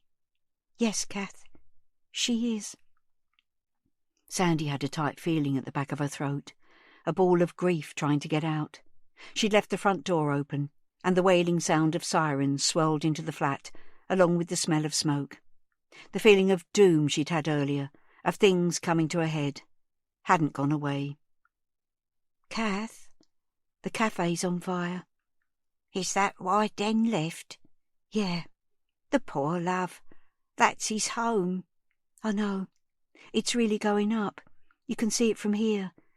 Do you want to look? I don't know, love. I'm tired. You go and look and then come back and tell me about it. She really did look done in. It's okay, Sandy said. I'll sit with you. Kath waved her hand again. No, you don't want to miss all the excitement. Take a picture on your phone to show me. Sandy didn't need telling twice. Anxiety was flushing through her body. It was too hard to sit still while the world was burning outside. She jumped up. I'll be back in a minute. She joined Naz, who was outside her flat. It seemed like everyone was on the walkways now. Sandy could see people dotted along the balconies on every level of every block. It was like a community happening, a weird sort of event drawing them all together with horrified fascination. A column of black smoke was billowing up from the shops. Fragments of ash were being carried in the air, dancing delicately like black snowflakes. Sandy brushed some away from the edge of the balcony before she leaned her forearms there and looked down into the yard. People were streaming across, all heading towards the cafe to get a better look. Idiots, she thought. You got the best view from up here, rather than at the back of a crowd at ground level. She scanned around again. Amazing how you can live in a place and not even know what your neighbours look like. She hardly recognised anyone. Hearing a noise behind her, she turned round. Kath was emerging from her front door. She had a coat on and was trundling her trolley. Come to join me, Sandy said. I want to go and see if Den and his family are all right. They've been very good to me. Kath, there's hundreds of people there now. It'll be chaos. Someone will be looking after Den. I'd leave it if I were you. It's important, Sandy. I owe him. I'll come with you then. I'd rather you stayed here, Sandy. This was Naz. She'd almost forgotten about him. There's a lot going on. It's better if you're here. Her stomach lurched. She wasn't the only one expecting more news then. Is there... have you... She couldn't get the words out. There's nothing I can tell you yet, he said. It's still a waiting game.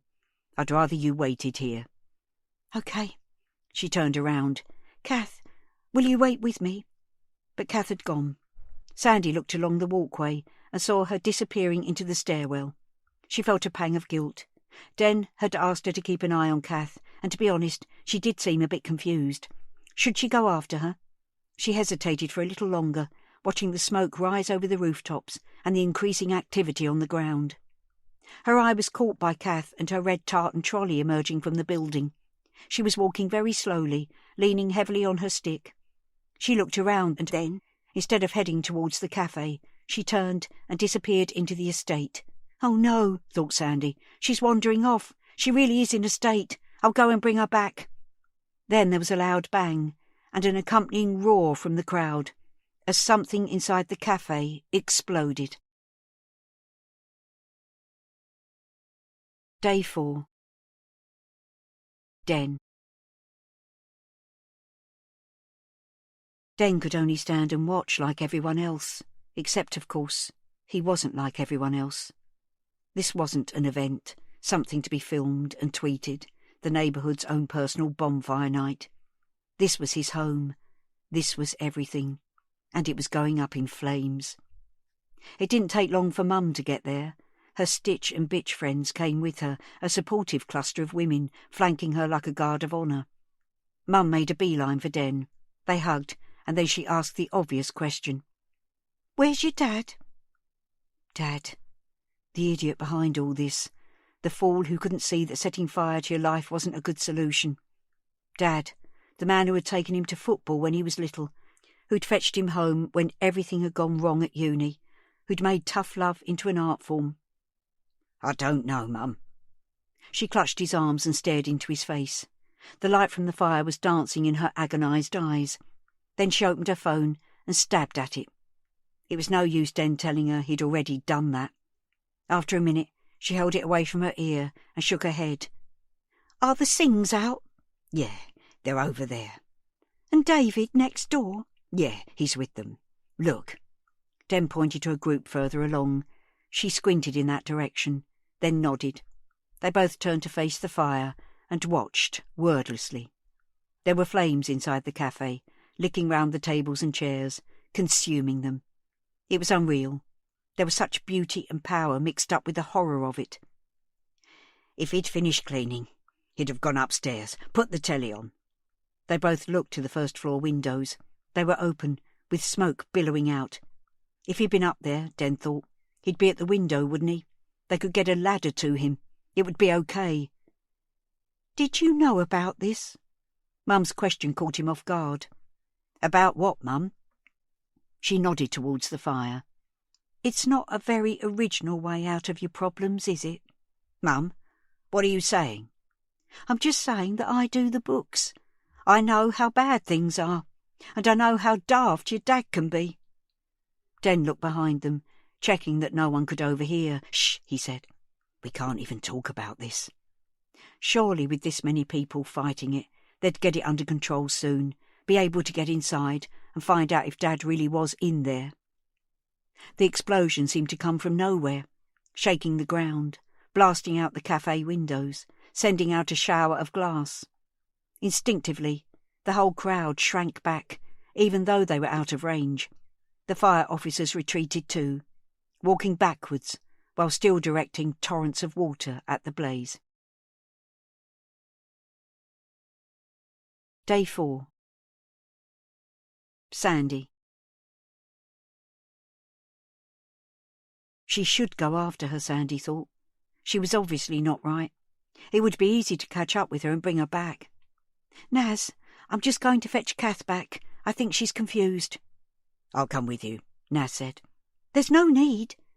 Then she saw in his expression that he was acting under instructions to stick to her like glue.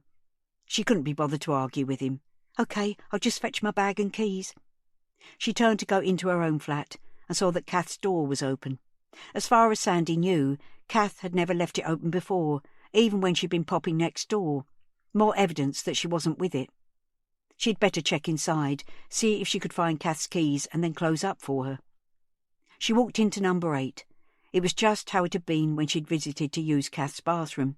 Everything spick and span, the heating up too high for comfort, every surface occupied by an ornament or knick-knack. She checked the kitchen, including the top couple of drawers, the most likely places to keep keys. Nothing there. A drawing on the fridge caught her eye, a rainbow and some writing. Thank you. Oh, Mina. Kath was right. She was a good girl. Sandy went into the lounge, hoping to find a handbag or maybe a purse with keys attached on a ring. There wasn't anything on the floor. The TV remote was on the arm of the sofa. Some magazines were in a neat pile on the coffee table. The framed photo of Kath's husband and daughter at the seaside was on the mantelpiece. That photo. Why was it odd? Then she remembered what her mum had said. There was only that picture of Kath's daughter. There weren't any of her as an older child or as an adult, and there were no photos of the grandchildren in Australia either. Sandy looked at the shelves in the alcoves, either side of the fireplace, at the array of little animals and figures. No kangaroos or koala bears, no snow globes with Sydney Opera House inside. She turned back to the mantelpiece. There was something missing. She remembered how Kath had made her jump when she touched the urn. My Ray's in there. Now there was a gap, just an empty plinth where the urn had been. There was something on the side of the plinth, facing the wall. Sandy picked it up and turned it round in her hands. It was a plaque, a shiny brass one, with letters engraved into it. Elizabeth Violet Cartwright, 1965 to 1980. Our Evie. Day 4. Den. He tried Dad's number one more time. Nothing. The fire crews were training their hoses through the first-floor windows now, trying to quench the flames from above. The cafe and the flat were gone, but Den hoped to God they could stop it spreading to either side. Someone tapped him on the shoulder. He spun round. It was Marlon in his high-vis jacket. "I'm so sorry about the cafe, man." Den looked at him. Those words. They could be sympathy or apology. Den searched the other man's face for clues. What was going on here? "Are you?" he said. "Sorry." Marlon looked surprised. "Yeah, course." "Well, just keep it yourself." "Den, that's enough," Mum said. Marlon held his hands up. "Hey, mate, just being a good neighbour." "You're not welcome here," Den repeated Marlon's words back to him. "Den?" Marlon started walking away, saying, "It's okay, it's cool." He was almost out of earshot when Den heard the stinger. "Hell of a way to get rid of evidence, though." Den narrowed his eyes. He could feel Mum's hand on his arm, but nothing would stop him now. "What did you say?" Marlon turned his head. A little smile was flickering at the corner of his mouth. He was laughing at him. A red surge of fury ripped through Den.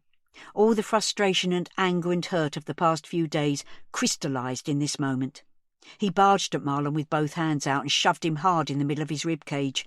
Caught off guard, Marlon staggered sideways, losing his footing, and fell to the ground. Den stood over him, fighting the urge to kick his head and keep kicking. The man was sprawled out at an awkward angle.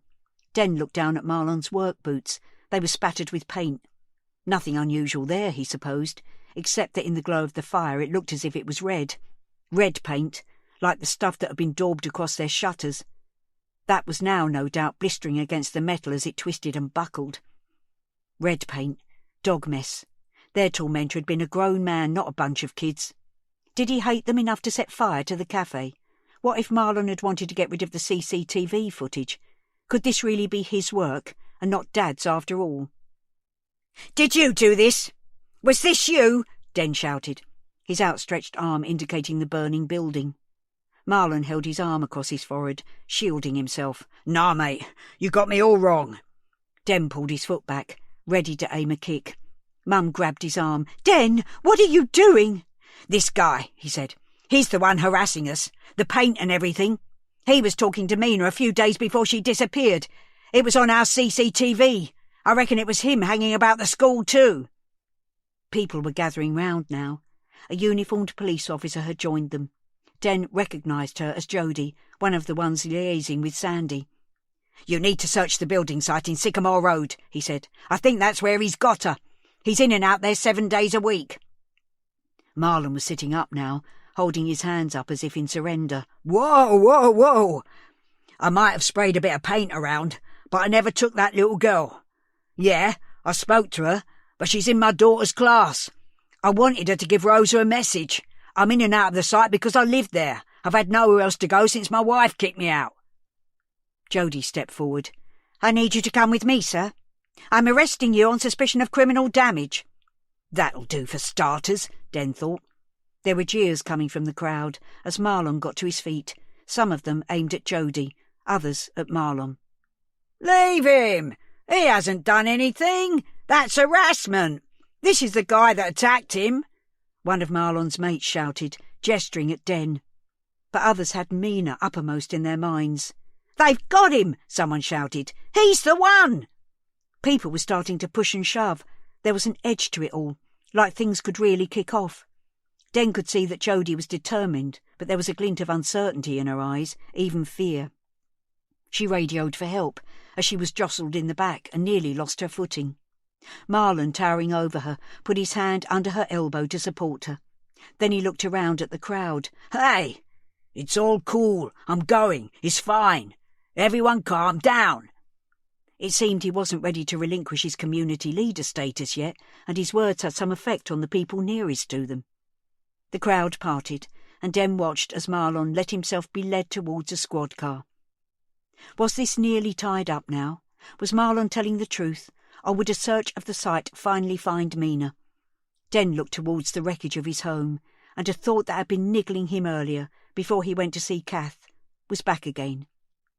Now he remembered what he'd wanted to ask her. The umbrella. Mina had it with her, tucked into her bag on Wednesday. If she had dumped it when leaving the cafe, Harry, the relief cleaner, would have picked it up when he was doing the bins on Thursday morning, so it must have appeared sometime on Thursday. If Mina had left it there, she would have been seen.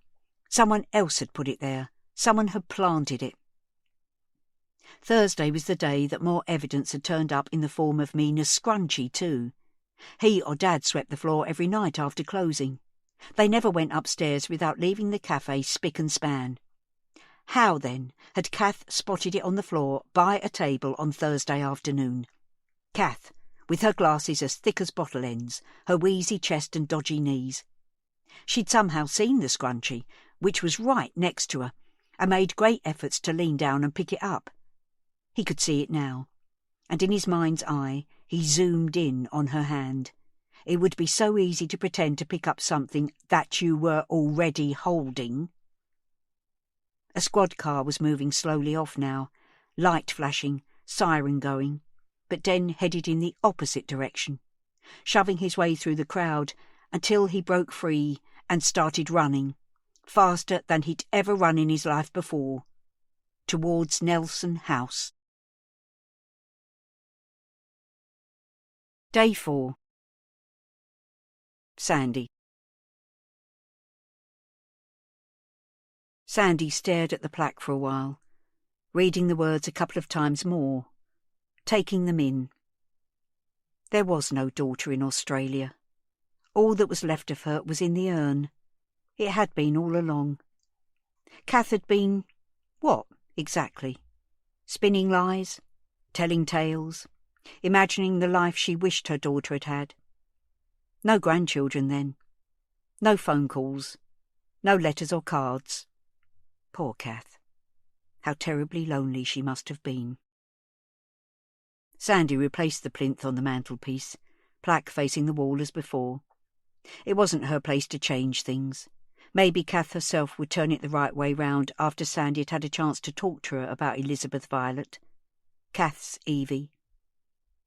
She took a last look round for the door keys, thinking that the likeliest thing was that Kath had taken them with her.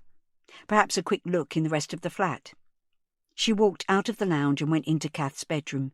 It was exactly how she imagined it would be. The bed was made immaculately. A lilac-quilted coverlet lay on top of blankets and sheets. No duvet for Kath. The wardrobe, dressing table and chest of drawers were all made of the same dark wood. A cosy dressing gown hung on a hook on the back of the door. There was no sign of a handbag or keys. She started wondering what to do. She didn't want to leave Kath's door open, but neither did she want to be responsible for locking her out. She walked out of Kath's bedroom and faced the door on the opposite side of the hall. The second bedroom. There was a small ceramic sign at eye level, decorated with flowers around the edges, with words in the middle. Evie's room. It felt wrong, very wrong, but Sandy couldn't resist. No one would know, would they? And she wasn't snooping. She was looking for Kath's keys. She reached for the handle and pushed. It was like walking into the past. The room was frozen in the late 1970s. Bright wallpaper, patterned covers, the whole thing screamed of a period that Sandy only knew from old reruns of Top of the Pops and retro movies. It was amazing to see the reality of it preserved like this. There was something wonderful about it, and something very chilling, because, of course, Kath had kept the room untouched since Evie's death. It wasn't just a bedroom, it was a shrine. Sandy stepped further into the room. For the sake of her cover story, she scanned the surfaces for Kath's keys. They weren't there, and Sandy turned to leave. Whatever she decided about the door, she should go after Kath before she wandered off too far. As she walked past the end of the single bed, she saw the edge of something sticking out from under the duvet. It spoiled the lines of another perfectly made bed. Sandy went over and pulled back the duvet, expecting to find a 1970s nightdress or some little pyjamas. There was a piece of cloth in the bed, sort of mangled up and grubby, chewed at the edges. And now it felt like the walls were rushing in to crush her. The floor was dropping away. The whole world was spinning out of control. What was this doing here? How could it possibly be here? Because Sandy recognised the piece of cloth. It was Mina's favourite thing in the world. It was her cuggy. Day 4. Den. He looked up as he ran towards the entrance to the stairwell. Someone was sprinting along the third-floor walkway, really fast. He dived in through the door and started taking the steps in great leaps. Above him, he could hear someone clattering down the stairs. Halfway up, Sandy came swinging round a corner, almost colliding with him. "Hey, Sandy, do you know where—" "It was her! It was Kath!" she shouted. She didn't stop, just barged past and carried on bombing down the stairs. "But where—" She didn't answer. Den turned and plunged down after her. When he emerged out of the door, he could see her running off to the right, deeper into the estate. He followed her blindly, cursing the way he'd let his fitness lapse. They ran between the blocks, along the network of concrete paths that dissected tired grassy patches. Eventually, Sandy stopped and Den was able to catch up. She was leaning forward, hands on knees, breathing heavily and crying at the same time. "I let her go! God, I let her go!" "Mrs. C, Kath," said Den, barely able to speak himself. "Yes, I know you said to watch her, but I was talking to that cop and she slipped out. I saw her heading off this way." "On her own?" "Yeah, she had a trolley with her." They looked at each other. Den remembered the weight of it when he trundled it back to Mrs. C's flat an hour or so ago. Small for her age? That's what all the police appeals kept saying. Oh, God, Sandy. The trolley. You don't think... Sandy's hands flew up to her mouth. She stared around wildly. "It's okay," said Den. "She can't have gone far. There's 2 of us and 1 of her. Have you got your phone? Give me your number." She handed him her phone and he rang his. Then she took it back. "Have you told the police?" "I told Naz. He was getting on his radio." "OK, let's split up." They went their separate ways. Den tried to think his way into Mrs. C's head. She'd been so tired earlier. Had that all been an act? He didn't think so. If she'd been walking for 10 minutes or so, she'd be exhausted now, needing to rest. A couple of women were walking towards him. He jogged up to them. "Excuse me, have you seen an old woman with a shopping trolley, a bag on wheels?" They looked startled, and he realised he was frightening them, puffing and panting, wild-eyed and standing too close. He backed off. "If you see her, call the police." Ahead of him, he saw the metal gates of Fincham Park still open. Plenty of places to sit there. He jogged through the gates. The park was mostly dark, with paths picked out by street lamps. The kids' play area was on the right in a fenced-off area. There were seats and swings to sit on, and benches round the edge, but it was eerily empty. Where the hell could she be? He jogged on further. The path sloped gently down the hill. He knew it led to a round pond with a little island and a duck house in the middle. Mum and Dad would bring him here when he was little, and they'd feed the ducks with stale bread from the cafe. They were quite bold. He remembered tipping a bread bag up and emptying the contents and shrieking and running away from them as the hungry birds chased him. There was only one light working on this section of path, sending out an eerie glow that melted into darkness towards the middle of the pond. As he got closer, he could just make out that the bench nearest the light was occupied. She had her back to him, but there was no mistaking the broad shoulders and padded coat. He stopped for a moment. Mrs. C was sitting dead still. No need to startle her. He quickly texted Sandy. "Found her. By the pond in the park." Then he walked towards the bench. Day 4. Den. His heart was in his mouth as he approached the bench. The traffic noise and wailing sirens seemed very distant here, in this quiet, dark, lonely place. During the day, this would be busy with families and joggers, skateboarders and dog walkers. Now it was just the 2 of them. She was so still. When he was 3 or 4 metres away, not wanting to surprise her, he scuffed his feet a little on the tarmac. She didn't react, her figure motionless, slumped almost. The tartan trolley was parked next to her on the tarmac. He tried again and cleared his throat. No reaction. There was a low thudding sound now, getting louder. Out of the corner of his eye, he could see a light moving across the sky, a helicopter tracking across the estate, where smoke was still billowing up. In his panic, he'd almost forgotten it, forgotten that his life was going up in flames. All that mattered in this moment was the woman in front of him and the secrets that she held. He took another step towards her, and another. "Mrs. C," he said. "Kath." He drew level with the bench, then walked in front of her and crouched down. Her eyes were open. "Mrs. C," he said again, and put a hand over hers. She blinked. Her mouth was working, but no sound was coming out. Den leaned a little closer. "I'm sorry," she whispered. "I'm so sorry." Day 4. Kath. I always knew they'd come for me. I'm glad it was Den, in the end, who found us. When they searched the flat, I was panicking the whole time. I didn't want it to end like that, with them finding her in the hidey hole in the roof. I nearly had a heart attack when the officer asked about the loft space, and another when I spotted a fleck of paint on the duvet, left there from me chipping away the paint that had sealed the trapdoor for years with me screwdriver. You'd only see it on Evie's lovely swirly duvet cover, if you were looking for it, though. And he wasn't looking, because who would suspect the little old lady next door? There are advantages to being old, invisible, overlooked. She kept quiet while they were in the flat, good as gold.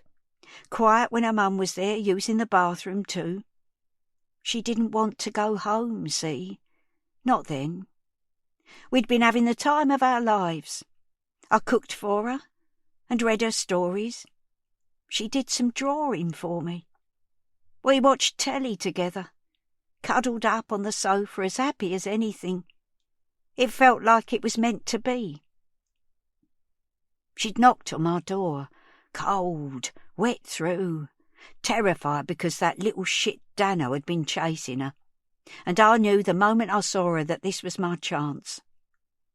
I missed Evie so much. I'd never stopped missing her. Now here was another little girl sent from heaven, the second chance I'd waited a lifetime for. When we nipped next door to fetch her cuggy, I couldn't believe my eyes. The state of the place, leaving her all alone in that miserable flat. That's criminal in my eyes. I could do so much better. I could give her everything she'd been missing out on. It was only later that she wanted to go home. I don't know what changed exactly, but she started getting whiny. But I couldn't have that. Couldn't have her making noise. I turned the telly up louder, but even so it was getting risky. That's when the sleeping pills came in handy. I had hundreds of them. They're a bit mean with them nowadays, but in the past they doled them out like sweeties. Those and antidepressants. I had a nice stock of them too. The only trouble was I couldn't have her anywhere in the flat all woozy. I wouldn't be able to get her up into our emergency hiding place if she was out of it. So I made it into a game. Got her up into the roof space while she was awake and then handed her up a little picnic. Iced buns and a flask full of hot chocolate. That stuff's so sweet you'd never taste the crushed up pills. I wasn't sure how many it would take. She's only a slip of a thing.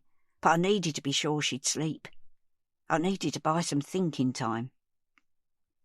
I had a sleepless night wondering what to do next. I couldn't bear to take her home. The police had talked about child protection and social workers and that, but there were no guarantees that they wouldn't send her back into that flat with Sandy. I don't hate Sandy or anything. She's just not up to the job, and that kiddie deserves better. But I couldn't keep her in my flat forever. I thought maybe we could get out, go somewhere where no one knew us, maybe the seaside or something. But who was I kidding? I could barely breathe walking along on the flat now. My legs were swollen something terrible, and I was having trouble with me eyes. It was over, or it soon would be. Maybe one last adventure. We'd walk until I couldn't walk any more. Me and my girl. I made it as far as our special place. My eyes were shot, but I knew the path so well it didn't matter. A blurry river of lights leading the way through the darkness and down the hill, my trolley trundling along behind me. Hold my hand, Evie. There's a good girl. Shall we feed the ducks today? Don't go near the edge, though. Stay back here, darling. Safe with me. Day 4. Den. Is she in there? He didn't wait for Kath to answer, but shifted a little to the left and flipped open the top of the trolley. He wasn't sure what he was seeing to start with. The street lamp was casting his shadow over the inside of the bag. He moved and brought the trolley into the light. It was surprisingly heavy. Oh, God, he thought, then reached in. His fingers found a soft blanket. Please be all right, he prayed to himself. He gently moved the cloth, and now he felt something cold and smooth. Not flesh, though. An object, hard and round. Puzzled, he cupped it between both hands and lifted it out. It was a dark pottery jar, about the size of a grapefruit. He felt a jolt of recognition. There were footsteps on the pavement now, and Sandy's voice. "Have you got her? Is she there?" "No, Sandy. It's not Mina. It's just this." Sandy was breathing heavily. She gaped when she saw the urn. "That's her daughter," she said. She walked up to Dem and took the urn, then carried it over to the bench. She sat next to Kath and put the urn between them. "This is Evie, isn't it? Elizabeth Violet. E.V. And this is her bench." Kath seemed to come too. She looked around her like she was waking up, even though she'd been sitting with her eyes open. She scrunched up her eyes behind her glasses, like she was trying to focus. Sandy touched her shoulder. Kath, look at me. This is your daughter in here, isn't it, Kath? Now tell me where mine is. Where's Mina?" 1 year later. Kath. I don't get many visitors, but I'm used to that. Years of solitary confinement in my little flat, which now I look back at it, wasn't all that different to my current cell with all mod cons. I was surprised to receive the request, and not a little bit curious. I mean, I pleaded guilty, and I was doing my time at Her Majesty's pleasure. I didn't know if there was really anything more to add, but I wasn't going to say no. The young woman who walked into the visiting room was different from the one I'd last seen months ago. It wasn't just the hair colour, a sort of tawny blonde now instead of raven black. It was the way she carried herself. She looked a little unsure as she stood in the doorway, but as she walked towards me there was a lighter step. She looked like she was carrying less weight on her shoulders. She came over to my table and stood there, opposite me. "Sandy," I said. "Kath?" She hesitated for a moment longer, then pulled out a chair and sat down with the little table between us. She didn't seem in a hurry to talk, which was odd, seeing as she was the one who'd wanted to come. "Nice to see you," I said, to try to break the ice. She pulled her face, unable to say something pleasant back, kept looking at the floor, the table, her hands, anywhere but me. God, I thought, talk about awkward. No point pussyfooting around things, though. "How's Mina?" She flinched, like she'd been stung by a wasp. "She's fine. She's doing really well, actually." That was a relief. I hadn't been able to find out much since my trial. "Don't tell me you're still in that flat." No. We've moved out of London, started again, new school, new neighbourhood, new neighbours. I didn't miss that little dig. Couldn't blame her for it. "I'm glad she's all right," I said. Sandy seemed to be wrestling with something, probably the urge to tell me to F off, if she was anything like her old self, but she stayed silent. I couldn't think of anything else to say, and time was ticking. I'd had to leave Countdown halfway through to come to the visiting room. Sandy, dear, why have you come here? If you wanted to see that I was safely locked away, well, you've seen me. But I could have sent you a selfie for that. She gathered herself together, sat up a bit taller in her chair. You're a cold old cow, aren't you? I came here because I want to understand what happened. I want to understand why. You owe me that. I wasn't sure about that. I understand now that I did something quite beyond normal behaviour. I crossed several lines and caused her a lot of pain and worry, but I did it for the best of reasons. I was looking after her, Sandy, doing what you should have done. A flicker of pain showed in her face. She was cold and wet and scared. She'd been chased through the streets by a hooligan. She came to me for help, refuge, so I took her in. I looked after her, made her feel safe. She was clutching her hands together tightly, digging her fingers into the backs of them so hard she was making little marks. Not easy to hear the truth, I suppose. But why did you keep her? That wasn't right, Kath. And all the lies, all the time you were in my flat, pretending to be my friend. It was all lies, Kath. How could you do that? There's lies and lies, though. I was protecting her. She was better off with me. You can't say that. It wasn't your decision to make. I shrugged. I beg to differ, I thought, but it wouldn't help to say that. I don't know if you'll believe me, she said, but I'll never forgive myself for not being there.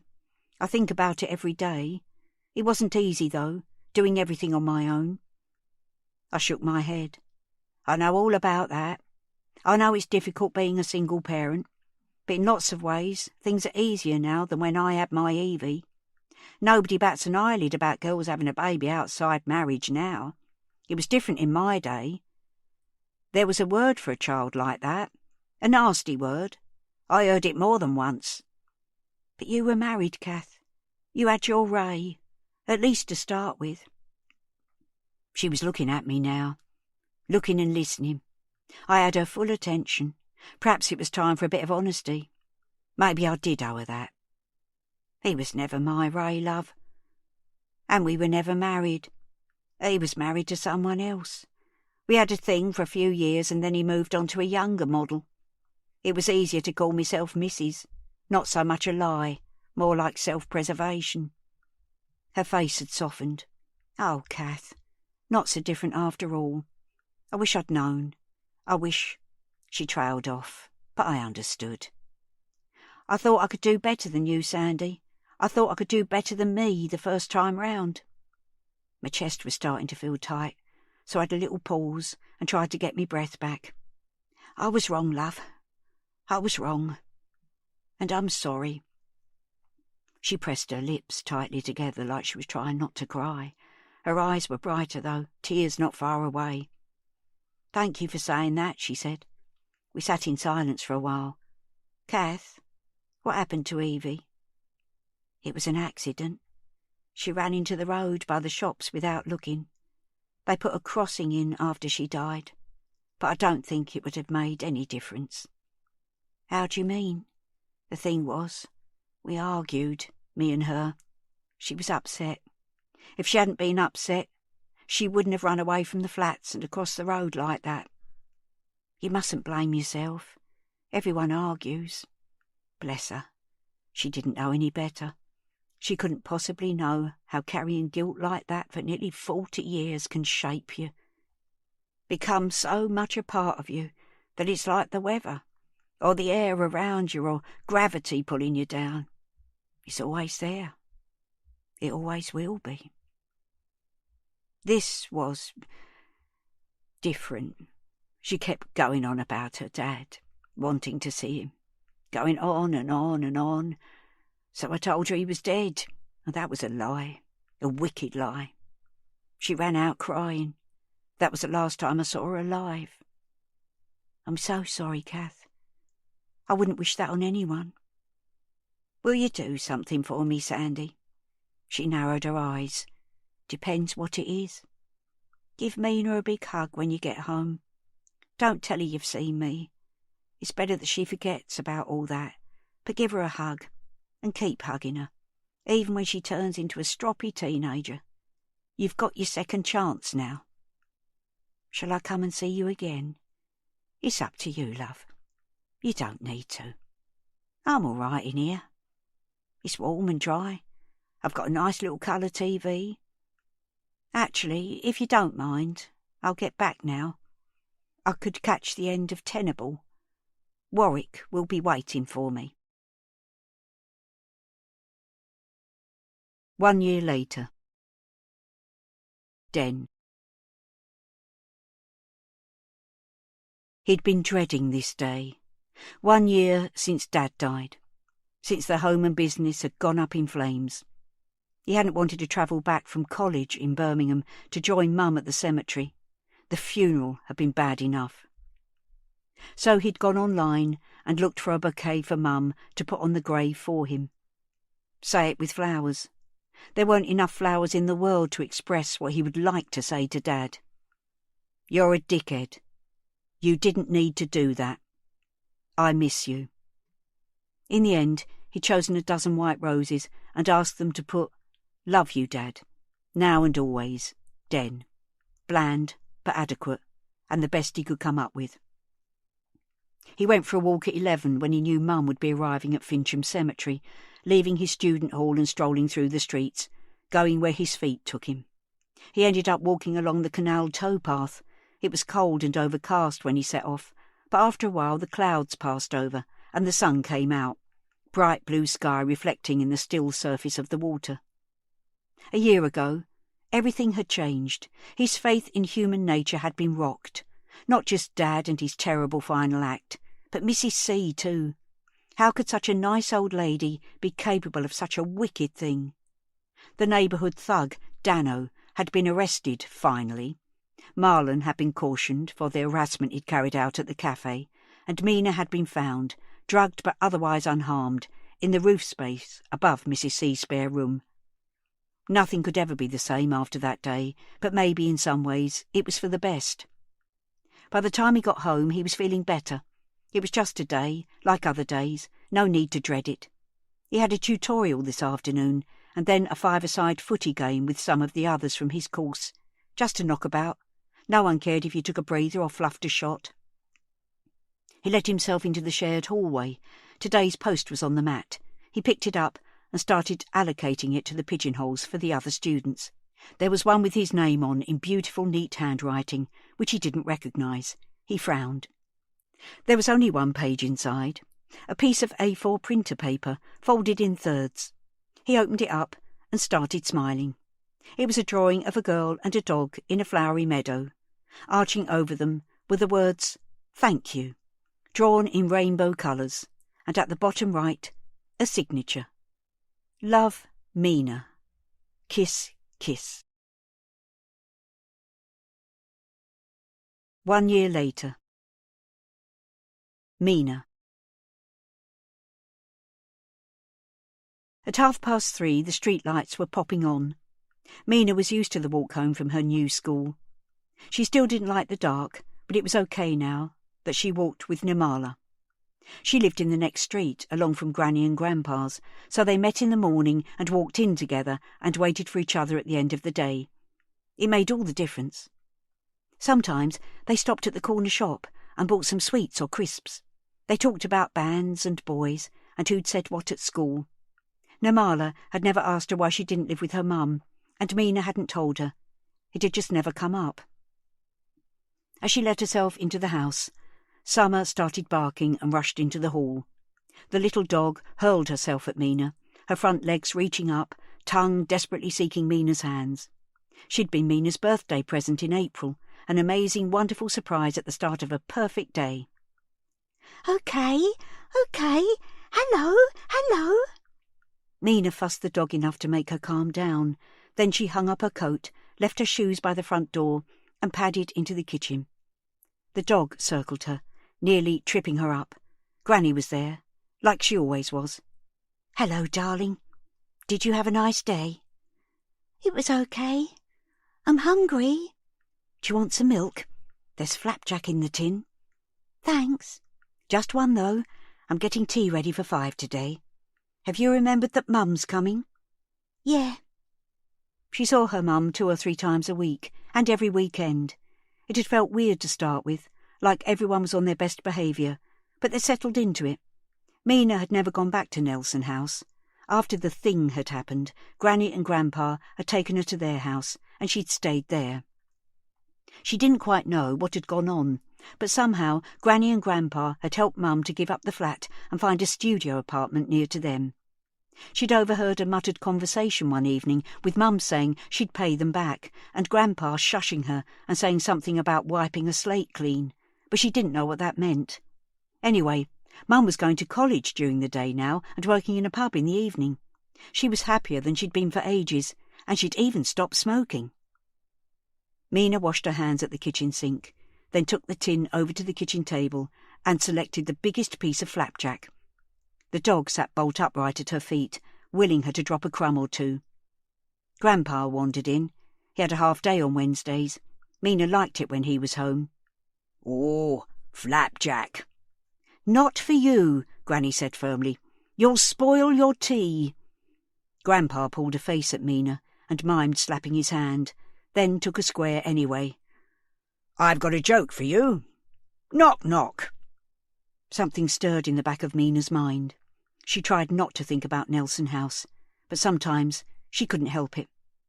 She hadn't told anyone what had happened with Nana Kath. She remembered some of it, but the rest was blank. She had nightmares, though, dreams where she was shut away in the dark and couldn't find the way out.